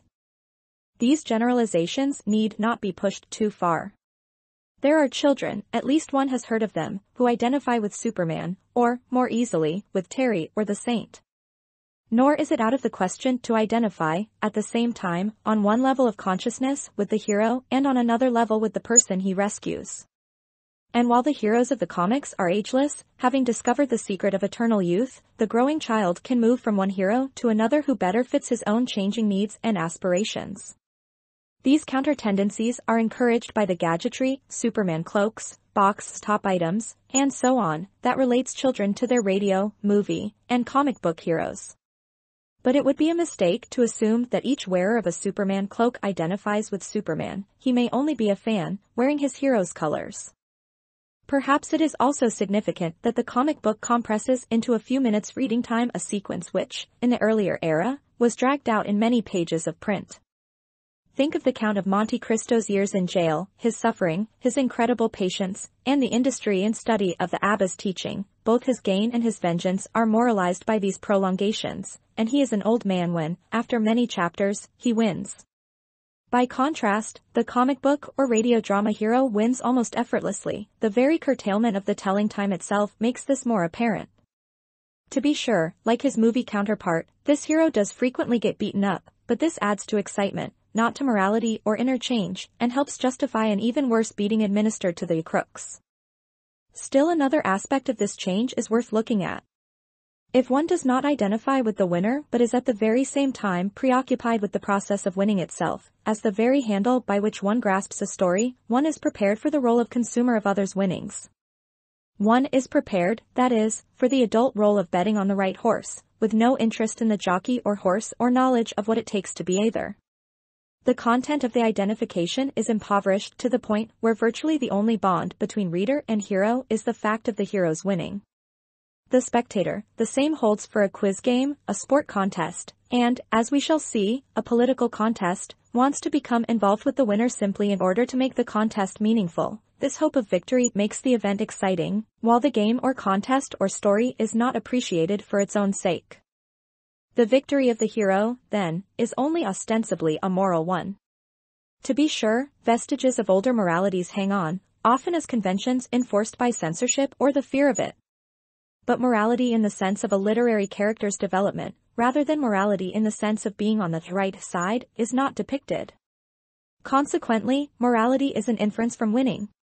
Just as in a whodunit, all appear guilty until they are retroactively cleared by finding the real killer, so the victory of the hero retroactively justifies his deeds and misdeeds.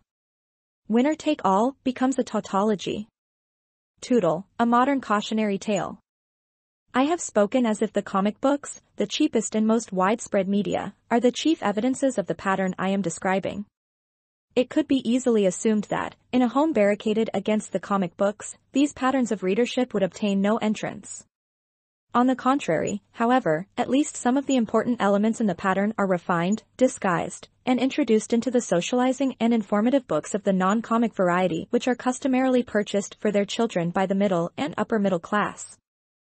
Furthermore, a whole range of these media teaches children the lesson given parents and teachers in many recent works on child development. The slant of that lesson is suggested by a passage from a book in use by teachers and PTA groups.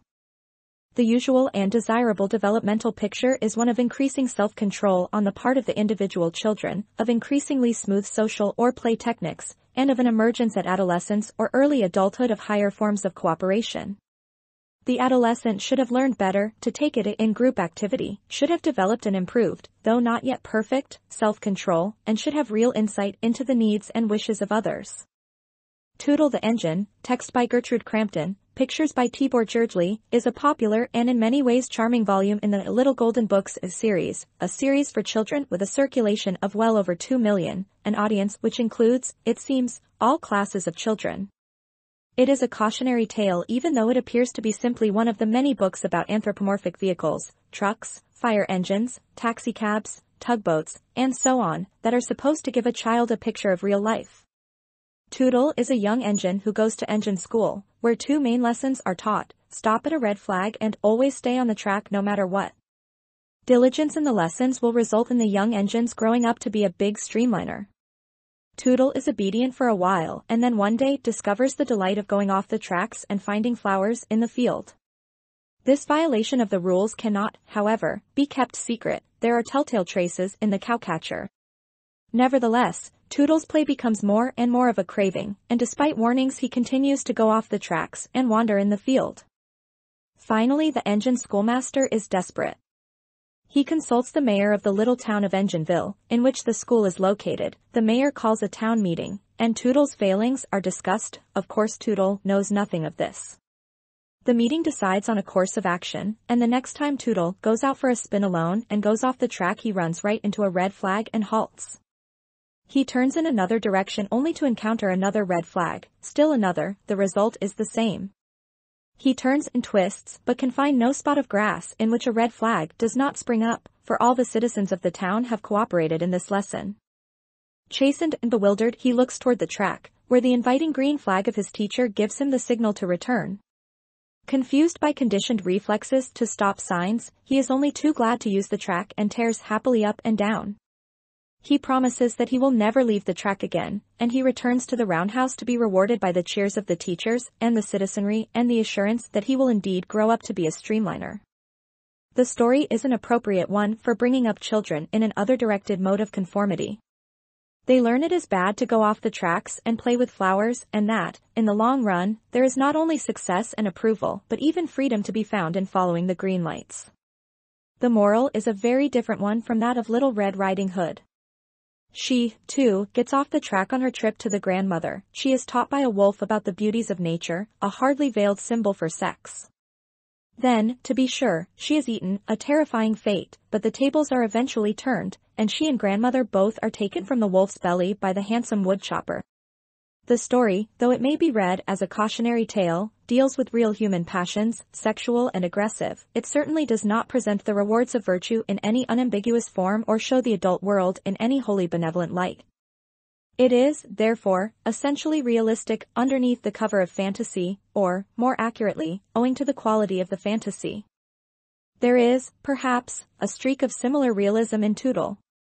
There the adults play the role we have described earlier. They manipulate the child into conformity with the peer group and then reward him for the behavior for which they have already set the stage. Moreover, the citizens of Engineville are tolerant of Todd. They understand and do not get indignant. And while they gang up on him with red flags, they do so for his benefit, and they reward him for his obedience as if they had played no hand in bringing it about. The whole story, in fact, might have been written by a student of learning theory, so palpably does it deal in terms of conditioned responses. Yet with all that, there is something over-varnished in this tale. The adult world, the teachers, is not that benevolent, the citizenry, the peer group, not that participative and cooperative, the signals are not that clear, nor the rewards of being a streamliner that great or that certain. Nevertheless, the child may be impressed because it is all so nice. There is none of the grimness of Red Riding Hood. There is, therefore, a swindle about the whole thing, a fake like that the citizens put on for Tootle's benefit. At the end Tootle has forgotten that he ever did like flowers anyway. How childish they are in comparison with the great big grown-up world of engines, signals, tracks, and meetings. While the antagonistic and rebellious elements may be veiled in a folk tale, the children who read Tootle or have it read to them are manipulated away from rebellion and taught the lesson of obedience to signals. Strikingly enough, moreover, the story also bears on the presumptive topic of peer group cooperation, the exercise of consumption preferences. Those middle-class children who read the tale are not going to grow up to be railroad engineers. That is a craft followed by more inner-directed types from the working class. But while neither Tootle nor its readers are concerned about what it really means to be an engineer, the book does confirm one of the consumption preferences of the other-directed. Big streamliners, if one cannot go by plane, are better than old coal-burning engines. Point 13 To be sure, Tootle has something to teach about train lore. It indicates that there are tracks, signals, roundhouses, just as fairy tales indicate that there are forests, woodchoppers, wolves. On the whole, however, children are attuned to the magic of travel, of communications, not in an adventurous way but in what educators are pleased to call a realistic one. More impalpably, the humanized grimacing engines in Tootle symbolize the effort characteristic of the society depending on other direction to cover over the impersonal mechanisms of production and transport with a personalized veneer, what we shall later discuss under the heading of false personalization. For in the phase of incipient population decline there is sufficient abundance not only for the luxuriant growth of service trades per se, but for allowing even the non-service trades to deliver service with a smile. Today the conductors, like engineers, inner-directed types in origin, on Vanderbilt's old railroad are trained on the 20th Century Limited and other major runs to remember faces and give service, especially for you. The very books such as Tootle, or Scuffy the Tugboat, by the same writer and illustrator, that are intended to acquaint children with the objects and forces of the industrial society turn out to condition them to their role in the consumer's union. We return, finally, to the theme of winning dealt with in the preceding section. Tootle does, after all, win. With his winning ways he will grow up to be a big streamliner. The reader's identification with the consumption of others' winnings is, therefore, not betrayed. But it is not made clear in the story what happens to Tootle's schoolmates in engine school. Do they all grow up to be streamliners, too? The peer group relations of Tootle either to the other engines or the other citizens of Engineville are entirely amiable, and Tootle's winning does not mean that others fail.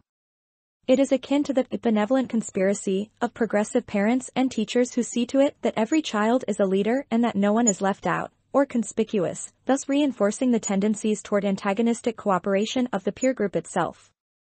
Who can be sure that Tootle would want to be a streamliner if others were not to be streamliners too? Areas of freedom. We have discussed the social situation in which the mass media of today are absorbed by their child readers. We have seen the effects of this situation on the process by which the reader identifies with the protagonists and their roles. We have stressed especially the ambiguously competitive nature of these identifications, which on the one hand emphasize winning and on the other hand stringently limit all emotional identifications by the code of the peer group. If this were all, we would have to conclude that the peer group, as one of the mediating agencies in child readership and listening, is simply open to manipulation by the professional storytellers. But I want to raise very briefly the alternative possibility, namely, that the peer group may have a relatively independent set of criteria which helps it maintain not only marginal differentiation but even a certain leeway in relation to the media. Put the question this way, while the self-confirming process of the peer group pushes preference exchange to the point of parity, has the peer group any way of reminding its captives that they are, also, individuals? It is conceivable that, in those peer groups which succeed in feeding back styles and values to the mass media, there is some feeling of achievement, of having one's contribution recognized. To be sure, the feeling of having been invaded and chased by popularity or unpopularity off one's island of individuation will also be present, and the total outcome may depend on whether the peer group feels the mass media to be in pursuit of it or whether the group enjoys playing follow the leader, when it is the leader. In all probability it is rare enough that a youthful peer group forces the mass media, and hence other peer groups, to follow its lead. Far more frequent will be the peer group's opportunity to establish its own standards of media criticism. Groups of young hot jazz fans, for instance, have highly elaborate standards for evaluating popular music, standards of almost pedantic precision. We must go further, then, and ask whether there may be areas of privacy which children learn to find inside a superficial adjustment to the peer group and under the cover of a superficial permeability to the mass media. In other words, we must re-explore the assumption made so far that the other-directed child is almost never alone, that by 6 or 7 he no longer talks to himself, invents songs, or dreams unsupervised dreams. We are aware that children who have been brought up on the radio can shut out its noise like those automatic devices that can be installed to silence commercials. Perhaps such children can also shut out the noise of the peer group, even while they are contributing to it. Moreover, the comics themselves may be not only a part of peer group consumption patterns, but on occasion a refuge from the peer group and a defiance against that official adult world which abhors the comics. We shall return in part 3 to the question whether the mass media can foster autonomy as well as adjustment, independence from the peer group as well as conformity to it. But before we can tackle these more complex problems of the relation between the peers and the media, we need the groundwork of another perspective on changing character types in America. We have just scrutinized some aspects of the way in which types of character are formed at the child wavefront of population by such typical agents as parents and teachers, the peer groups, and the media. In the next few chapters, let us jump ahead 20-odd years or more in the lifespan and approach the structure of character in terms of the spheres of adult life. We can make use of archetypical portraits of the inner directed and the other directed man, his work, his play, and his politics.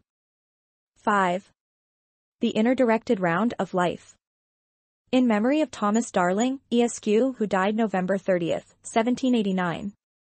A gentleman of strong mental powers, well improved with science and literature, to the study of philosophy, habituated to contemplation and reading in moral reasoning, of deep penetration and sound judgment, respected for modesty and candor, benignity and self-command in his intercourse with mankind, honest and benevolent, amiable in all the relations of social life, and filled a variety of public offices with fidelity and dignity, eminent abilities as statesman and judge, and early professor of Christianity, its steady friend, ornament, and defender, with a rational and firm faith in his God and Savior. He knew no other master.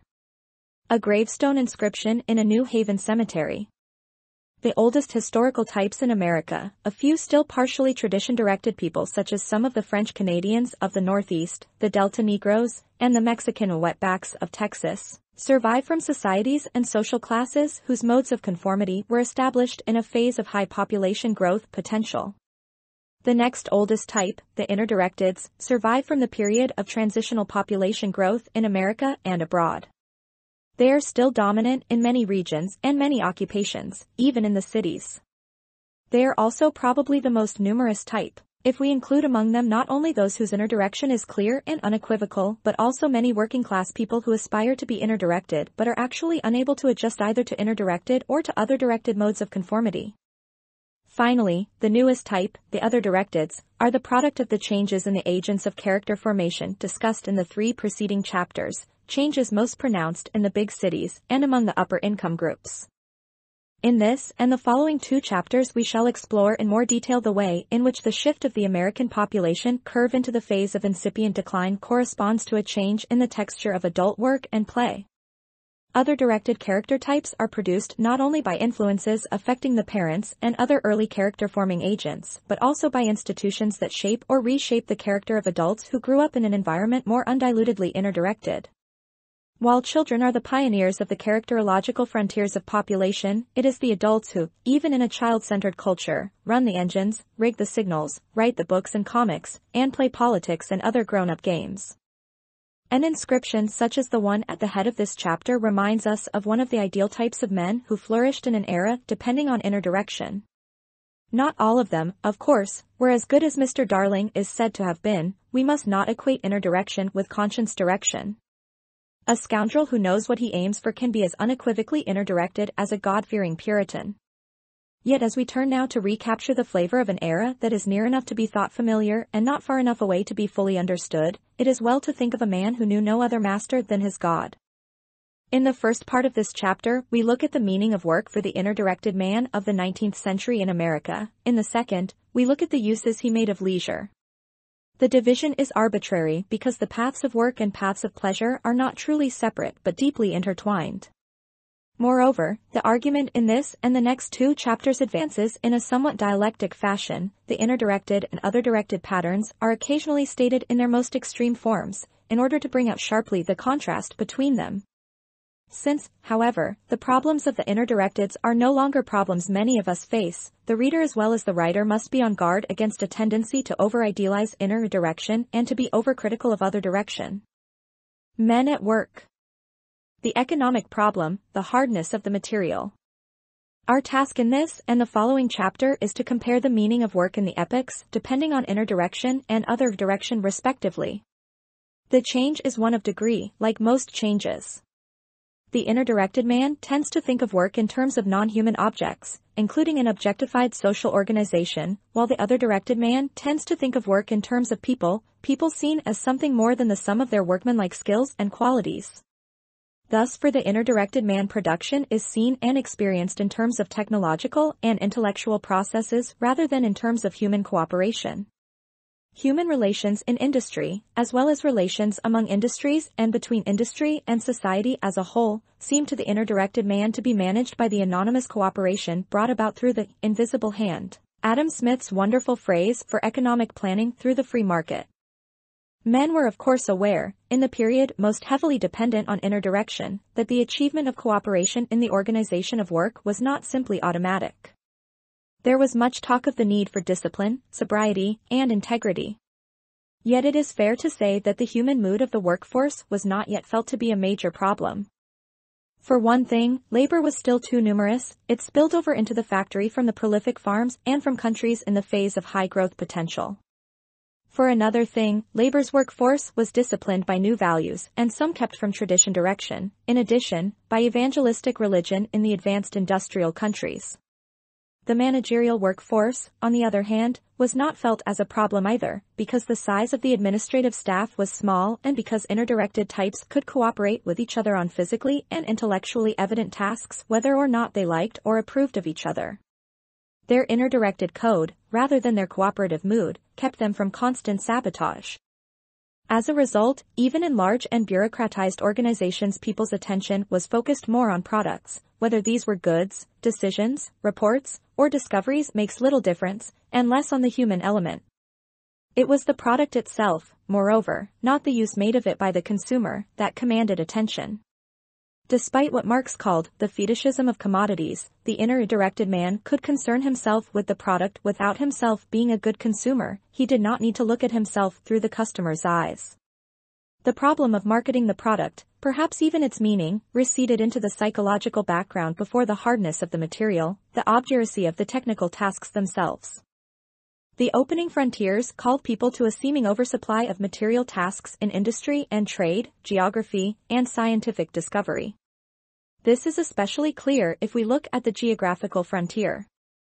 While the frontiersman cooperated with his sparse neighbors in mutual self-help activities, such as house building or politics, his main preoccupation was with physical, not with human, nature. The American frontiersman, as Tocqueville encountered him in Michigan, was, though hospitable, uninterested in people. He found physical nature problematical enough. To alter and adapt it required that he become hard and self-reliant.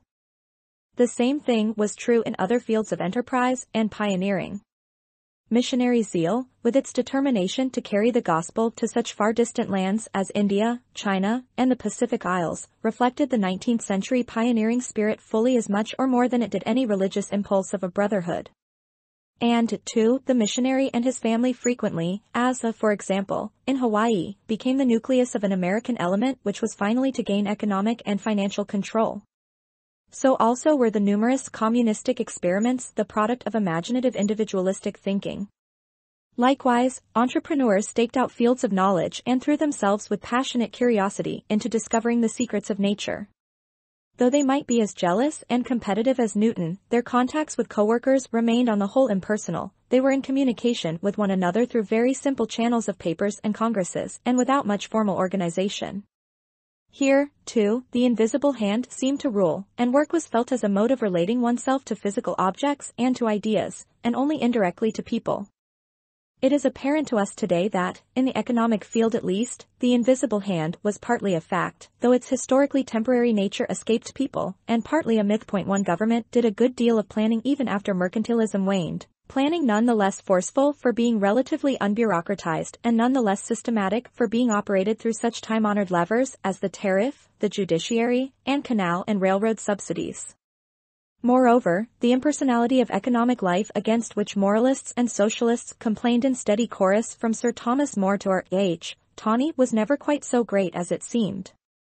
Business was often paternal, as we can see in such a novel as Thomas Mann's Buddenbrooks. It relied heavily on values that survived from feudalism. Tradition-directed tones of personalization survived in many situations, despite the ideology and, to some degree, the existence of free competition. These personalizations undoubtedly ameliorated some of the severities and abuses of inner-directed individualism. Nevertheless, as compared with today, the economy was quite loose-jointed and impersonal, and perhaps seemed even more impersonal than it actually was. This encouraged the ambitious labors of men who could attend to society's expanding capital plant, to the bottlenecks in the technology of agriculture, extractive industry, and manufacturing. The capital goods industries were of decisive importance. Internally, they were needed to bridge the gap between population and subsistence. Externally, they were needed to support war-making and colonization. Indeed, the oversteered men of the period, especially in the regions touched by Puritanism or Jansenism, went far beyond the specifically economic requirements and rewards held out to them. They cut themselves off from family and friends, often from humanity in general, by their assiduity and diligence. Work, one might add, provided a strategic protection for those who could not live up to all the requirements of the prevailing character ideal. For we have no right to assume that even the successful men of the period were in complete adjustment with the social character imposed on them. Many apparently well-adjusted men of an older time in American life must have been aware that their acceptance of inner direction involved their own efforts to conform, that their conformity was far from automatic. The linkage between work and property in an era of private competitive capitalism, as compared with the later capitalism described by Burley and Means in The Modern Corporation and Private Property, reinforced the possibilities of isolation from people. Property, for the inner-directed man, became freely transferable. The individual was not attached to it as in the earlier era by sentimental and traditional ties, but he attached it to himself by his choices, by his energetic actions. No longer an affair of the extended family, property became an extended part, a kind of exoskeleton, for the individual's self. Yet private property of this sort, though useful as a safeguard and testing ground for the inner-directed man, was probably not alone a sufficient condition for his rise. On the frontiers of the expanding Russian economy of the early five-year plans, there were entrepreneurs very much like European and American types of many decades earlier, ambitious, energetic, self-reliant men engaged in transforming physical nature, instituting large-scale formal organization, and revolutionizing technology. The inner-directed man, sometimes models of him were imported from America and Germany, made his appearance at Dneprostroi, Magnitogorsk, and the Turk-Sib Railroad. Even today we can watch similar types emerging in India among the leaders of industry and government. It looks as if, in any large and differentiated population, reservoirs of potential inner direction exist, only awaiting the onset of a Western-oriented type of industrialization in order to come to the fore. Ad astra per aspera. The ambitious note in the inner-directed person's attitude toward work in the phase of transitional growth of population was expressed in the schoolbook proverb, ad astra per aspera. The stars were far away, but still he aimed for them, in terms of a lifetime of effort. He could afford such a long-term commitment because of the generality of the aim. He wanted money or power or fame or some lasting achievement in the arts or the professions. He wanted to leave a reputation, a memorial, something as tangible as Mr. Darling's tombstone inscription, still fairly legible after 150 years of New England weather. But there was another, a social, reason why long-term ambition of this sort could be afforded. The beckoning frontier of colonization and industrialization, the beckoning frontier of intellectual discovery, too, required long-term investment. To build a railroad or an Indian civil service or the intellectual system of a Kant, a Clerk Maxwell, or a Marx was not an affair of a few months. Competition was keen. Still, the number of competitors in any single field was small, and if a man was bright and energetic, he could hope that his invention, capital investment, or organizational plan would not be rendered rapidly obsolete by others. For, although the invisible hand of technological and intellectual change moved immeasurably faster than it had done in the still earlier population phase of high growth potential, it moved slowly nonetheless in comparison with today. Change was on the scale of a working lifetime, that is, an individual could hope to keep up with the others, even without paying special notice to them. They were not likely to repeal or revise overnight what he knew or did on his own. As recently as 1920, an American boy of the middle class was not too worried about the problem of committing himself to a career. If he came of good family, he could count on connections. If not, he could count on the credit of his social, that is, his visibly inner-directed, character. He could dream of long-term goals because the mere problem of career entry and survival was not acute. That he might for long be out of a job did not occur to him. He could orient himself, if he chose a profession, by his daydreaming identification with the stars in his field. A young doctor might think of Auger, a young lawyer of Choate or Elihu Root or Theodore Roosevelt, a young scientist of Agassiz or Pasteur, a young painter or writer of Renoir or Tolstoy. To be sure, such identifications were often the sheerest sentimentality. With the idea that attitudes toward ambition help to differentiate inner-directed and other-directed types in contemporary America, our interviews contain a series of questions on the subject of ambition. There is some evidence that the person who on other counts would be judged inner-directed tends to have one of two attitudes toward ambition. Either he admires it, wants it himself, and drives himself to be noted, or he fears it, he has concluded that it makes him unhappy and he feels guilty about his failure to live up to his high aims. In general, the ambition of the inner-directed person is directed to a long-range goal. Among young men it may take the form of wanting to build a bridge, to run a railroad, to write a great novel, to leave some kind of memorial. When we asked a group of some 60 young people whether they most wanted money, fame, or the respect of their community, the overwhelming majority chose the last. One of the only two who chose fame was a Southern boy of 18 at an Eastern prep school who planned to become an architect. Strikingly enough, when he was asked another key question, whether he would like to have been born in some other age, he said he would have preferred the late 18th or early 19th century. Our impression is, from other data also, that the South selectively exports to the North many of its socially mobile and drivingly ambitious youth. One of our interviewees remarked on his fear, after stating his ambition, that he might not be able to make it. There is often tragedy in store for the inner-directed person who may fail to live up to grandiose dreams and who may have to struggle in vain against both the intractability of the material and the limitations of his own powers.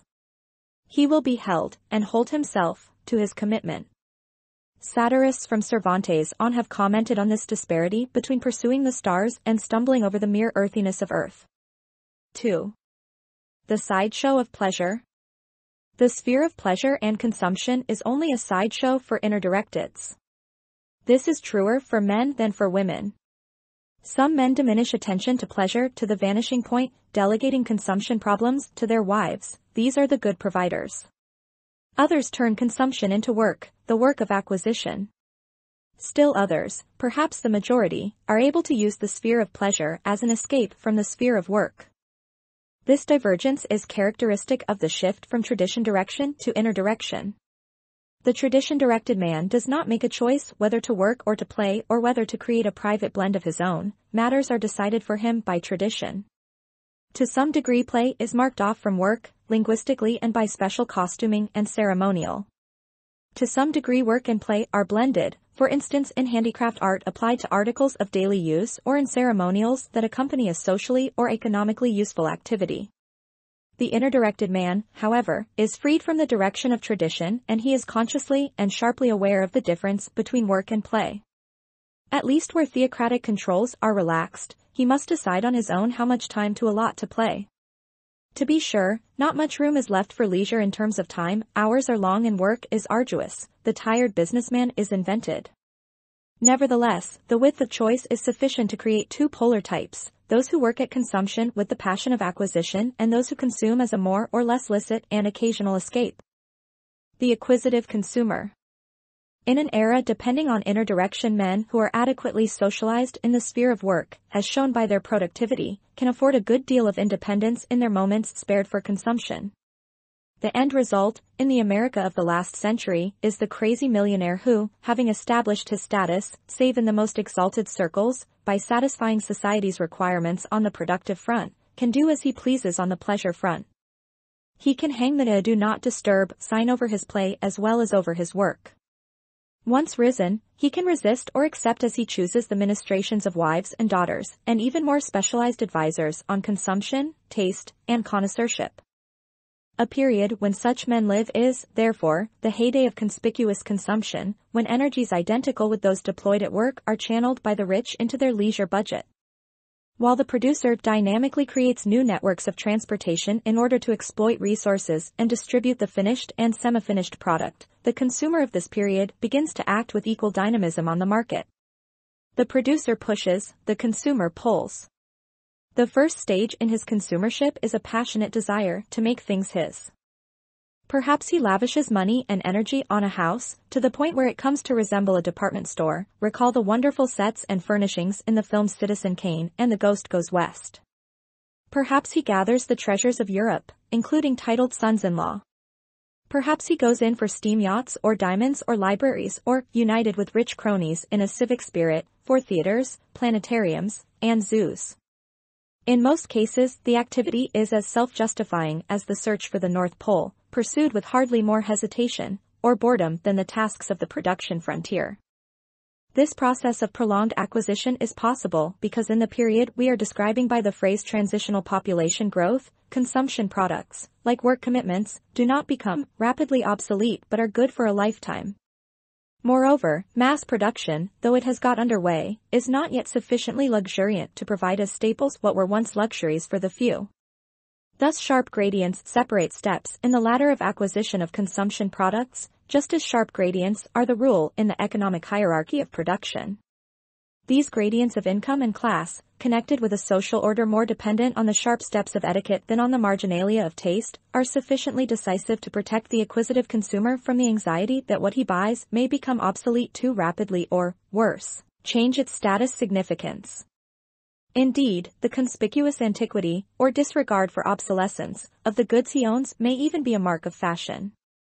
The type of acquisitive consumer who is less concerned with building up a private hoard or hobby and more concerned with showing his possessions off with fashion seems, at first glance, other-directed in his attention. Yet, if we go back to Veblen's classic work, we can see, I think, that the consumers he describes are other-directed in appearance only.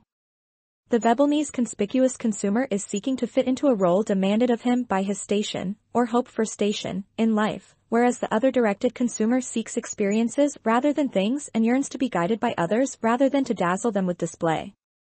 The conspicuous consumer possesses a standard allowing him readily to measure what others have, namely cash. This standard can penetrate the opacity of objects, even objects unique in their nature, such as a geographical site, so much a front foot, or a beautiful woman, the best money can buy. This gives the consumption of the inner-directed man its relatively impersonal quality. It is as impersonal as his production, of which it is a residue. Similarly, if he collects old masters, he is taking a standardized step on the consumption gradient for his social class at the same time that he is buying a good investment or at least a good gamble. Moreover, he is, in a way, a master himself, a technical man, and he can admire the technique of the Renaissance artist as few other directed consumers of today, even though they may know a good deal more about art, dare admire the esoteric technique, or seeming lack of it, of a non-representational artist. The conspicuous consumer is engaged, therefore, in an externalized kind of rivalry, as indicated by Veblen's use of such terms as ostensible, emulative, conspicuous, and the rest of his beautifully ironic thesaurus. The other-directed consumer may compete in what looks like the same way, but only to the degree that the peers impel him to. His desire to outshine, as we should expect from his mode of peer group socialization, is very much muted and is allowed expression only to the degree that popularity depends on success in marginal innovation and differentiation in consumption. To be sure, all these changes are changes in degree, and Veblen's emphases on leisure and consumption, like, in a very different way, Kane's emphasis on what we might call relentless spending, are indexes of the social changes paving the way for and accompanying the characterological ones. Away from it all. The acquisitive consumer brings to the sphere of consumption motivations and ideals similar to those he manifests in the sphere of production. The escaping consumer, whom we now consider, seeks, on the contrary, to dramatize an emotional polarity between work and play. Because the whole concept of escape is a very slippery one, we must always ask, escape from what into what? The inner-directed individual can afford a certain kind of escape since his character and situation give him a core of sufficient self-reliance to permit dreaming without disintegration. He learns this as a boy when he escapes with himself a good deal of the time, playing hooky from the dreary and demanding tasks of home and school. Unlike Tootle the engine, he is seldom worried by the fear that, if he gathers primroses by the river's brim, he will not make the grade, though he may be punished, since the right to play has not yet been granted school children. Perhaps he will feel guilt when he escapes, but the guilt will lend savor to the adventure, turning escape into escapade. Like the Victorian father, the stability of whose family life often depended on an occasional visit to a prostitute, the inner-directed person can let himself go in unsocialized ways because in the ways that count, the ways of work, he has a definitely socialized self to return to. To be sure, he may often be too inhibited for that. He may be unable to stop timetabling himself by the internalized pocket watch that he has substituted for the chimes of the Middle Ages. He may be unable to shift his one price, one role policy even in dealing with status inferiors, though this, in the explicit class structure of the era, is unusual. Above all, he may feel that, with the reining in and observing of the self on all fronts, he cannot afford to undertake unsanctioned experiments in spontaneity. He may feel his character, covert as well as overt, as a kind of capital that might be dissipated in a catastrophic gamble, all the more dangerous in view of the lifetime goals to which he is committed. We see this complex process rationalized by the Puritan in terms of saving himself. The Puritan treats himself as if he were a firm and, at the same time, the firm's auditor. But we speak in this section of those who, despite internal and external inhibitions, are able to escape, in some fashion. Escape as we use it here means a shift of pace and attitude from the nearly all-embracing domain of work. Thus, as we shall see below, it may be escape onto a higher level than that of business or professional life, or onto a lower level. Onward and upward with the arts. The great events of leisure time, escape upward, are intermittent, Chautauqua, the traveling theater, the Sunday service complete with one anti-business preacher per year or per city, the itinerant book peddler. To come into contact with them requires some effort, and making the effort is itself a sign of virtue. There is even a change of dress, Sunday go-to-meeting dress or top hats, to signify the change of role. There is, moreover, a good deal of amateur performance. Consider, for example, the enormously widespread distribution of pianos. Even more perhaps than plumbing, amateur musical skills mark the boundary of middle-class aspirations to respectability. At the same time, for the mobile youth from the working class there are the mechanics institutes and the many traveling lecturers, from prison reformers to single taxers, who analyze the workings of the system for their eager audiences. We need only recall the tremendous mushrooming of discussion clubs that greeted Bellamy's looking backward. Obviously, the motives of such participants are not purely escapist. There is the desire, often thinly disguised, to move onward and upward in the social hierarchy by becoming cultivated. Through religious revivalism and Bible reading the individual may seek to escape not from this world but from the dangers of the next. Daily life is hard and drab, leisure is an occasional essay at refinement. Aspirations for culture make people want to escape into an image of some past heroic period, as inherited from the pre-19th century upper class. Thus, the cultivated bourgeois of the 19th century looks back in his leisure to an earlier and more heroic quasi-bourgeois epoch, in Periclean Athens or Renaissance Italy. Work-driven, chained to routines, he pictures for himself the swagger and versatility of a Benvenuto Cellini or a Leonardo. As the Chautauqua circuit spreads accounts of contemporary travel and discovery, so there exists a semi-popular culture about the achievements of the ancient world, note the popularity of Ben-Hur, and of the Renaissance. Very often the occupational hardness of the era has its obverse side in leisure sentimentality. Though fashion, of course, plays a role in the vogue of ancient history, of European travel, and of these other escapist pursuits, it is important, I think, for the security of the inner-directed people that these spheres of interest are remote not only from their work but also from their immediate social concerns. Reading about Greece, even visiting Florence, they are not forced to think about their own epoch or themselves in any realistic sense. Such identifications with ancient heroes as there are can be fantastic.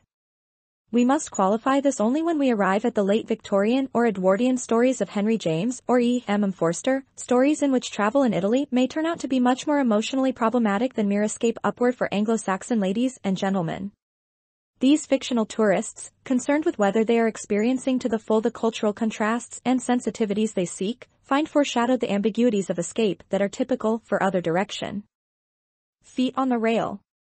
The inner-directed person, when he escapes at all, may escape down as well as up. He finds in dime novels, in cockfighting, in trotting races, in barbershop song, a variant from his working role. While some visit Chartres, others visit the hoochie cooch on the midway. Despite the efforts of the Puritans and women folk to drive out of life these recreations that are reminiscent of medieval pastimes, the middle-class men of the 19th century make a firm effort to hang on to them. Sherwood Anderson's work is an epic of men coming into the house after midnight on stocking feet. How much of this lore survives was recently made plain by Alan Funt on the A Candid Microphone program of ABC. Funt, next to Paul Lazarsfeld, the most ingenious sociologist in America, stood on a street corner at 3 in the morning and pretended he was afraid to go home. He buttonholed passing men and asked them to come home with him, to explain to the wife why he was overfilled and overdue. All the men were sympathetic.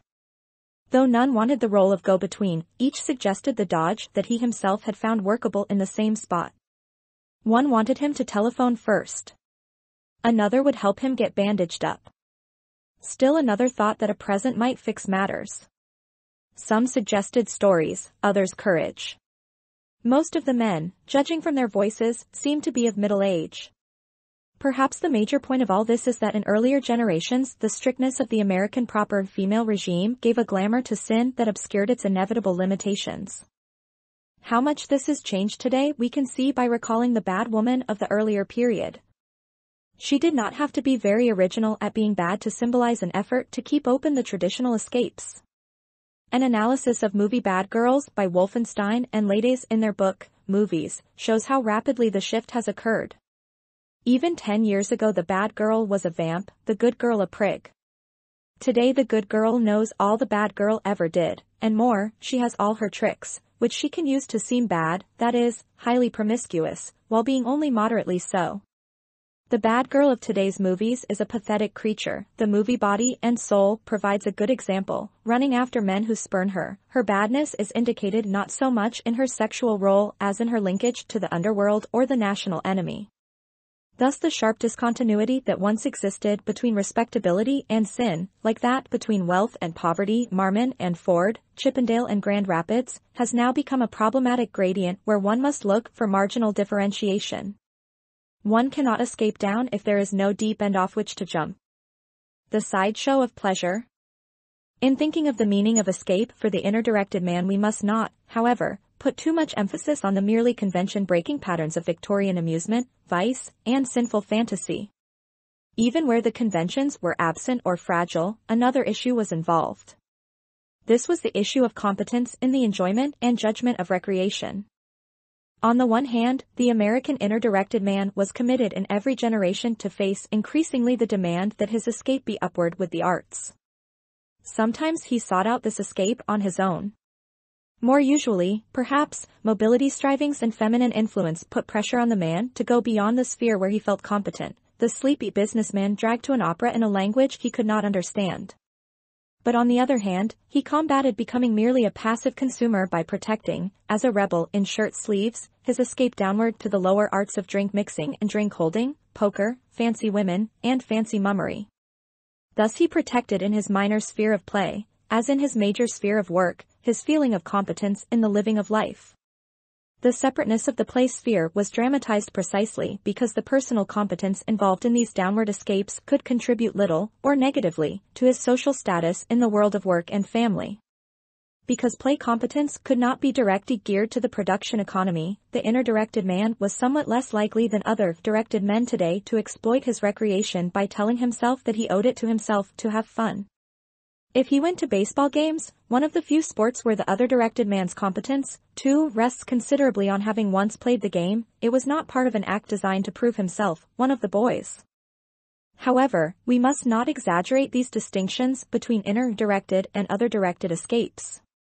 Many inner-directed men worked painfully hard to maintain their showing of recreational competence. The Reverend Endicott Peabody, later founder of Groton, established himself as the hero of a western frontier town in which he held a pastorate by getting up a baseball team. A similar strategy, with its roots in an era depending on tradition direction, appears in the modern movie characterization of the Catholic priest, brother, or nun who is a good sport, as in Bing Crosby's Going My Way. Moreover, many inner-directed American business and professional men exploited, and still exploit, their leisure to make contacts. Their golf game was anything but an escape, and their wives' gardening was often harnessed to the same mobility drives. Such men had a great deal at stake economically, even if they had less at stake psychologically than the other directed. But there were often psychological stakes, too.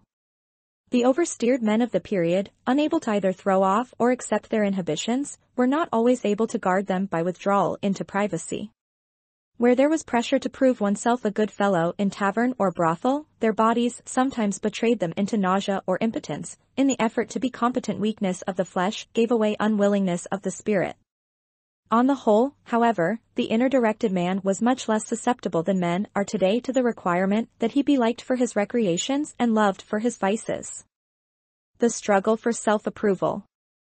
We may sum up much that is significant about inner direction by saying that, in a society where it is dominant, its tendency is to protect the individual against the others at the price of leaving him vulnerable to himself. One bit of evidence for this is in the widespread fear of and attack upon apathy, which seems to date from the era of inner direction. The monastic orders had faced the problem of sloth or laxity as psychological dangers to their regimen, dangers of which St. Augustine was acutely aware in his own struggle with himself. When Puritanism, as Max Weber put it, turned the world into a monastery, the fear of this inner danger began to plague whole social classes and not merely a few select monks. The Puritan inner-directed man was made to feel as if he had constantly to hold on to himself, that without ceaseless vigilance he would let go and drift, on the assumption that one can let go if one wills, or rather, if one stops willing. It is as if his character, despite its seeming stability, did not feel stable and, indeed, the Puritan, in a theological projection of this inner feeling, had constantly to fight against doubts concerning his state of grace or election. Out of his continuing battle against the demon of sloth that sometimes turned into a hypochondria about apathy, he built up a myth, still very much with us, that the tradition-directed person is completely easygoing, lacking get up and go. This attack against others as apathetic has today, for instance, in the constant complaints over political and civic apathy, sometimes served as a way of fighting against apathy in oneself. In fact, the inner-directed person testifies to his unconscious awareness that his gyroscope is not his but is installed by others through his chronic panic that it will stop spinning, that he is really not a self-starter, that life itself is not a process and renewal but an effortful staving off of psychic death. Moreover, for easier bookkeeping in the control of apathy, the inner-directed person frequently divides his life into sectors, in each of which he can test his psychic defenses against it. Within himself he remains the child, committed early to goals and ideals that may transcend his powers. If these drives are demanding, no amount of contemporary acclaim can drown the feeling of inadequacy. The acclaim of others may in fact be the byproduct of efforts to satisfy the self. Within himself he must find justification not only in what he does, but in what he is, not by works, but by faith is he saved. And while clever bookkeeping can transmute works into faith, self-criticism is seldom completely silenced. Mere behavioral conformity cannot meet the characterological ideal. These internalized standards of the inner-directed man allow him, on the other hand, a certain freedom to fail in the eyes of the others without being convinced by them of his own inadequacy. Like Edison, he will try and try again, sustained by his internal judgment of his worth. For while the others cannot protect him against self-criticism can protect him against the others. The inner-directed man can justify his existence not only by what he has done but what he will do. But this holds only up to a point. If repeated failures destroy his hope of future accomplishment, then it is likely that his internal strengths can no longer hold the fort against the external evidence. Overwhelmed with guilt, he will despise himself for his failures and inadequacies. The judgment, though set off by external happenings, is all the more severe for being internalized. Durkheim was right to see comparatively high suicide rates in the advanced industrial countries as symptoms of a psychological malaise uncontrolled by any cultural tradition. Mam uwierzyk, ze ludzi niszczysi lasnas prywatna, maljajasi swastiki I podpalajasi firmy to si I dobrzy? 6. The other directed round of life, from invisible hand to glad hand. Since sociability in its pure form has no ulterior end, no content and no result outside itself, it is oriented completely about personalities. But precisely because all is oriented about them, the personalities must not emphasize themselves too individually.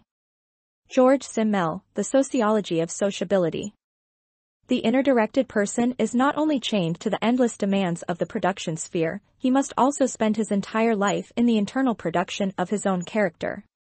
The discomforts of this internal frontier are as inexhaustible as the discomforts of the frontier of work itself. Like the fear of being retired or unemployed in the economic realm, apathy in many sectors of his inner or outer life is felt as underemployment of characterological resources. The inner-directed man has a generalized need to master resource exploitation on all the fronts of which he is conscious. He is job-minded.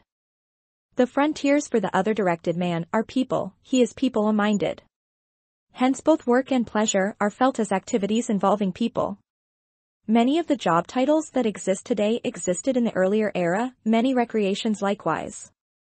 My effort is to see how change of character is connected with change of meaning in the same pursuits as well as with development of new pursuits.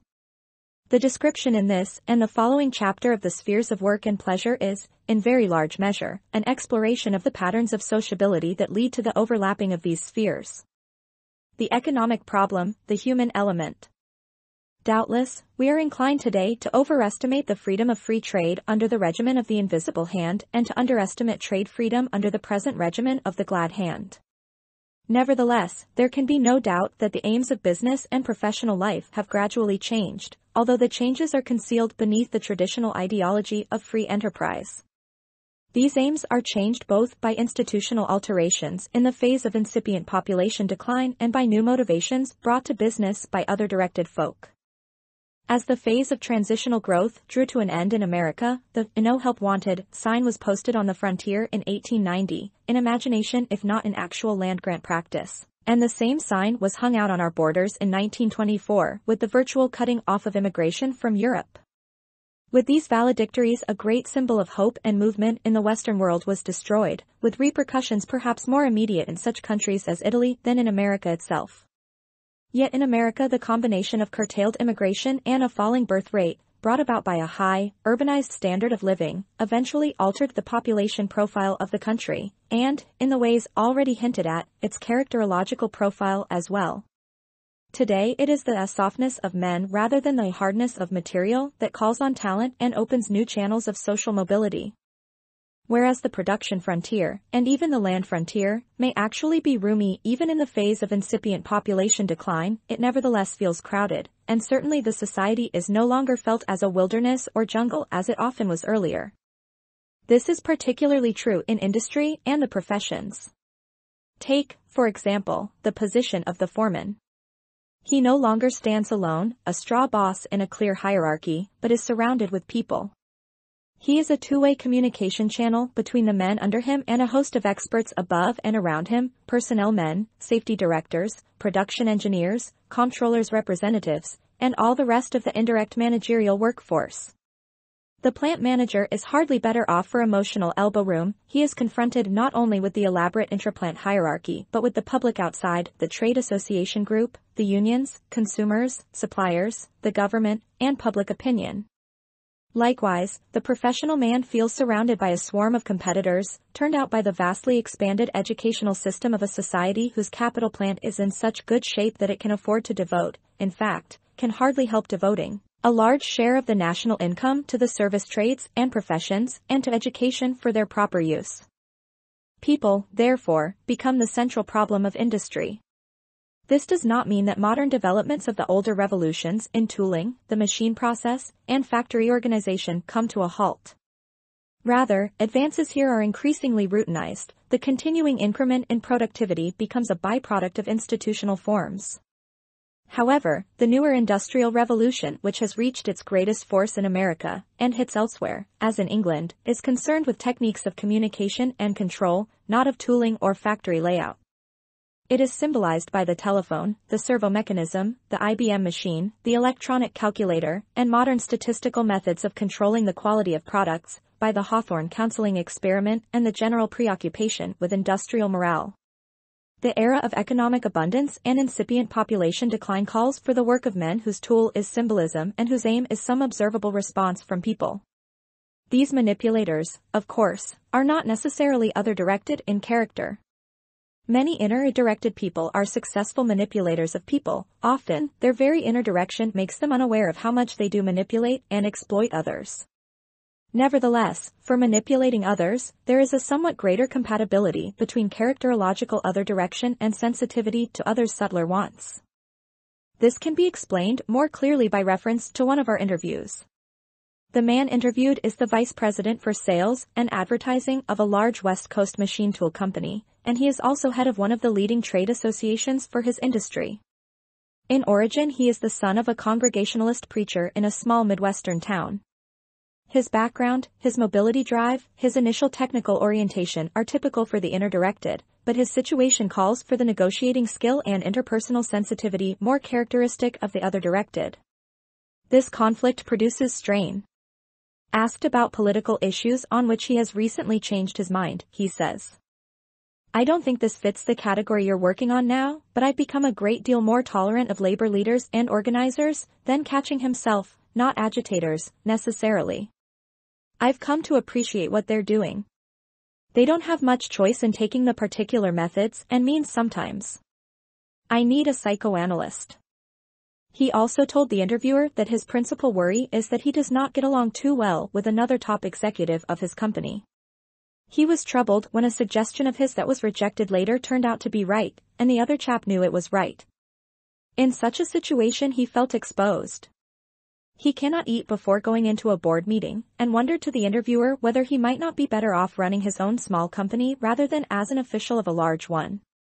For recreation he plays golf, though he does not seem to care for it and, in good inner-directed style, or perhaps simply good American style, does a little fooling around with tools in the basement. Material from interviews is, of course, open to a variety of possible interpretations.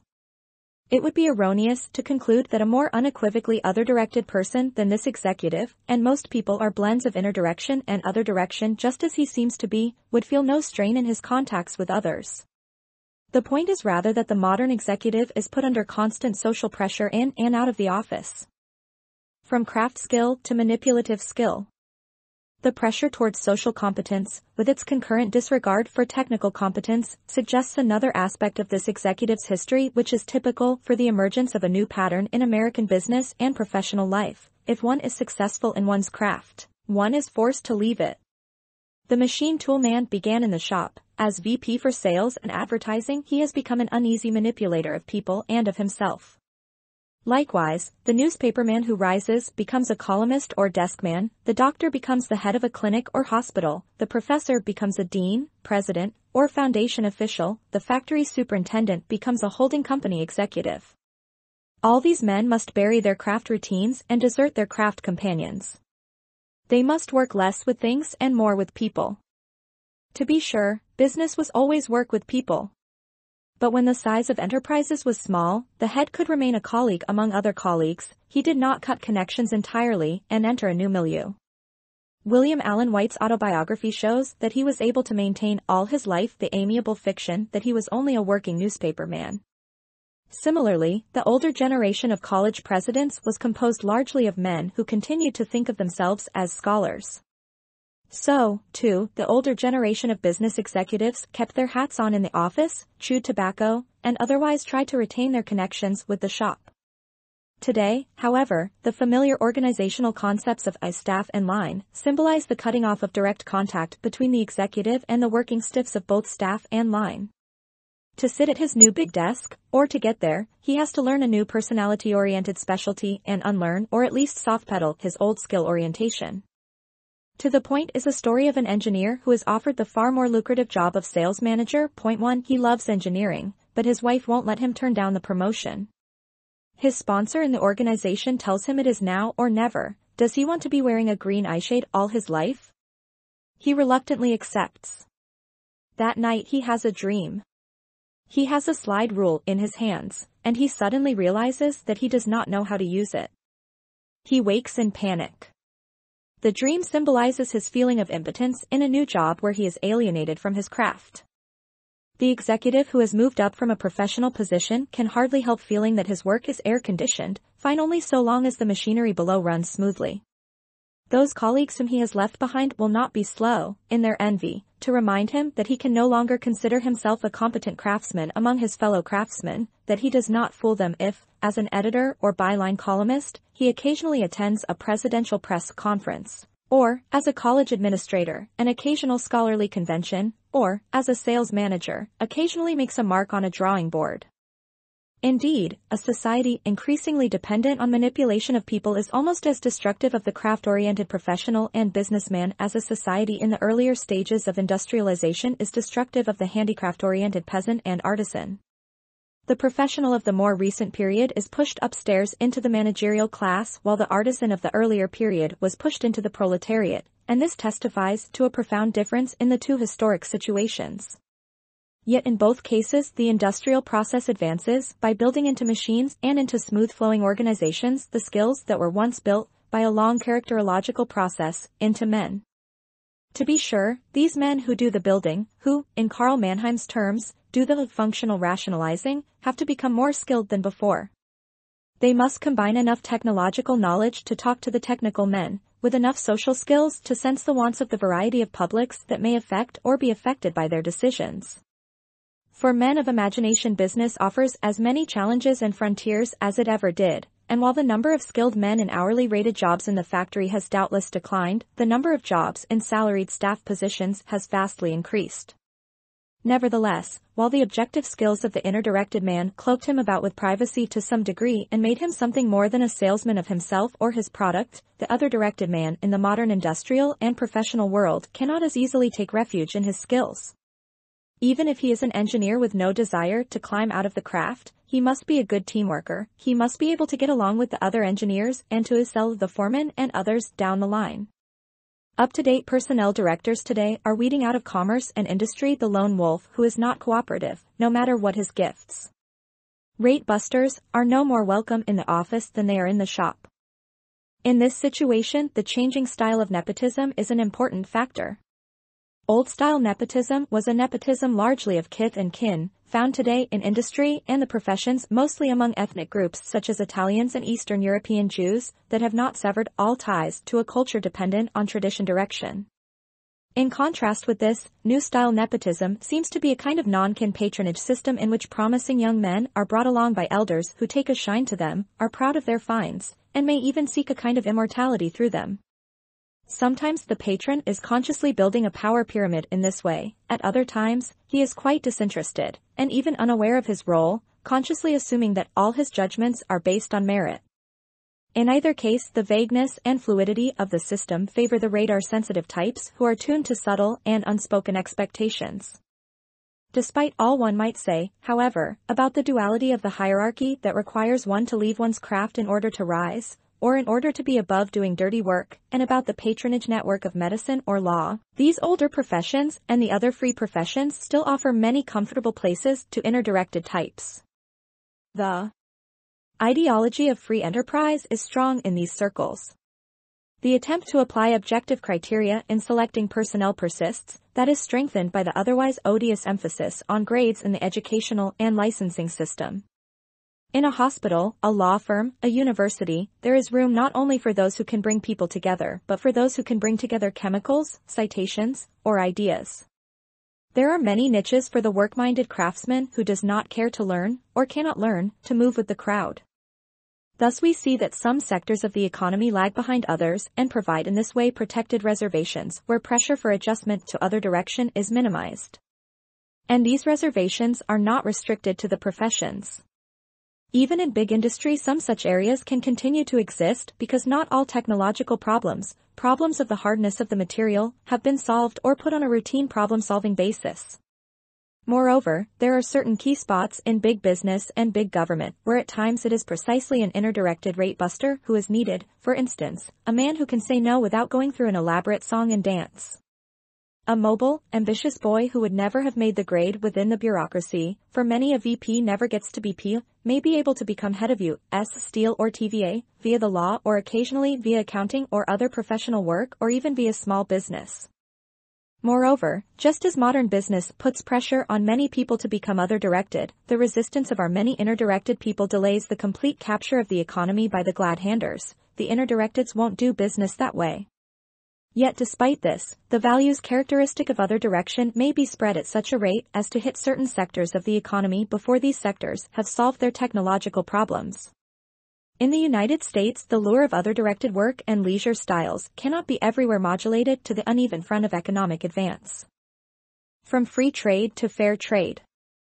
In the days of free trade, the inner-directed businessman was insulated from too close a preoccupation with people in a number of ways, especially by the notion of the invisible hand. Tradition mediated his relation to his workforce. Bankers mediated his relation with the source of financial supply. Often, indeed, bankers were his major antennae to the wider world. Lawyers mediated his relation to government either by litigation or lucre. And he needed no one to tell him what he was in business for. Though his motives might be complex, the push of the invisible hand was on his back and drove him if he wanted to stay in or get to the top. Today these habits are visibly changing. Relations that were once handled by the price mechanism or fiat are now handled by negotiation. Very soon after the Federal Trade Commission Act of 1914 outlawed unfair competition, it became clear that what was unfair was to lower the price of goods, though this view was concealed under attacks against cheating or mislabeling of goods. But in the NRA period, this covert attitude received government and public sanction, and it became libelous to call someone a price cutter. With the passage of the Robinson-Patman Act and state fair trade laws, free trade and fair trade became antithetical terms. Thus prices must be set by administration and negotiation or, where this is too likely to bring in the antitrust division, by price leadership. Price leadership often looks to the economist simply as the manipulator of devices to avoid price wars and divide the field. But price leadership has other aspects as well. It is a means by which the burden of decision is put onto the others. The so-called price leaders themselves look to the government for clues, since cost, that mythical will-o'-the-wisp, is no longer, if it ever really was, an unequivocal guide. Follow the leader is also played in arriving at the price and working conditions of labor, and unions have profited from their ability to play on the wishes of top management to be in stride with the industry leaders, and to be good fellows to boot. As we shall see later, the other-directed pattern of politics tends to resemble the other-directed pattern of business. Leadership is in the same amorphous state. Moreover, both in business and in politics, the other-directed executive prefers to stabilize his situation at a level that does not make too heavy demands on him for performance. Hence, at various points in the decision-making process he will vote for an easier life as against the risks of expansion and free-for-all competition. Such a business life does not turn out to be the easy one. For one thing, the other-directeds do not have things all their own way in business any more than they do in politics. Free trade is still a powerful force, despite the incursions of the fair traders. Many observers, judging the degree of monopoly by looking at the percentage of assets controlled by the large, administered price corporations, overlook the fact that even a small percentage of companies outside the range of the glad hand can have a leverage quite disproportionate to their assets. Rubber may be a monopoly, but will we always need rubber? Movies may be monopolistic, but what about television or facsimile? In the small and marginal industries, the monopolies not of today but of tomorrow, there is often no need to be a good fellow. What is more, the dynamics of technological change remain challenging. Whole departments within industries, as well as whole industries themselves, can become obsolete, despite their ability to negotiate repeated stays of technological death sentence. Even within the great monopolistic industries, there are still many technologically oriented folk as well as many technologically oriented departments. No management planning in any one company can completely smooth out and routinize the pressure resulting from their innovations. For another thing, to the extent that the businessman is freed by his character and situation from cost considerations, he must face the problem of finding new motives for his entrepreneurship. He must tune in to the others to see what they are saying about what a proper business ought to be. Thus, a psychological sensitivity that begins with fear of being called a price cutter spreads to fear of being unfashionable in other ways. The businessman is as afraid of pursuing goals that may be obsolete as of living a style of life that may not be stylish. Oriented as he is to others, and to the consumption sphere, he views his own business as a consumer. We can see the shift in many corporate histories. A business that begins as a small family enterprise, whose founders have their eye on the main chance, with a focus on costs and a show-me attitude about goodwill and public relations, often alters its aims in the second generation. Fortune is put on the table, a trade association is joined, and the aim becomes not so much dollars as the possession of those appurtenances which an up-to-date company is supposed to have. We see a succession of demi-intellectuals added to the staff: industrial relations directors, training directors, safety directors. A house organ is published, consultants are called in on market research, standard operating procedures, and so on. Shop and storefront have their faces lifted, and in general status is sought, with profits becoming useful as one among many symbols of status and as the reserve for further moves toward a status-dictated expansion. In many cases this shift is accompanied by a conflict of the older, more inner-directed with the younger, more other-directed generation. The older men have come up through the shop or through a technical school with no pretensions in the field of human relations. The younger ones are imbued with the new ethic. They seem still to be concerned about making money, and to some extent they are, but they are also concerned with turning their company into the model which they learned at business school. Businessmen recognize this new orientation when they speak of themselves, as they frequently do, as trustees for a variety of publics. And while they try to manipulate these publics and to balance between them, they, like the political leaders, are manipulated by the expectations the public has, or is thought to have, of them. If one had to set a date for the change, one might say that the old epoch ended with the death of Henry Ford. After his death the firm, a last stronghold of older ways, completed the installation of new labor, accounting, and other management techniques and orientations. The word fair in part reflects a carryover of peer group values into business life. The peer grouper is imbued with the idea of fair play, the businessman, of fair trade. Often this means that he must be willing to negotiate matters on which he might stand on his rights.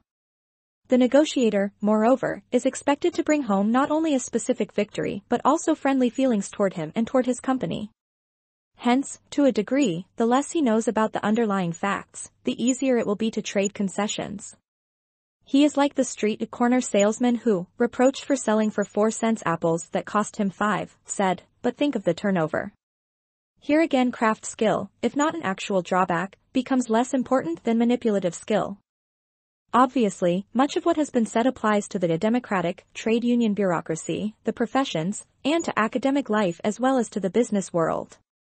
The lawyer, for instance, who moves into top positions inside and outside his profession is no longer necessarily a craftsman who has mastered the intricacies of, say, corporate finance, but may be one who has shown himself to be a good contact man. Since contacts need to be made and remade in every generation and cannot be inherited, this creates lucrative opportunities for the mobile other-directed types whose chief ability is smooth negotiation. The medical profession is even more clearly a field in which success has come to depend almost entirely, unless one cares to be unethical, on the esteem of colleagues. To be sure, doctors have always been customer-oriented, but the bedside manner is a much easier mask to maintain than the need to propitiate a small number of colleagues who decisively control one's fate. For the bedside manner is a relatively formalized mask of cheerfulness and imperturbability, worn in front of people ready to be impressed by one's status and mystique. But obviously this will not work with colleagues who know one too well and who share the mystique. Before them one must have a mask that pretends to be everything but a mask, a dissimulation that pretends to sincerity, a caution that pretends to casualness, an antagonism that pretends to cooperation. Similarly, we can contrast the small grocer who must please his individual patrons, perhaps by a counterside manner, with the chain store employee who must please both the patrons and his coworkers in the shop. Indeed, in pleasing the patrons he cannot antagonize the coworkers, any more than a nurse in a hospital can afford, lest the other nurses ruin her, to become too friendly with the sick. The colleague, like the peer or grouper, is the very person with whom one engages in competition for the scarce commodity of approval and the very person to whom one looks for guidance as to what is desirable. There is also a change in the same direction in the services provided by the professional and in the way these services are shopped for. Today the housewife is no longer trained to argue with the butcher about all cuts of meat because so many of them are increasingly offered in standard cuts and grades. Just so, the shopper for professional services learns not to trust his layman's judgment but to look for the label. Moreover, shopping is itself a major leisure time pursuit in a society where the frontiers of consumption seem more exciting than those of production. This is true not only of the housewife but also for business corporations that employ professional consultants. Where interlocking directorates do not dictate the choice, the business may often shop for more up-to-date legal advice or run through a sequence of management consultant firms, each more flamboyant than the last, each engaged in adding to overhead one or more additional sets of semi-professional specialists. By and large, business firms until World War I needed only three kinds of professional advice: legal, auditing, and engineering. These were relatively impersonal services, even when, in the case of the lawyers, the services included buying, for cash on the barrelhead, a few legislators or judges. Since the number of available specialists was fairly small in comparison with demand, they could be absorbed into either or both of the two types of prevailing nexus. 1. The family status connection nexus, which persisted from earlier times in the smaller communities and does so even today in these communities and in the South. The other, the cash nexus, based on performance or on character in the older sense. Today the buyer is, first of all, not sure which of many services to buy. Shall he get a lawyer or a public relations man or a market research agency or call in a management consulting firm to decide? Second, he is not sure of his choice among the many potential suppliers of each of these services, none of whom must he accept either for family status connection reasons or for obviously superior character and performance. Thus choice will turn on a complex of more or less accidental, whimsical factors: a chance contact or conversation, a story in Business Week, or a confidential newsletter, the luck of a salesman. In this situation, the professional man's uneasy relation to his craft resembles that of a husband to a good-looking and flirtatious wife in a room full of competitive men. The recurrent codes of ethics devised by the various professional associations are symptoms of this malaise, and so is the effort to draw, in the fluid competitive setting, lines of ethnic or social inacceptability aimed at eliminating some of the competitors. The kinds of competition that are to be deemed fair are always subject to the negotiation of the peer group and its interpretations of the rules of the game. From the bank account to the expense account. In this phrase, Professor Paul Lazarsfeld once summed up some recent changes in economic attitudes. There was a time when many inner-directed men thought of their bank account as their most solid and reliable friend. In those days of an unequivocal gold standard, unequivocal because it was understood only by bankers and economists and held to be too mysterious for politicians to tinker with, property could serve as a protective shell for the inner-directed man. Property in our time has become an uncertain asset for its anxious possessors. Taxes, inflation, panic liquidity have made it factually vaporous, and changed attitudes toward wealth have made it emotionally elusive. The rich man must use his expense account to establish himself as a fine fellow and to protect, in his own eyes as well as the eyes of others, his right to his bank account. The expense account is tied in with today's emphasis on consumption practices as firmly as the bank account in the old days was tied in with production ideals. The expense account gives the glad hand its grip. In doing so, it still further breaks down the wall that in the era, depending on inner direction, separated the paths of pleasure and of work. The successful other-directed man brings to business the set of attitudes learned in the consumption sphere not only when he appraises his own firm with a customer's eye but also when he is in conference. Business is supposed to be fun. As World War II inflation cooled off, the business pages repeatedly carried speeches at conventions on the theme, "Now selling will be fun again." The demand to have fun is one that the inner-directed businessman never faced. He could afford to be properly gloomy and grim. The shortening of hours, which in any case has affected the working class more than the middle class, has extended the requirements for office sociability largely in the top management of business, government, and academic life. Here people spend long hours in the company of their office peer group. Their lunches are long, their golf games longer still. Much time in the office itself is also spent in sociability, exchanging office gossip, conferences, making goodwill tours, inspection, talking to salesmen and joshing secretaries, morale. In fact, depleting the expense account can serve as an almost limitless occupational therapy for men who, out of a tradition of hard work, a dislike of their wives, a lingering asceticism, and an anxiety about their antagonistic cooperators, still feel that they must put in a good day's work at the office. But, of course, Simmel would not admit, in his brilliant essay from which I quoted at the head of this chapter, that this kind of sociability, carrying so much workaday freight, was either free or sociable. For the new type of career there must be a new type of education.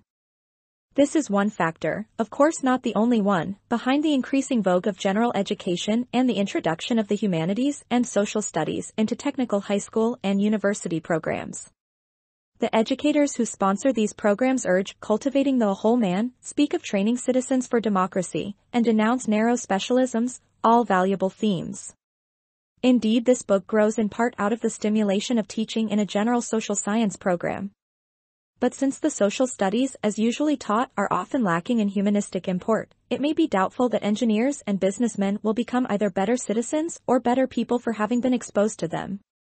On the other hand, there is the great probability that they will be more suave. They may be able to demonstrate their edge on the roughnecks from the edtech schools by trotting out discourse on human relations. Such eloquence may be as necessary for professional and business success today as a knowledge of the classics was to the English politician and high civil servant of the last century. Meanwhile, I do not wish to exaggerate the extent of false personalization and emphasis on human relations even in the bureaucratized sectors of the economy. There is much variety still. Some companies, such as Sears Roebuck, are run by glad-handers, while others like, let us say, Montgomery Ward, are not. Some, like Anaconda, are public relations conscious, others, like Kennicott, are less so. Much current progress in distribution, even in selling, tends to reduce the importance of the human agent as salesman. This is clear enough in the automat. Moreover, the human agent as salesman is minimized wherever a technician is needed, for instance, salesman of specialized equipment which requires a reorientation of the customer's workforce. Though IBM salesmen have to be go-getters, they also have to know how to wire a tabulating machine and, still more important, how to rationalize the information flow within a company. Hence, although they are facilitators of the communications revolution, they must be no less craft-oriented than the salesmen of the less complex equipment of an earlier era. Within most such industries there is a great need for technically minded people who are, to a considerable degree, protected by their indispensable skills from having to be nice to everybody, with or without an expense account. But as we shall see when we return to these matters in Chapter 15, we are a long way from having the indices that would allow us to quantify the extent of glad-hand personalization in the economy. The Milky Way. In the preceding chapter, I symbolized the ambition of the inner-directed man by referring to a frequent motto of his period, ad astra per aspera. The inner-directed man, socialized with reference to an older model, might choose for emulation a star from the heroes of his field. By contrast, the other-directed person does not so often think of his life in terms of an individualized career. He seeks not fame, which represents limited transcendence of a particular peer group or a particular culture, but the respect and, more than the respect, the affection, of an amorphous and shifting, though contemporary, jury of peers. To attain this goal, he struggles not with the hardness of the material, but with the very antagonistic cooperators who are engaged in the same pursuit and to whom he looks at the same time for values and for judgments of value. In place of referring himself to the great men of the past and matching himself against his stars, the other-directed person moves in the midst of a veritable Milky Way of almost, but not quite indistinguishable contemporaries. This is partly a tribute to the size of the educated middle class in the phase of incipient decline of population. Conceivably, the uncertainty of life in our day also helps explain the refusal of young people to commit themselves to long-term goals. War, depression, military service, are felt today as obstacles to planning a career far more than in the period prior to World War I. But these changes are not the whole story. While the felt uncertainty of the last 3 decades is one factor in the creation of the type of man who will not commit himself to long-range goals, this type in turn, once created, rationalizes his perspective on the future and his deferral of commitment by pointing to the all-too-evident uncertainties. We can conceive of people living at a time of equal uncertainty who would, out of ignorance and insensitivity as much as out of strength of character, plow ahead in pursuit of extensive aims. Doubtless, many other factors are also in the air. Paradoxically, as life expectancy has lengthened, timetables for living have been speeded up, have turned into hourly rated jobs and other short-term contractual patterns.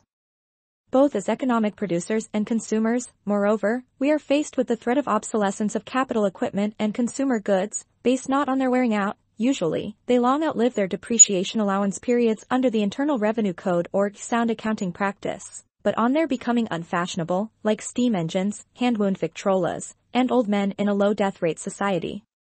Moreover, as we saw in a preceding section, mobility often depends on leaving one's craft skill behind, and this very fork in the road which separates avenues within a craft from those achievable only by leaving the craft, suggests itself at an early stage of occupational life and complicates the career planning of the mobile youth. A responsive sensitivity to the duality of the paths and a proper self-guidance in two divergent directions are knacks most easily achieved by the other directed person who takes his cues from the expectations of others at each stage of ascent rather than from a goal internalized in childhood and adolescence. In gauging this situation, we cannot always be sure that ambition as a character trait has become less frequent. It may simply hide itself because it needs to be so strenuously repressed. Our urban upper-middle-class youth, when asked about ambition, often tell the interviewer that ambition should be moderate. They do not avow ambitious aims. This may be only the expression of an ideology of cooperation and modesty they have superficially accepted. They may be in the position of the 15-year-old boy who told us, when asked what he considered to be his worst trait, that it was always trying to be the best.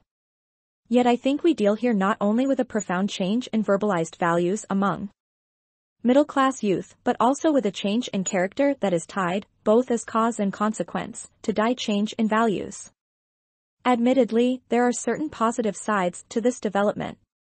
The seemingly easy commitment of many inner-directed youths was based on an unquestioning acceptance of parental orders and parental ranking of occupations. The other-directed youth of today often asks more of a job than that it satisfy conventional status and pecuniary requirements. He is not content with the authoritative rankings of earlier generations. While the increasing bureaucratization of life tends to force career choice on the young at an ever earlier time, so that one has to decide on a medical career often even before choosing a college, the young fight this pressure by occasionally delaying decision up to and beyond the points of no return of the various professions. This delay allows time for radar scanning to see what professional pastures may look greener at the moment, and some of these may actually be greener for the individual. Thus, other direction opens up the possibilities of more individuated and satisfying career choice, once society's pressure for an early decision, and the person's feeling of panic if he can make no decision, can be relaxed. It follows from all this that the heavens of achievement look quite different to the other-directed youth than to his inner-directed predecessor. The latter found security in moving to the periphery of the various frontiers and establishing an isolated and recognizable claim on a new piece of territory, often with quite grandiose and imperialistic trappings. If he founded a firm, this was his lengthened shadow. Today the man is the shadow of the firm. Such long-term aims as exist are built into the firm, the institution. This is also the repository of the imperialist drives that sometimes take shape as the firm harnesses the mild and tractable wills of many other directed people who are competing for places of marginal differentiation on the Milky Way. To outdistance these competitors, to shine alone, seems hopeless, and also dangerous. To be sure, one may try to steal a march, to work harder, for instance, than the propaganda about working would permit, but these are petty thefts, not major stick-ups. They do, however, keep the competition for a position on the major streamlined runs of occupational life from being entirely cooperative. Yet even such behavior that may marginally flout the prevailing concepts of fairness looks to the peer group for its norms of what is to be desired. And since each projects his own tendencies to unfair play onto the others, this, too, requires living in a state of constant alert as to what the others may be up to. Certainly the Milky Way is not an easy way, though its hardships differ from those of the earlier era.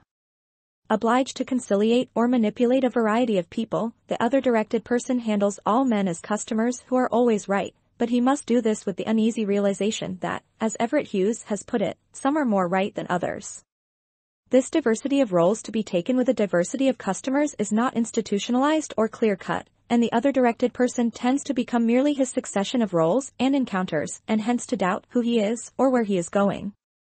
Just as the firm gives up the one-price policy for an administered price that is set in secrecy and differs with each class of customer depending on the latter's apparent power and goodwill requirements, so the other-directed person gives up the one-face policy of the inner-directed man for a multi-face policy that he sets in secrecy and varies with each class of encounters.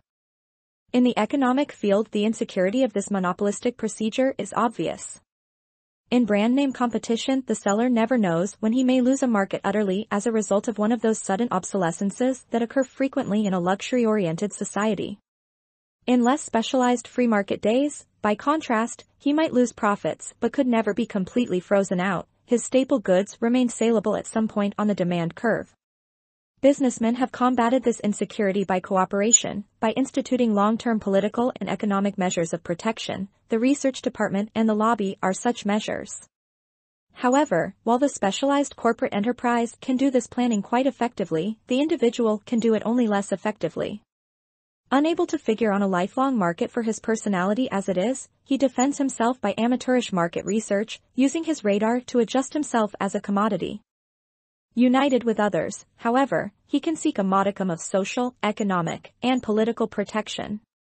The peer group can decide that there are certain outcasts, in class or ethnic terms, to whom the glad hand need not be extended, or who can, like the Negro in the South, be forced to personalize without the privilege of demanding a reciprocal response. A class of customers can be politically created who are by definition wrong. Yet no amount of exclusiveness, though it may make life a bit easier for the insiders, can completely guarantee continuance in a place of visibility and approval in the Milky Way. 7.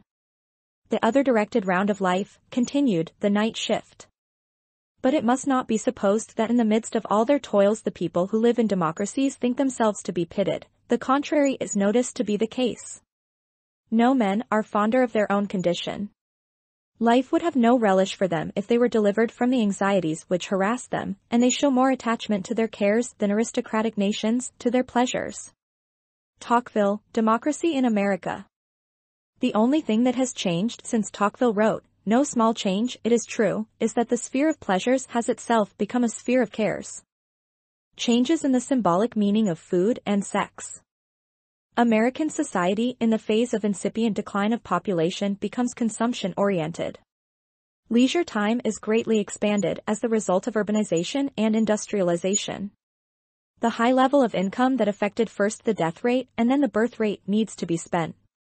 As I have implied, American variants of Keynesian economics are the reflexive economic theories for such a phase, since they emphasize the dangers of oversaving and the virtues of a fiscal policy that distributes income to those who are the spenders, not the savers.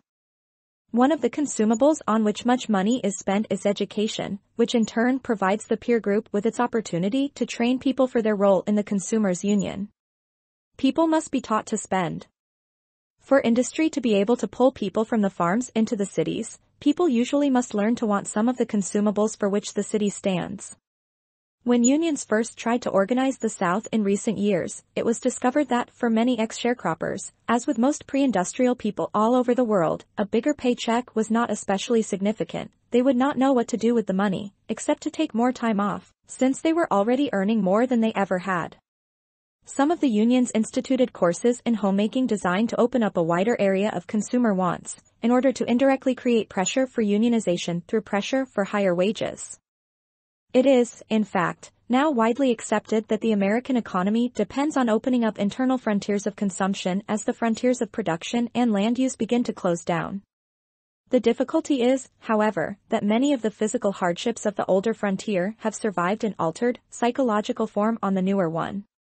Just as we saw in the previous chapter that the day shift of work-mindedness is invaded by glad-hand attitudes and values that stem in part from the sphere of leisure, so the night shift of leisure-mindedness is haunted by the others with whom one works at having a good time.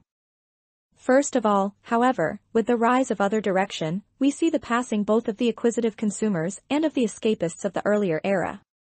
The passion for acquisition diminishes when property no longer has its old stability and objective validity. Escape diminishes by the very fact that work and pleasure are interlaced.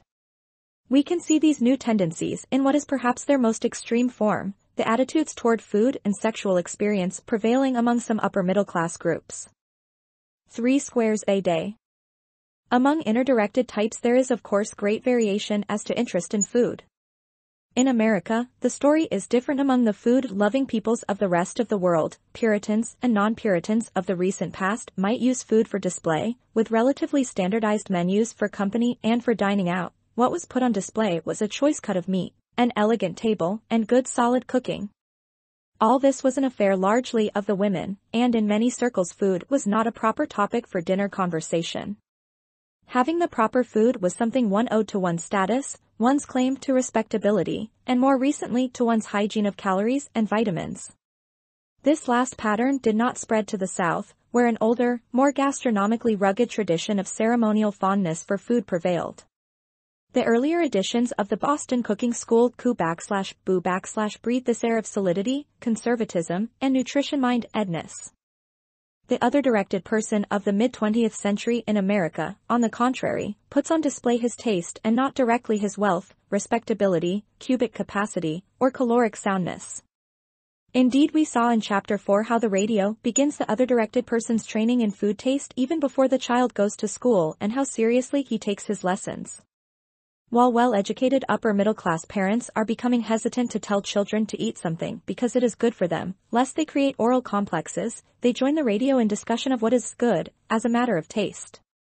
Often, in fact, this merely disguises the emotion focused on the child's eating habits, almost as much emotion as their parents concentrated on the regimen of no-nonsense plate cleaning.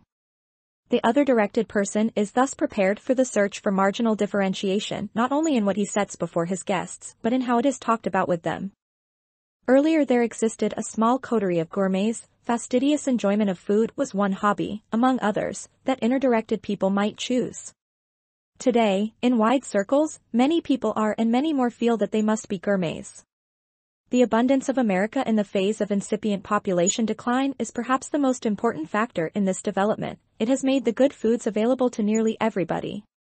The seasonal and geographic limitations that in the earlier period narrowed food variations for all but the very rich have now been largely done away with by the network of distribution and the techniques of food preservation, both being legacies from the phase of transitional population growth. The consumer's choice among foods can therefore no longer be made on the basis either of tradition or of Malthusian limits.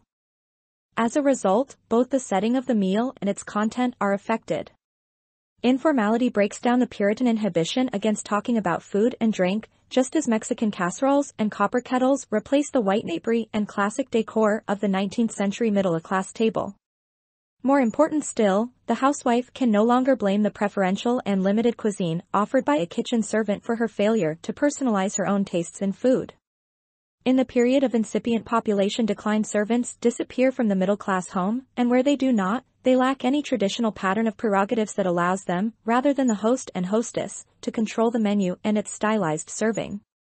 No walls of privacy, status, or asceticism remain to protect or prevent one from displaying personalized taste in food and decor as an element in one's competition with others. The diner has the power, unlike Jiggs, to decide that corned beef and cabbage is an amusing dish. He can ransack immigrant cookeries or follow the lead of food columnist Clementine Paddleford toward exoticism. Only at conventional conventions can one still find the uniform menu of steak or chicken, potatoes, and marbled peas. And at home, in place of the staple menu, the hostess today must substitute her own specialty, such as lasagna or Reisstoffel. Men are involved, as Jacques Barzun has observed, almost as much as women, and in the kitchen as well as at the backyard grill. The most popular cookbook today is said to be The Joy of Cooking, and the number of specialized cookbooks, ethnic, chatty, and atmospheric, constantly increases to meet the demand for marginal differentiation. The older books are, of course, still published and still very popular, among them the Better Homes and Gardens and Woman's Home Companion cookbooks, the Settlement Cookbook, and the Boston Cooking School Cookbook. While undergoing constant revision, these books nevertheless remain staid, sedate, and matter-of-fact in their presentation. They are basic and extensive and do include recipes for fairly fancy dishes prepared with wines, sauces, and the like. These cookbooks, however, are a heritage from the era depending on inner direction, when the hostess could be satisfied that if she spent enough money and care she could have presentable meals fitting her station in life. And although there are few homes today without one or more of these standard volumes, hostesses constantly add to their collections the new cookbooks of the chatty and informal variety. The very change in titles, from the Boston Cooking School Cookbook to How to Cook and Wolf or Food is a four-letter word, reveals the changing attitude. For the other directed person cannot lean on such objective standards of success as those which guided the inner directed person. He may be haunted by a feeling that he misses the joy in food or drink which he is supposed to feel. Mealtime must now be pleasurable. The new Fireside Cookbook is offered to people who are not content to regard food just as something one transfers periodically from plate to mouth. And if one still fails to get much joy out of the recipes given there, he may search in books like Spécialité de la Maison to see what others are eating, to get the favorite recipes, of such people as Noel Coward, Lucius Beebe, and others. Fred McMurray and Claudette Colbert testify to the delights of new concoctions such as the egg and eye julep. And there is nothing, writes McMurray in a little collection of his favorite egg recipes, so appealing as a pair of fried eggs with their limpid golden eyes gazing fondly at you from the center of a breakfast plate, festooned with strips of crisp bacon or little pig sausage. Or poached, gaily riding a raft of toast. The most popular translation of an old French cookbook, Tante Marie, is also extremely chatty, and The Joy of Cooking explains its chattiness by saying that originally the recipes were collected and written down for the author's daughter, who in turn thought other daughters might like them. As there is today less teaching of daughters by mothers, the daughter must rely on the instruction of an outsider, if she is to cook at all. In short, the other-directed person in his approach to food, as in his sexual encounters, is constantly looking for a qualitative element that may elude him. He suffers from what Martha Wolfenstein and Nathan Lades call a fun morality. Of course, putting matters this way exaggerates the disadvantages of the shift. Undeniably, many more people today really enjoy food and enjoy talk about food than was the case when the monotony of the American diet was notorious.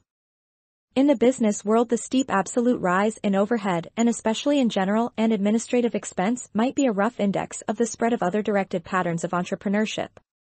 Correspondingly, in the world of consumption, we might demarcate the geographical and social boundaries of explicit other direction by an analysis of menus and of talk about cookery. As tossed salads and garlic, elaborate sauces, dishes and casserole, gourmet magazine, wine and liqueurs, spread west from New York and east from San Francisco, as men take 2-hour lunch periods and exhibit their taste in food and wine, as the personalized cookbook tends to replace the Boston cooking school type. In all these signs of the times we see indications of the new type of character. Recently, Russell Lines, in his article Highbrow, Lowbrow, Middlebrow, too acutely delineated the contemporary urban American social system in terms of similar consumption indexes. Thus, the tossed salad is the sign of the highbrow, who may also be tagged by his taste in cars, clothes, and posture. What we really see emerging is an embryonic social system whose criteria of status are inconsistent with the criteria of the more traditional class system. This has been seen by Lloyd Warner, who actually defines class less in terms of wealth or power and more in terms of sociability habits and consumption styles. Most people are able to live in both social systems, the older one based on wealth and the emerging one based on taste, without experiencing the contradiction of criteria as much of a personal dilemma. But there are groups where the contradiction can be seen in pathological form, those intellectuals, for instance, who wish that all of society recognized the Russell Lines hierarchy, with them at the top of it, and are unaware, as we shall see in later chapters, how much of this recognition is already here. Jazz musicians face the conflict in the very texture of their work. Are they to play music that offends highbrow, and their own taste and climb in the economic hierarchy while sinking in the lowbrow hierarchy? The issue often drives them, and other commercial artists, to drink and an early death. But we must ask whether similar, though less acute, anxieties about which hierarchy matters most are not becoming increasingly widespread. The other-directed character would be the first to feel the tension, and by his presence he testifies to the duality. Sex, the last frontier. In the era depending on inner direction, sex might be inhibited, as in classes and areas affected strongly by the Reformation and Counter-Reformation. Or its gratification might be taken for granted among men and within given limits, as in Italy, Spain, and the non-respectable elements, such as the river-bottom people, in every population. In both cases there was a certain simplification of sex, in the one instance by taboos, in the other by tradition. Economic or power problems, problems of mere existence or of amounting to something, were uppermost, and sex was relegated to its proper time and place, night, the wife or whore, occasional rough speech, and daydreams. Only in the upper classes, precursors of modern other-directed types, did the making of love take precedency over the making of goods, allegedly so in France, and reach the status of a daytime agenda. In these circles sex was almost totally separated from reproduction. This separation, when it goes beyond the upper class and spreads over almost the whole society, is a sign that a society, through birth control and all that it implies, has entered the population phase of incipient decline by the route of industrialization. In this phase there is not only a growth of leisure, but work itself becomes both less interesting and less demanding for many. Increased supervision and subdivision of tasks routinize the industrial process even beyond what was accomplished in the phase of transitional growth of population. More than before, as job-mindedness declines, sex permeates the daytime as well as the playtime consciousness. It is viewed as a consumption good not only by the old leisure classes, but by the modern leisure masses. The other-directed person, who suffers from low responsiveness, may pursue what looks like a cult of effortlessness in many spheres of life. He may welcome the routinization of his economic role and of his domestic life. The auto companies may tempt him by self-opening windows and self-shifting gears. He may withdraw all emotion from politics. Yet he cannot handle his sex life in this way. Though there is tremendous insecurity about how the game of sex should be played, there is little doubt as to whether it should be played or not. Even when we are consciously bored with sex, we must still obey its drive. Sex, therefore, provides a kind of defense against the threat of total apathy. This is one of the reasons why so much excitement is channeled into sex by the other-directed person. He looks to it for reassurance that he is alive.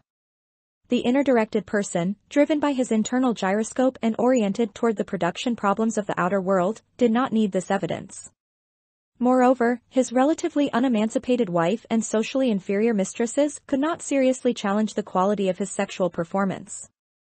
While the inner-directed acquisitive consumer could pursue the ever-receding frontiers of material acquisition, these frontiers have lost much of their lure for the other-directed person. As we saw in Chapter 3, the latter begins as a very young child to know his way around among available consumption goods. He travels widely, to camp or with his family. He knows that the rich man's car is only marginally, if at all, different from his own, a matter at best of a few additional horsepower. He knows anyway that next year's model will be better than this year's. Even if he has not been there, he knows what the nightclubs are like, and he has seen television. Whereas the deprived inner-directed person often lusted for possessions as a goal whose glamour a wealthy adulthood could not dim, the other-directed person can scarcely conceive of a consumption good that can maintain for any length of time undisputed dominance over his imagination. Except perhaps sex. For the making and consumption of love, despite all the efforts of the mass media, do remain hidden from public view. If someone else has a new Cadillac, the other-directed person knows what that is, and that he can duplicate the experience, more or less. But if someone else has a new lover, he cannot know what that means. Cadillacs have been democratized. So has sexual glamour, to a degree. Without the mass production of good-looking, well-groomed youth, the American pattern of sexual competition could not exist. But there is a difference between Cadillacs and sexual partners in the degree of mystery. And with the loss or submergence of moral shame and inhibitions, but not completely of a certain unconscious innocence, the other-directed person has no defenses against his own envy. He is not ambitious to break the quantitative records of the acquisitive sex consumers like Don Juan, but he does not want to miss, day in day out, the qualities of experience he tells himself the others are having. In a way this development is paradoxical. For while cookbooks have become more glamorous with the era of other direction, sex books have become less so. The older marriage manuals, such as that of van der Velde, still popular, however, breathe an ecstatic tone. They are travelogues of the joy of love. The newer ones, including some high school sex manuals, are matter of fact, toneless, and hygienic, Boston cooking school style. Nevertheless, much as young people may appear to take sex in stride along with their vitamins, it remains an area of competition and a locus of the search, never completely suppressed, for meaning and emotional response in life. The other-directed person looks to sex not for display but for a test of his or her ability to attract, his or her place in the rating dating scale, and beyond that, in order to experience life and love. One reason for the change is that women are no longer objects for the acquisitive consumer but are peer groupers themselves. Freed by technology from many household tasks, given by technology many aids to romance, millions of women have become pioneers, with men, on the frontier of sex. As they become knowing consumers, the anxiety of men lest they fail to satisfy the women also grows, but at the same time this is another test that attracts men who, in their character, want to be judged by others. The very ability of women to respond in a way that only courtesans were supposed to in an earlier age means, moreover, that qualitative differences of sex experience, the impenetrable mystery, can be sought for night after night, and not only in periodic visits to a mistress or brothel. Whereas the pattern of an earlier era was often to make fun of sex, whether on the level of the music hall or of Balzac's droll stories, sex today carries too much psychic freight to be really funny for the other directed person. By a disguised asceticism, it becomes at the same time too anxious a business and too sacred an illusion. Popular culture, as Everett Hughes has pointed out, increasingly plays sex for excitement, not for a laugh.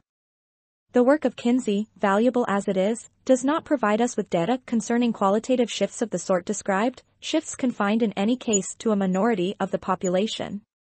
But it makes sense to suppose that the inner-directed person, for whom sex is a variation from his workaday role, a variation modified no doubt by sublimations, repressions, and displacements, will regard sex differently from the other-directed person, for whom life generally is geared to interpersonal relations in both work and leisure, and for whom meaning and excitement is found in taking the role of the other. This anxious competitiveness in the realm of sex has very little in common with older patterns of social climbing. To be sure, women still use sex as a means to status in spheres controlled by men. But they can do this chiefly in industries that are still competitive in the pre-monopolistic patterns. Thus until recently the theatre and the movies were controlled by novi homines who remind us of those early 19th century British mill owners who, before the factory acts, relied on their mills as a harem. And Warner, Havergurst, and Loeb in Who Shall Be Educated? Describe how women school teachers may still cabindate their way in the relatively unbureaucratized hierarchies of local school systems. These, however, are exceptional cases. Consumption habits in food and sex have, for most consumers, only the most peripheral connections with social mobility. A particularly striking illustration of the use of leisure by the other-directed person for whom means have become ends is the cult of sun tanning. Marginal differentiation by means of bodily adornment, of which sun tanning is of course but one style, we know to be characteristic of all cultures. Yet there is a difference between contemporary American concern for body image and the patterns to be found elsewhere. For one thing, competition in dress, war paint, or tattooing is definitely related in most cultures to other external conventions such as one's status in the social hierarchy or one's role in the economy. But competition in body shape and color as it appears so intensely in America is not related to economic or social advance and only marginally even to sexual conquest. Color competition is an end in itself, not a means to any other end nor an insignia of one's achievements. In summer and even in winter both men and women enter a beauty contest in which they can appraise their personalities and compare nuances in shade and hue of epiderm. Their taste buds, tastes, body image and skin, their pep, vitality, and intellectual and sensuous qualities, are not exploited as avenues of ascent in a well-defined hierarchy. Instead, they are open to inspection and introspection by a desire to share in the leisure agendas of the adult self-exploiting peer group. Changes in the mode of consumption of popular culture. Mass production, in its constant search for novelty, encroaches on non-popular avant-garde culture which, to escape these embraces, is continually in flight. The commercialization of jazz, for instance, has forced many serious devotees into the world of bebop. But, to the horror of the hoppers, the most edgeless and sweet-name bands today have bop arrangers, so that technically bop has been taken over by such men as Guy Lombardo and David Rose. 8 The standards of virtuosity in the mass media have been elevated to a very high degree by this chase of the avant-garde, a chase that is also connected with the need of the now centralized producers of popular culture to distinguish themselves by marginal differentiation. As a result, the consumer, in his leisure pursuits, meets vastly increased standards of technical competence. These increase his anxiety about his ability as a consumer. He can no longer evaluate the work, the artistry of the performer, by reference back to the working sphere of his own life. He tends to respond to the performer as he responds to his business associates and politicians, in terms of personality, not performance. Unlike the square dancer of an earlier era who could participate in the caller's innovations, the consumer of modern popular culture has virtually no opportunities for participation. He is, in Marxian terms, alienated both from the means of production and from the participative means of consumption. The so-called audience participation show is made intentionally so poor that the audience can patronize it. The popularity of these shows, with their faked unslickness, may be an evidence of the thwarted desire for participation and for criteria of performer judgment. In Chapter 17, we shall return to this problem of audience competence and participation and explore some of the new kinds of critical competence the other-directed man seems to be developing. Here, however, my purpose is simply to set the stage, in broad outline, for an analysis of the changed uses of leisure by other-directed people. While it would be an exaggeration to say that people no longer find in their resort to popular culture the escape downward or uplift upward that they found in the era dependent on inner direction, these old aims survive, their escapes are no longer clear-cut, no longer so clearly differentiated from the drives of work. Entertainment today, far more than in a period dependent on inner direction, operates in a context where energy is channeled toward problems of consumption rather than production. Entertainment, therefore, for the adult continues his training in consumer orientation, and the audience tends to become a group working at its role as consumer. This situation is far different from that of the inner-directed man who, because he was escaping from his role as producer when he looked for entertainment, effectively left behind his daily life. Today's seeker of entertainment finds that the themes of the mass media take up the roles of his everyday life of consumership. If he reads Life magazine, for example, he will find himself confronted with making judgments of taste in art, home furnishings, and architecture, judgments that move him always to discard earlier affections and affectations for later, more highbrow, and more sophisticated ones. He is not dragged once a season to opera or ballet, like the inner-directed, upward escapist, but is confronted weekly with a critique of his surroundings, a critique, moreover, that moves in a constantly ascending gradient. 7 The reader is passive, in the sense that he does not participate appreciably in forming the taste standards he sees portrayed in the mass media. Yet, while perhaps most readers of Life are not bothered by a need to conform to its taste signals, some readers, including many readers of the more highbrow books and journals, are not passive, but active, in the sense that they feel driven to work at themselves to have the proper reactions. It is this that marks the shift from the slower-moving, more external conformity of the inner-directed devotee of fashion. This overlapping of the adult education of consumers with the consumption or leisure sphere itself results in a general confusion of entertainment with consumer orientation. Later chapters have more to say about this. Here I shall concentrate on another type of orientation, namely, the use of entertainment to counsel people in problems of personal relations. This is an instructively typical overlapping of the work sphere and the social sphere. Entertainment, today, far more than in an era of inner-directed modes of conformity, takes up the task of telling members of large groups of mobile people what they can expect of each other and what they should expect of themselves. The inner-directed man learned what he needed to know of these matters in a primary group, or by a purposeful internalization of his schooling and reading. The mass media today are expected to perform 10-minute miracles of social introduction between people from a variety of ways of life and background. The entertainment fields serve the audience today less and less as an escape from daily life, more and more as a continuous sugar-coated lecture on how to get along with the others. Entertainment as group adjustment. In Chapter 4 we saw how the inner-directed youth was made ready to leave home and go far both by directly didactic literature and by novels and biographies that gave him a sense of possible roles on the frontiers of production. In contrast to this, the other-directed person has recourse to a large literature that is intended to orient him in the non-economic side of life. This orientation is needed because, with the virtually complete disappearance of tradition direction, no possibility remains of learning the art of life in the primary group, a possibility that persisted even in the mobile families of the era dependent on inner direction. The child must look early to his mass media tutors for instruction in the techniques of getting life directions as well as for specific tricks of the trade. We can trace an edifying sequence that runs from the Success biography, Samuel Smiles, or the Horatio Alger series, to the contemporary books and periodicals that deal with peace of mind. The earlier books are directly concerned with social and economic advance, dealt with as achievable by the virtues of thrift, hard work, and so on. Then we find in the first years of this century the development in America of the now almost forgotten New Thought movement. As described by A. Whitney Griswold, the movement's motto was, "Think your way to wealth." That is, wealth was to be achieved no longer by activity in the real world but by self-manipulation, a kind of economic coup in small. But wealth itself as a goal was unquestioned. From then on, inspirational literature becomes less and less exclusively concerned with social and economic mobility. Dale Carnegie's How to Win Friends and Influence People, written in 1937, recommends self-manipulative exercises for the sake of not only business success, but of such vaguer, leisure goals as popularity. Perhaps it is not only the change from depression to full employment that led Carnegie to write How to Stop Worrying and Start Living in 1948, in which self-manipulation is no longer oriented towards some social achievement, but is used in a solipsistic way to adjust one to one's fate and social state.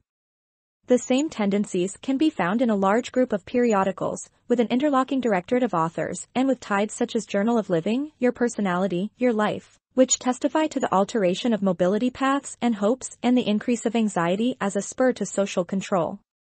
The New York Times Book Review of April 24, 1949, advertises Calm Yourself and How to Be Happy While Single. The latter deals, according to the advertisement, with such problems as how to handle the men in your life, heavy dates, office companions, friends, drunks, making conversation, liquor, boredom, just about every problem you'll encounter on your own.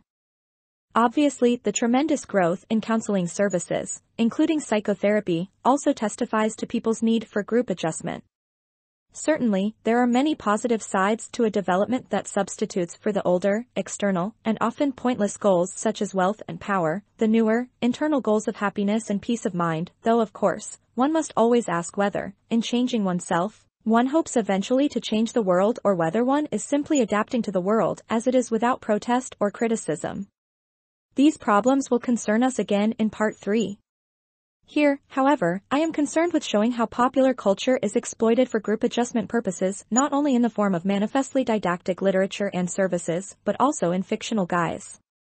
There is nothing new in the observation that people who would rather not admit their need for help, or who prefer to spice it with fun, look to the movies and other popular media as the sources of enlightenment. In the studies of the movies made under the Pain Fund 20 years ago, much evidence was gathered concerning use of the movies by young people who wanted to learn how to look, dress, and make love. 9 The combination of learning and excitement was clear in these cases, many of them being children of lower class origin suddenly brought face to face with sex and splendor. Today, however, as audiences have become more sophisticated, the mixture of messages has become more subtle. From a sample of a group of women's magazines, Ladies' Home Journal, American, Good Housekeeping, and Mademoiselle for October, 1948, concluded that on the whole stories and features and, of course, far less subtly, many ads, dealt largely with modes of manipulating the self in order to manipulate others, primarily for the attainment of intangible assets such as affection. 2 stories will illustrate: The Rebellion of Willie Kepper by Willard Temple in Ladies' Home Journal and Let's Go Out Tonight by Lorna Slocum in the American Magazine. Handling the Office. The Rebellion of Willie Kepper is unusual in that it deals with a work situation rather than a domestic and leisure one. It is the story of a paint salesman, Willie, a shy young man who has worked himself up through the factory. There is a pretty file clerk whom Willie wants to know better but does not know how to approach. At this point, the stockholder's son enters the business, gets the promotion Willie hoped for, and makes time with the file clerk. Willie, previously so mild, loses his temper and becomes gruff and rasping with people in the office and shop. This is his rebellion. His change of mood is of course noticed at once. Willie, however, has built up an enormous capital of goodwill by his previous good temper, so that plant people, instead of turning on him, try to find out what the trouble is. It cannot be Willie's fault. They discover that the stockholder's son is to blame, and they set out to hex him. He trips into paint, gets orders mixed up, and rapidly learns how dependent he is on others liking him if he is to do his job. Willie, in fact, saves him from his worst jam with a customer, and after a few knocks of this sort the son decides to start at the bottom in the factory, in order to earn his capital of goodwill. Thus the road to Willie's promotion is reopened. At the end, Willie asks the stockholder's son what techniques he used with the file clerk. He is told to compliment her on her eyes. He does so and succeeds in making a date. There are some fairly obvious things to be said about this story. In the first place, though it is set in the sphere of production, it deals not only with selling but also with a factory which is a net of interpersonal relations that will deliver paint to the customer only against a bill of lading marked goodwill. The work situation is seen in terms of its human element and its non-economic incentives. There are no problems about paint, but only about people. In the second place, the stockholder's son was able to date the girl not because of his wealth and position but because of his skill in the leisure arts of language. Language is presented as a free consumer's good, one, moreover, of which the consumer is also a producer. There is no patent or monopoly on lines. Finally, we have a picture of the antagonistic cooperators of the same sex, Willie and the son, whose rivalry for job and girl is so muted that they can exchange advice on how to win both. In a way, they are more interested in each other's approval than in victory. In the end, Willie has regained his lost good temper and his rival has given up his early arrogance. Handling the home. Let's Go Out Tonight pictures the consumption frontier of a young, college-bred suburban matron. Her husband is a good provider and faithful. Her 2 children are healthy. She has everything, except enough attention from her tired businessman spouse. The latter comes home, reads a paper, goes to bed, and his wife complains to her friend in their morning telephone chat that they never go places and do things anymore. She looks back nostalgically on her college days, when he was courting her and when life seemed glamorous. Suddenly, she decides to go back to her college to see just what the magic was in those days. When she gets to her old room, she realizes that only in retrospect was her college dating effortless. Actually, she recalls, she slaved to arrange parties for her future husband, to manipulate him into kissing her and finally into proposing.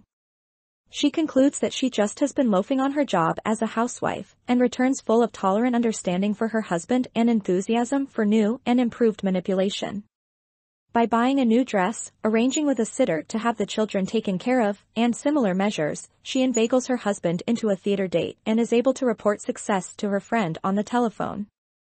What is striking here, as in Willie Kepper, and most of the stories, as indeed, in most popular culture for the middle and upper middle class urban listener and reader, is the realistic surface. These stories are close to home both in dealing with domestic-type problems and in dealing with them in an orientational way.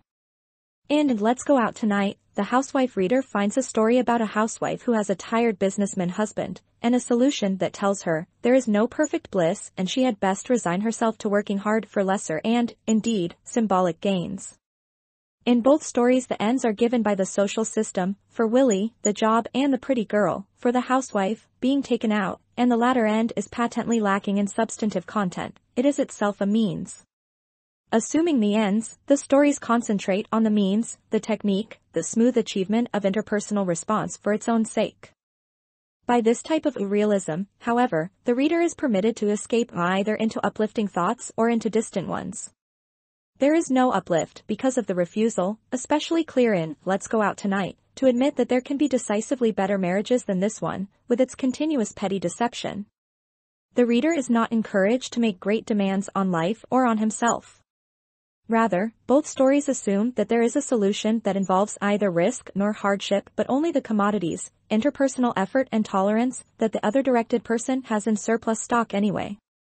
Handling a reality, the other directed person would hardly know how to respond to some of the older themes of literature. Observe, for example, audience reactions to such a play as the recent Robinson Jeffers version of Medea. A number of people who saw this play agreed with me that the play's themes of fiery vengeance and jealousy struck many in the audience as funny or remote. Some critics, judging by their reviews, saw the play primarily as a fine vehicle for Judith Anderson. Some in the audience, judging by their comments, also reacted as connoisseurs of Miss Anderson's virtuosity. This consumer preference was the only thing that could strike home to them. Yet the play has been a box office success. Possibly, portrayals of passion fascinate people who have themselves lost their ability for emotional response. Stories such as Willie Kepper and Let's Go Out Tonight provide neither escape nor orientation. It is an understatement to say that they fail to probe the abyss of rage and anxiety that underlies the actions they portray. Taking their people and their people's tricks at face value, they do not really understand them, nor criticize the ends they seek. They are tootle the engine all over again, this time for adults. Does this mean that they are calculated steps in a manipulative chain? Conspiracy theories of popular culture are quite old, summed up as they are in the concept of bread and circuses. In The Breadline and the movies, Thorstein Veblen presented a more sophisticated concept, namely, that the modern American masses paid the ruling class for the privilege of the very entertainments that helped to keep them under laughing gas. Such views assume the culture to be more of a piece than it is, and we shall return in part 2 to the question whether America really has a ruling class today. In any case, group adjustment and orientational influence in contemporary popular culture are not necessarily in the interest of any particular class. As a matter of fact, pressures for other-directed conformity appear strongest in the upper middle classes, although to the extent that the class line grows increasingly indistinct, these influences permeate, with varying consequences for character, the middle and lower classes as well. The form these pressures take may best be illustrated by a few examples. Heavy harmony. The head of a progressive boarding school in the East recently addressed the parents of its children as follows. The music department at X school wishes to provide for every child as rich a musical experience as possible.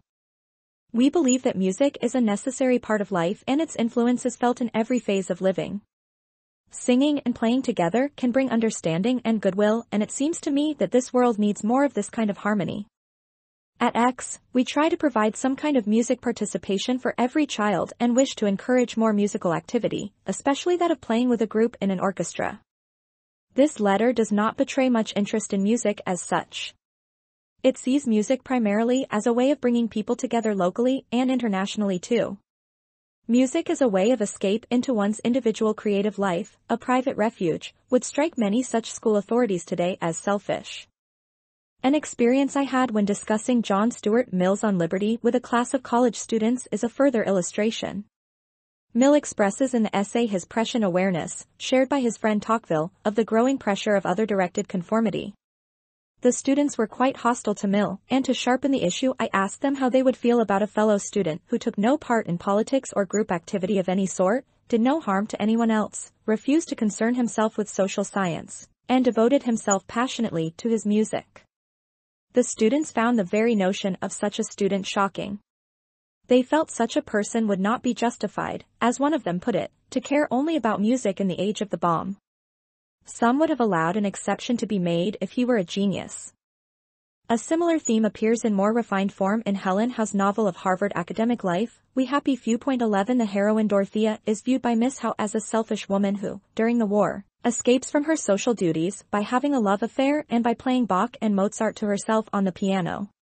She is taken in the novel through a series of group adjustment experiences that deflate what Miss Howe regards as her intellectual snobbery. Becoming a nurse's aide, she meets other nurses' aides socially. They are fine and dull. Traveling to Coeur d'Alene to be near her son in training, she sees America, in the stench of the ladies' room, the sadness of platform partings, the good-heartedness of Midwesterners. The townsfolk of Coeur d'Alene are another group-adjusting experience. They, too, are fine and dull. At the end, Dorothea returns to Cambridge a sadder and wiser woman. Her pride is gone, and she has learned humbly to admire the great open spaces and the open sentiments usually associated with them in song and story. As a symbol of the learning process, Miss Howe writes that Dorothea, while a nurse's aide staggering through agonizing days at the hospital, learns her few off hours to enjoy Schumann as well as her beloved Bach and Mozart. Her aesthetic as well as her human taste was stretching, too cruder, possibly, but warmer and more inclusive. This quotation hardly needs comment.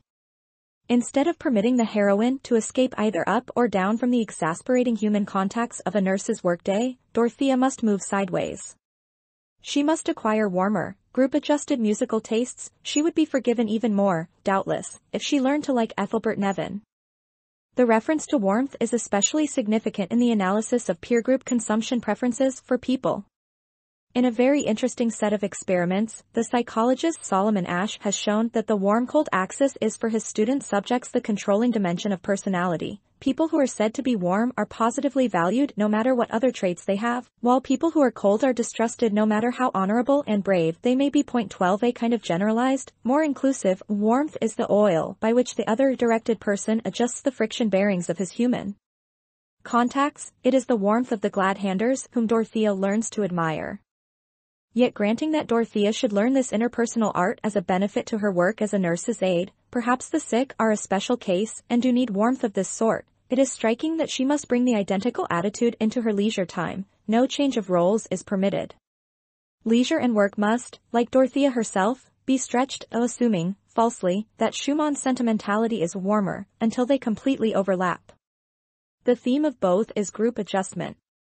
What I have said is not to be understood as a polemic for coldness as against warmth or as a criticism of the genuine elements in the other directed person's concern for warmth, in himself and in others. Certainly, it is an advance to get away from the compulsory emotional constriction, the frightening coldness, of many inner-directed Americans, and advance to open up group sociability to a wider and more outgoing type of responsiveness. Lonely successes. In our discussion of the comics and of Tootle, we saw how modern popular culture teaches the dangers of aloneness and, by contrast, the virtues of group-mindedness. In a thoughtful article, The Gangster as Tragic Hero, Robert Warshaw deals with a number of recent gangster films from this perspective. He notes that, inevitably, the gangster's success spells his undoing. For it cuts him off from the group, not only the law-abiding community but also his own gang. At the peak of success he is therefore miserable and frightened, waiting to be cut down from the heights. We can interpret this legend as a cautionary tale as to what happens if one goes off on one's own pursuits. Success is fatal. According to the code of the movies, one is not permitted to identify with the lonely escapist. His lot is pictured, like that of Dorothea in the novel, as a set of miseries and penances. The movie Body and Soul points a similar moral. The hero, John Garfield, is a Jewish boy from the East Side who gets to be boxing champion and proceeds to alienate all surrounding groups, his family circle and faithful girl, his unambitious, devoted retinue, the East Side Jews who see him as a hero. He agrees for a large sum to throw his last fight and bets against himself, which would have brought him wealth, and utter alienation from these groups. En route to the fight, he is told that the Jews see him as a hero, a champion in the fight against Hitler. Recalled to himself, he double-crosses his gangster backers by winning the fight, and, poor again, he is restored to the primary group of family, girl, and Jews. There was no way for this winner to take all. Had he thrown the fight, he would by the movie code have had to meet disaster, but he is saved by his financial reversal. A movie or book occasionally comes along that departs from this formula. The Fountainhead, by Ayn Rand, a popular book and movie, pictures its architect hero as standing out, in violent integrity, against the pressure for group adjustment and, in the end, successfully bringing the jury of his peers along with him. He does take all, the heights of fame, his rival's wife, the death of his rival. What is most striking in all this, however, is the unintended caricature, both of group adjustment and of group resistance. The group is made out not as tolerant but as mean, inartistic, and corrupt. And group resistance is seen in terms of nobility on the part of the sadistic hero, who wants to deny any ties to humanity, any dependency. This Superman for adults is the very apotheosis of the lonely success, to be admired perhaps by the reader but too stagey to be imitated. In all likelihood, moreover, the Ayn Rand audience that applauds fiery denunciations of group-mindedness and submission to others is quite unaware of its own tendencies to submission in the small, undramatic situations of daily life. In that sense, the Fountainhead is escapist. Good. Bye. To escape. So far, in these illustrations, we have seen little that would correspond to the unambiguous escapes of the inner-directed. Rather, we have seen popular culture used, often quite desperately, for training in consumer orientation and group adjustment. Despite appearances, the other-directed person seems often unable to get away from himself or to waste time with any gestures of abundance or abandon. Of course, if we compared patterns of alcoholic escape, we might come up with somewhat different results. The inner-directed person, if influenced by Protestantism, is of course also unable to waste time. The mobile youth from the lower classes shows his commitment to inner direction by cutting himself off from hard-drinking, horseplay-indulging pals. He continues the production of an inner-directed character through practicing a kind of mental bookkeeping by which the demons of waste and sloth are ruthlessly driven out. Such a person has little leisure, unless he can justify it as self-improving, and a life that has never an idle moment must have many a tense one. On the face of it, the other-directed person is no Puritan. He seems much less preoccupied with waste. But an attenuated Puritanism survives in his exploitation of his leisure. He may say, when he takes a vacation or stretches a weekend, I owe it to myself, but the self in question is viewed like a car or house whose upkeep must be carefully maintained for resale purposes. The other-directed person has no clear core of self to escape from, no clear line between production and consumption, between adjusting to the group and serving private interests, between work and play. One interesting index of this is the decline of evening dress, especially among men, and conversely, the invasion of the office by sport clothes. This looks like an offshoot of the cult of effortlessness, and of course men say, it's too much trouble, in explaining why they don't change for dinner or the evening. But the answer lies rather in the fact that men today simply do not know how to change roles, let alone mark the change by proper costuming. Another reason may be the fear of being thought high-hat. One can wear gaudy shirts but not stiff ones.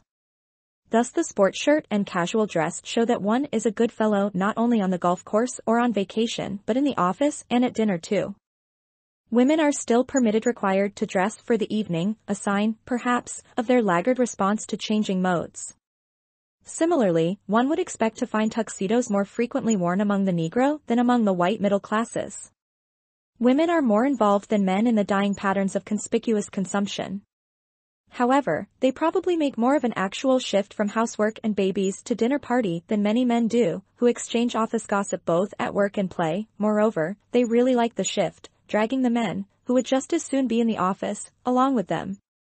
I have observed that women's shop talk of children and domestic matters is often, though certainly not always, conducted with more skill, interest, and realism than that of men, since the change of role refreshes both work and play. What is it that drives men who have been surrounded with people and their problems on the day shift to seek often exactly the same company, or its reflection in popular culture, on the night shift? Perhaps in part it is the terror of loneliness that the gangster movies symbolize. But certainly it makes for strain. Though popular culture on one level fills in between people so as to avoid any demand for conversational or sexual gambits, on another level the popular culture performance is not simply a way of killing time. In the peer group situation, it makes a demand that it be appraised. The other directed girl who goes in company to the movies need not talk to the others during the picture but is sometimes faced with the problem, should she cry at the sad places or not?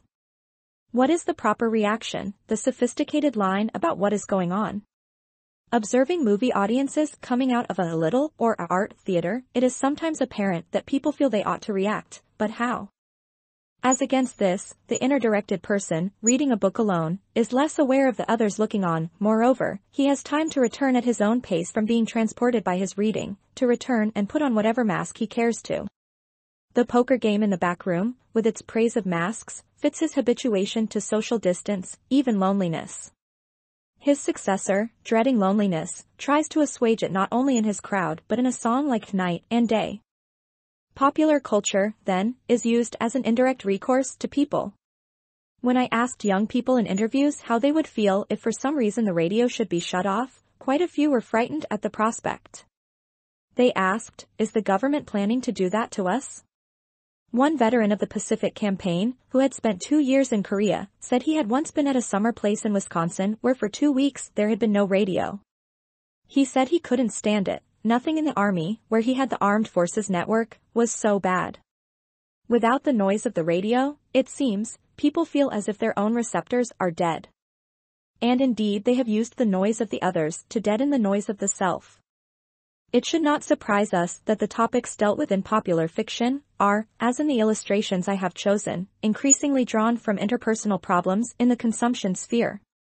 This marks a change from an earlier day, not so much in the content of fiction as in its implications.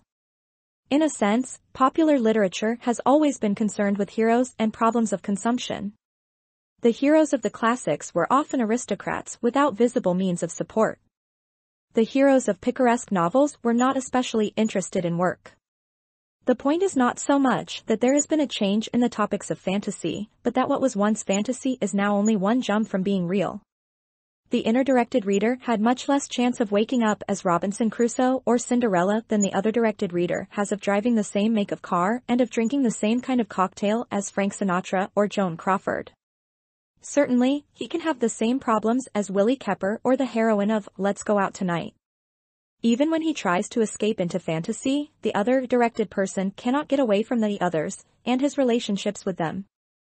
To put this another way, the child enjoys reading stories about personalized animals or personalized engines and tugboats because the world of people is still new and strange, even somewhat terrifying. By reading Aesop or Bugs Bunny or Peter Babbitt, he can play with his problem of understanding people and their motives. If he is inner-directed, he may grow up to read historical novels of the older, pre-Forever Amber variety, or science fiction such as The War of the Worlds and its current interplanetary successors, stories not involving contemporary problems of interpersonal relations. But the other-directed child moves from stories about personalized animals to comics about personalized figures of the underworld, and from them to movies, radio, and fiction that, unlike the slowly disappearing B-thrillers and westerns, are aimed at the audience's problems of orientation. But what is play for the child is work for the adult, and there is no escape from leisure. A caveat. As remarked in the preface, my terminology favors a tendency that I have noticed in discussing my character types with people to think of inner direction as preferable to other direction, despite my insistence that direction in both cases comes from outside and is simply internalized at an early point in the life cycle of the inner directeds.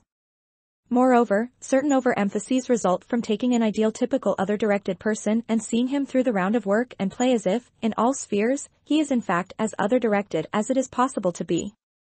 Real people, however, are not to be mistaken for social science constructions. Within any schema of character types, they cannot be fitted whole.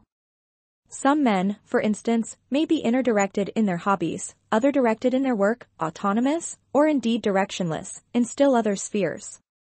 We must see real people as a whole and through their entire life cycle, if we can, before we presume to pass judgment as to their satisfactions in living. Furthermore, there are factors outside of terminology that may lead readers to conclude that inner direction is better. Academic and professional people are frequently only too pleased to be told that those horrid businessmen, those glad-handing advertisers, are manipulative. And, as we all know, the businessmen and advertisers themselves flock to plays and movies that tell them what miserable sinners they are. Of course, it is especially gratifying to look down one's nose at Hollywood, soap opera, and other mass culture phenomena. The inner-directeds of high status, moreover, are associated with the Anglo-Saxon tradition and with the reverence we pay to those among the aged who are still powerful. Furthermore, since the inner-directeds face problems that are not the problems of the other-directed, they seem to be made of sterner and more intrepid stuff. As we already find the Victorians charming, so we can patronize the inner-directeds, especially if we did not personally suffer from their limitations, and view the era depending on inner direction with understandable nostalgia. These were, intact, among the considerations that led me to employ the term other-directed in preference to Erich Fromm's term, the marketing orientation, despite the germinal role this latter concept played in the development of our own typology. For, out of context, the marketer might seem to refer only to a person actively engaged in marketing, i.e., in business. As we shall see more fully in Chapter 13, I believe businessmen tend already to be viewed with an excessive contempt. I do not want to be understood as saying it is wrong to be concerned with the others, with human relations. That we can afford to be concerned with such problems is one of the important abundances of a high-technology society. We must ask anyone who opposes the manipulation of men in modern industry whether he prefers to return to their brutalization, as in the early days of the Industrial Revolution. In my scheme of values, persuasion, even manipulative persuasion, is to be preferred to force. There is the danger, in fact, when one speaks of the softness of the personnel, that one will be understood to prefer hardness. On the contrary, one of the main contentions of this book is that the other-directed person, as things are, is already too hard on himself in certain ways, and that his anxieties, as child consumer trainee, as parent, as worker and player, are very great. He is often torn between the illusion that life should be easy, if he could only find his way to the proper group adjustment practices, and the half-buried feeling that it is not easy for him. Under these conditions it would only complicate his life still further to hold up the opposite illusion of stern inner direction as an ideal, though this, as we shall see in Part 3, is just what many people propose. To be sure, in the preceding pages I have occasionally been sharp in comment on the other-directed round of life and especially on child-rearing practices conducive to other direction, but I have not wanted to score verbal victories over tendencies which may not be present in my readers anyway, rather to strike at powerfully supported but still not fully understood developments. Yet it is difficult not to mistake one's emphasis, as should be clear from the discussion in Chapter 4 of the ambiguities inevitably present in the reception of print. I know that there is much snobbery and asceticism behind current criticism, including socialist criticism, of mass leisure and of personnel relations. Indeed, a critique of the glad hand can be made from many standpoints, radical or reactionary. But such a critique for UE makes perhaps less sense if it is based on models developed in the era of the invisible hand, or even earlier, than if it rests in part on an at least implicitly new view of society, a view of the potentialities of leisure and abundance to which both the glad hand and the search for self and group-adjusting lessons in popular culture are themselves often poignant testimonials. Part 2. Politics. 8. Recognizing the political. It is difficult to say what place is taken up in the life of an inhabitant of the United States by his concern for politics.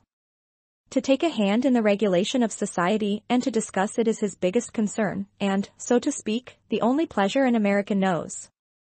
In some countries, the inhabitants seem unwilling to avail themselves of the political privileges which the law gives them. It would seem that they set too high a value upon their time to spend it on the interests of the community. But if an American were condemned to confine his activities to his own affairs, he would be robbed of one half of his existence. He would feel an immense void in the life which he is accustomed to lead, and his wretchedness would be unbearable. Tocqueville, Democracy in America. I turn in this part of the book to an introductory effort to apply to American politics the theory of character developed in the preceding part. First, however, the problems and limitations of this sort of approach to politics must be pointed out. My general thesis is that the inner-directed character tended and still tends in politics to express himself in the style of the immoralizer, while the other-directed character tends to express himself politically in the style of an inside dopister. These styles are also linked with a shift in political mood from indignation to tolerance, and a shift in political decision from dominance by a ruling class to power dispersal among many marginally competing pressure groups. Some of these shifts are, in fact, among the causative factors for the rise of other direction, a character structure which, when manifested in a political style, then intensifies the tendencies in political life that encourage still more other direction. Having said this, I must immediately make certain qualifications. Indeed, I fear I have all too often called to the reader's attention the limitations of social class and region, and of observational standpoint, which bound the picture of character in America I have presented. Furthermore, as I have also said before, real people are blends, more complicated and various, things of shreds and patches, than any schema can encompass. They may, for example, be on the whole other-directed, but politics may be a sphere in which they are more inner-directed than otherwise. Or, people may manage to be productive in politics, to have a style that is superior to that of the moralizer and that of the inside dopister, even though in their life as a whole they appear to be lost. Politics may be their most healthy activity. Conversely, many people who are generally autonomous in character, neither inner-directed nor other-directed, may in politics be indifferents, or moralizers, or inside dopisters. Politics may be a sphere in which, for any number of reasons, they are less adequate than in others. But these chameleonings of character are not the only factors that forbid us to explain or predict specific political behavior on psychological grounds alone.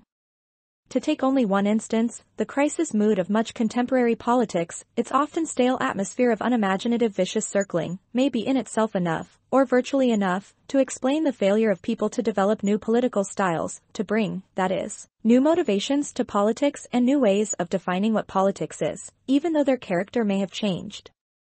My investigation is not directly concerned with the political as defined from the standpoint of the state or from the standpoint of the groups, parties, and classes into which the state is divided for purposes of formal political analysis. While not denying that the formal approach is useful, my emphasis, like that of many people today, is not so much on the political sphere itself as on the process by which people become related to it, and the consequent stylizing of political emotions. Obviously, the line between these two spheres cannot be too neatly drawn. The great tradition of modern political science that runs from Machiavelli and Hobbes to Tocqueville and Marx is concerned with both. This is one reason why, in speaking of the political consequences of character, I use the impressionistic term style.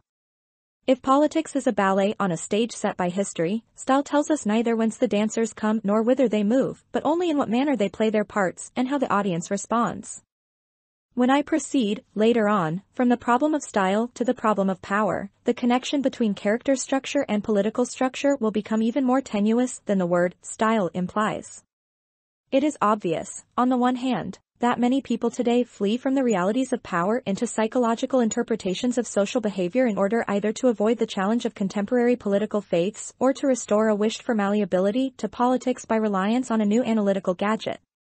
Nevertheless, it should be equally obvious that a political realism that ignores the dimension of character, that ignores how people interpret power configurations on the basis of their psychic needs, will only be useful in very short-run interpretations and not always even there.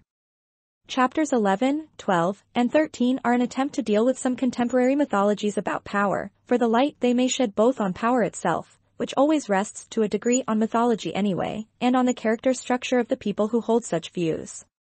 Here, as in the rest of the book, what I have to say is to be taken for the experimental microcosm that it is. Political history is a hard and perilous area, especially for one who is not a political historian. Let me begin by asking, keeping in mind observations like that of Tocqueville at the chapter head, what has changed in American politics in the last 100 years? How is the question to be answered? By reliance on Tocqueville himself and other gifted observers? He and other Europeans were amazed at the fury with which Americans before the Civil War threw themselves into political activity to the neglect, it seemed, of other aspects of life, culture, family life, love, the arts, and even perhaps statesmanship. Yet by way of contrast with the America that George III or Tocqueville saw, we must be aware of the America that Lord Bryce saw, an America in which the men of greatest ability, of strongest character and most impressive intellectual achievement, avoided politics like the plague. In which the great American cities, whether inhabited by foreign or rural immigrants, accepted corruption on an enormous scale as a matter of course, in which the proportion of voters to the total eligible voters dropped while the franchise was extended to women and the number of foreign-born declined. This was an America in which the people, in order to reform the shame of the cities, finally resorted to city manager plans and other schemes that called for the recruiting of experts to handle the vastly increased functions of the federal government. In short, it was an America in which the people divorced themselves from a large number of the functions Tocqueville had seen them exercising so enthusiastically in the 1830s. Are we confronted here with established fact or illusion? Is it really true that political apathy constitutes a crucial and growing problem for America? Is it true, as many observers suppose, that there has been a great decline in political involvement in the last 100 years? Or is it possible that this concern about apathy among many middle-class people, social scientists, the League of Women Voters, Americans for Democratic Action, and so forth, says more about those who are concerned than about what has changed or is changing in America? It is plain that anxiety exists in the minds of many about the American's participation in his own political life.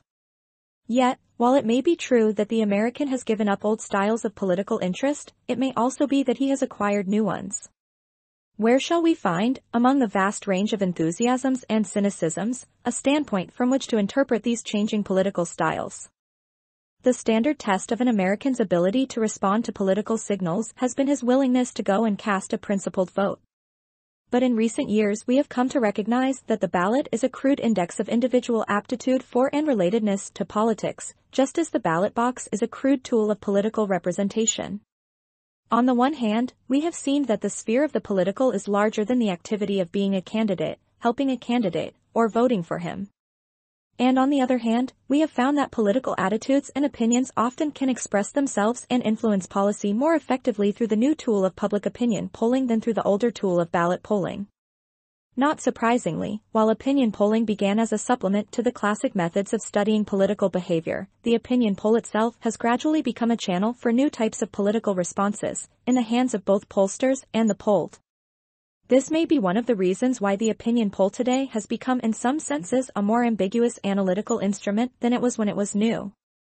For the polls demonstrate in new ways that all political behavior of large groups has a self-concealing capacity and that all methods of measurement create their peculiar ambiguities. In the days when the ballot box decided the issue, an opinion refused or obscured retreated to the periphery of the scene where the ballot box could not force it to a decision. Even the votes that were cast created obscurities. Did Romanism and rebellion really decide Blaine's fate? Did Hugh's fluked encounter with Hiram Johnson really give California to Wilson?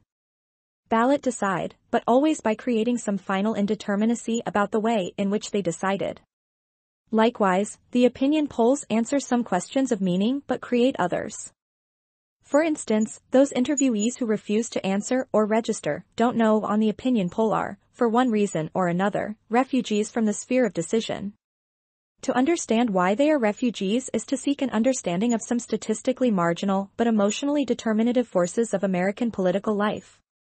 Let us take, for example, the problems that arise if one accepts the don't know answer more or less literally. Let us leave aside those don't knows who could not use and organize political information even if they had it. Let us leave aside those who get information but remain indecisive. The residue must be those who could use information but do not get it. Yet to assume the existence of such a group leads us to the question, how can they miss getting it when the mass media of communication pour it into them from almost every side? What sustains their resistance against receiving information that other Americans are so busily imbibing? How is it possible to live in America, speak and read English, own a radio, without having heard of the Marshall Plan, Henry Wallace, and even, as in one of our interviews with a high school senior, without being sure what party Truman belongs to? If, on the other hand, we ask why so many people for whom political information has no conceivable relation to their political orientation are nonetheless informed, we are equally baffled. Why do the do knows a no? The question opens one of the most interesting methods for study of American political life, the study of the way in which Americans obtain and exchange their political information. We can study their big talk and small talk about politics, and we can study the mass media as conveyors of political information and shapers of political mood. And since the mass media are massive, it is possible for the mathematically minded investigator to examine their content with a certain quantitative precision. Yet the mass media, too, possess a self-concealing capacity. As we know, there is not only the content of the media to consider but also the situation in which the content is received. The media not only supply information but also, as we might expect from the analysis of their complicated function in chapters 4 and 7, act as tutors in the way in which the information is to be consumed. In this they join the peer groups of listeners and readers in creating a situation in which information is mixed with noise in the very process of communication, with the result that the media end up, often despite themselves, as creators of political mood and style. Thus, no matter how refined the tests that are applied to the raw returns of a ballot box, an opinion poll, or a dip into the information-bearing streams of the mass media, the subjectivity of political attitudes tends to elude us.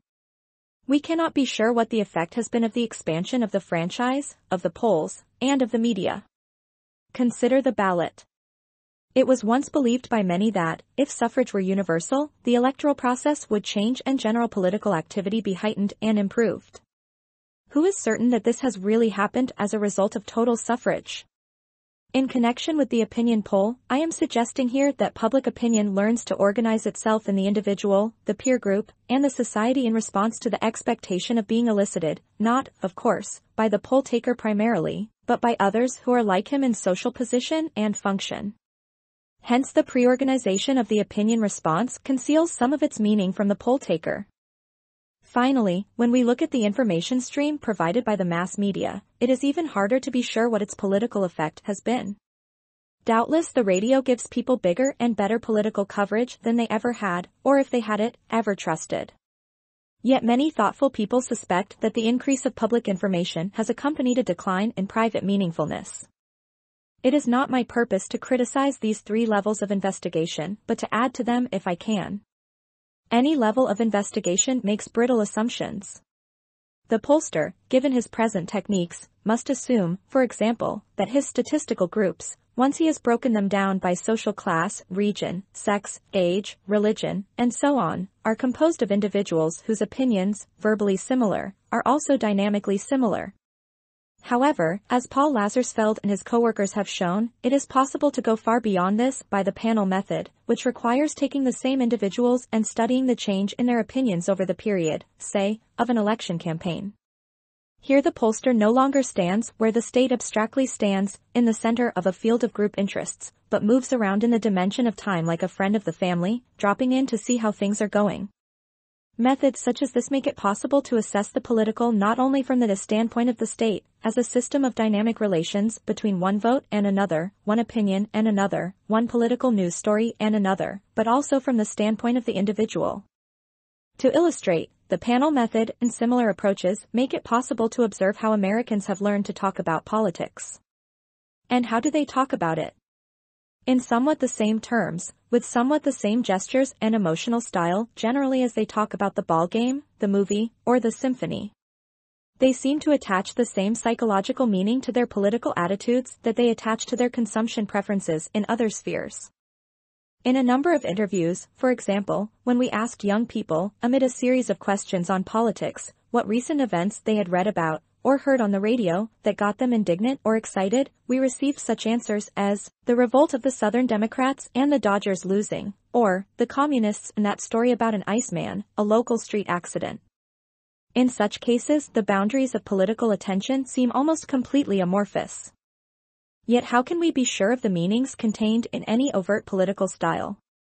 What, for example, does it mean when we find someone who discusses politics as if it were a ball game? Is this a mere convention, hiding a non-spectatorial attitude? Is it the often imaginative recourse to American metaphors derived from sports, but having an altogether different connotation? Finally, what part does situation play in the determination of political style? What part character? What part other elements of personality? An increasingly searching combination of intensive studies of individuals with less intensive studies of groups is being used, notably in work underway at Berkeley, in an effort to answer such questions. What follows profits from such work? We shall regard politics as one of the spheres in which inner-directed and other-directed people carry out their respective rounds of life and encounter each other in antagonistic or symbiotic fashion, as a sphere, that is, of the characterological struggle. 9. Tradition-directed, inner-directed, and other-directed political styles, indifference, moralizers, inside dopisters. Sometimes people call me an idealist. Well, that is the way I know I am an American. America is the only idealist nation in the world. Woodrow Wilson. The indifference.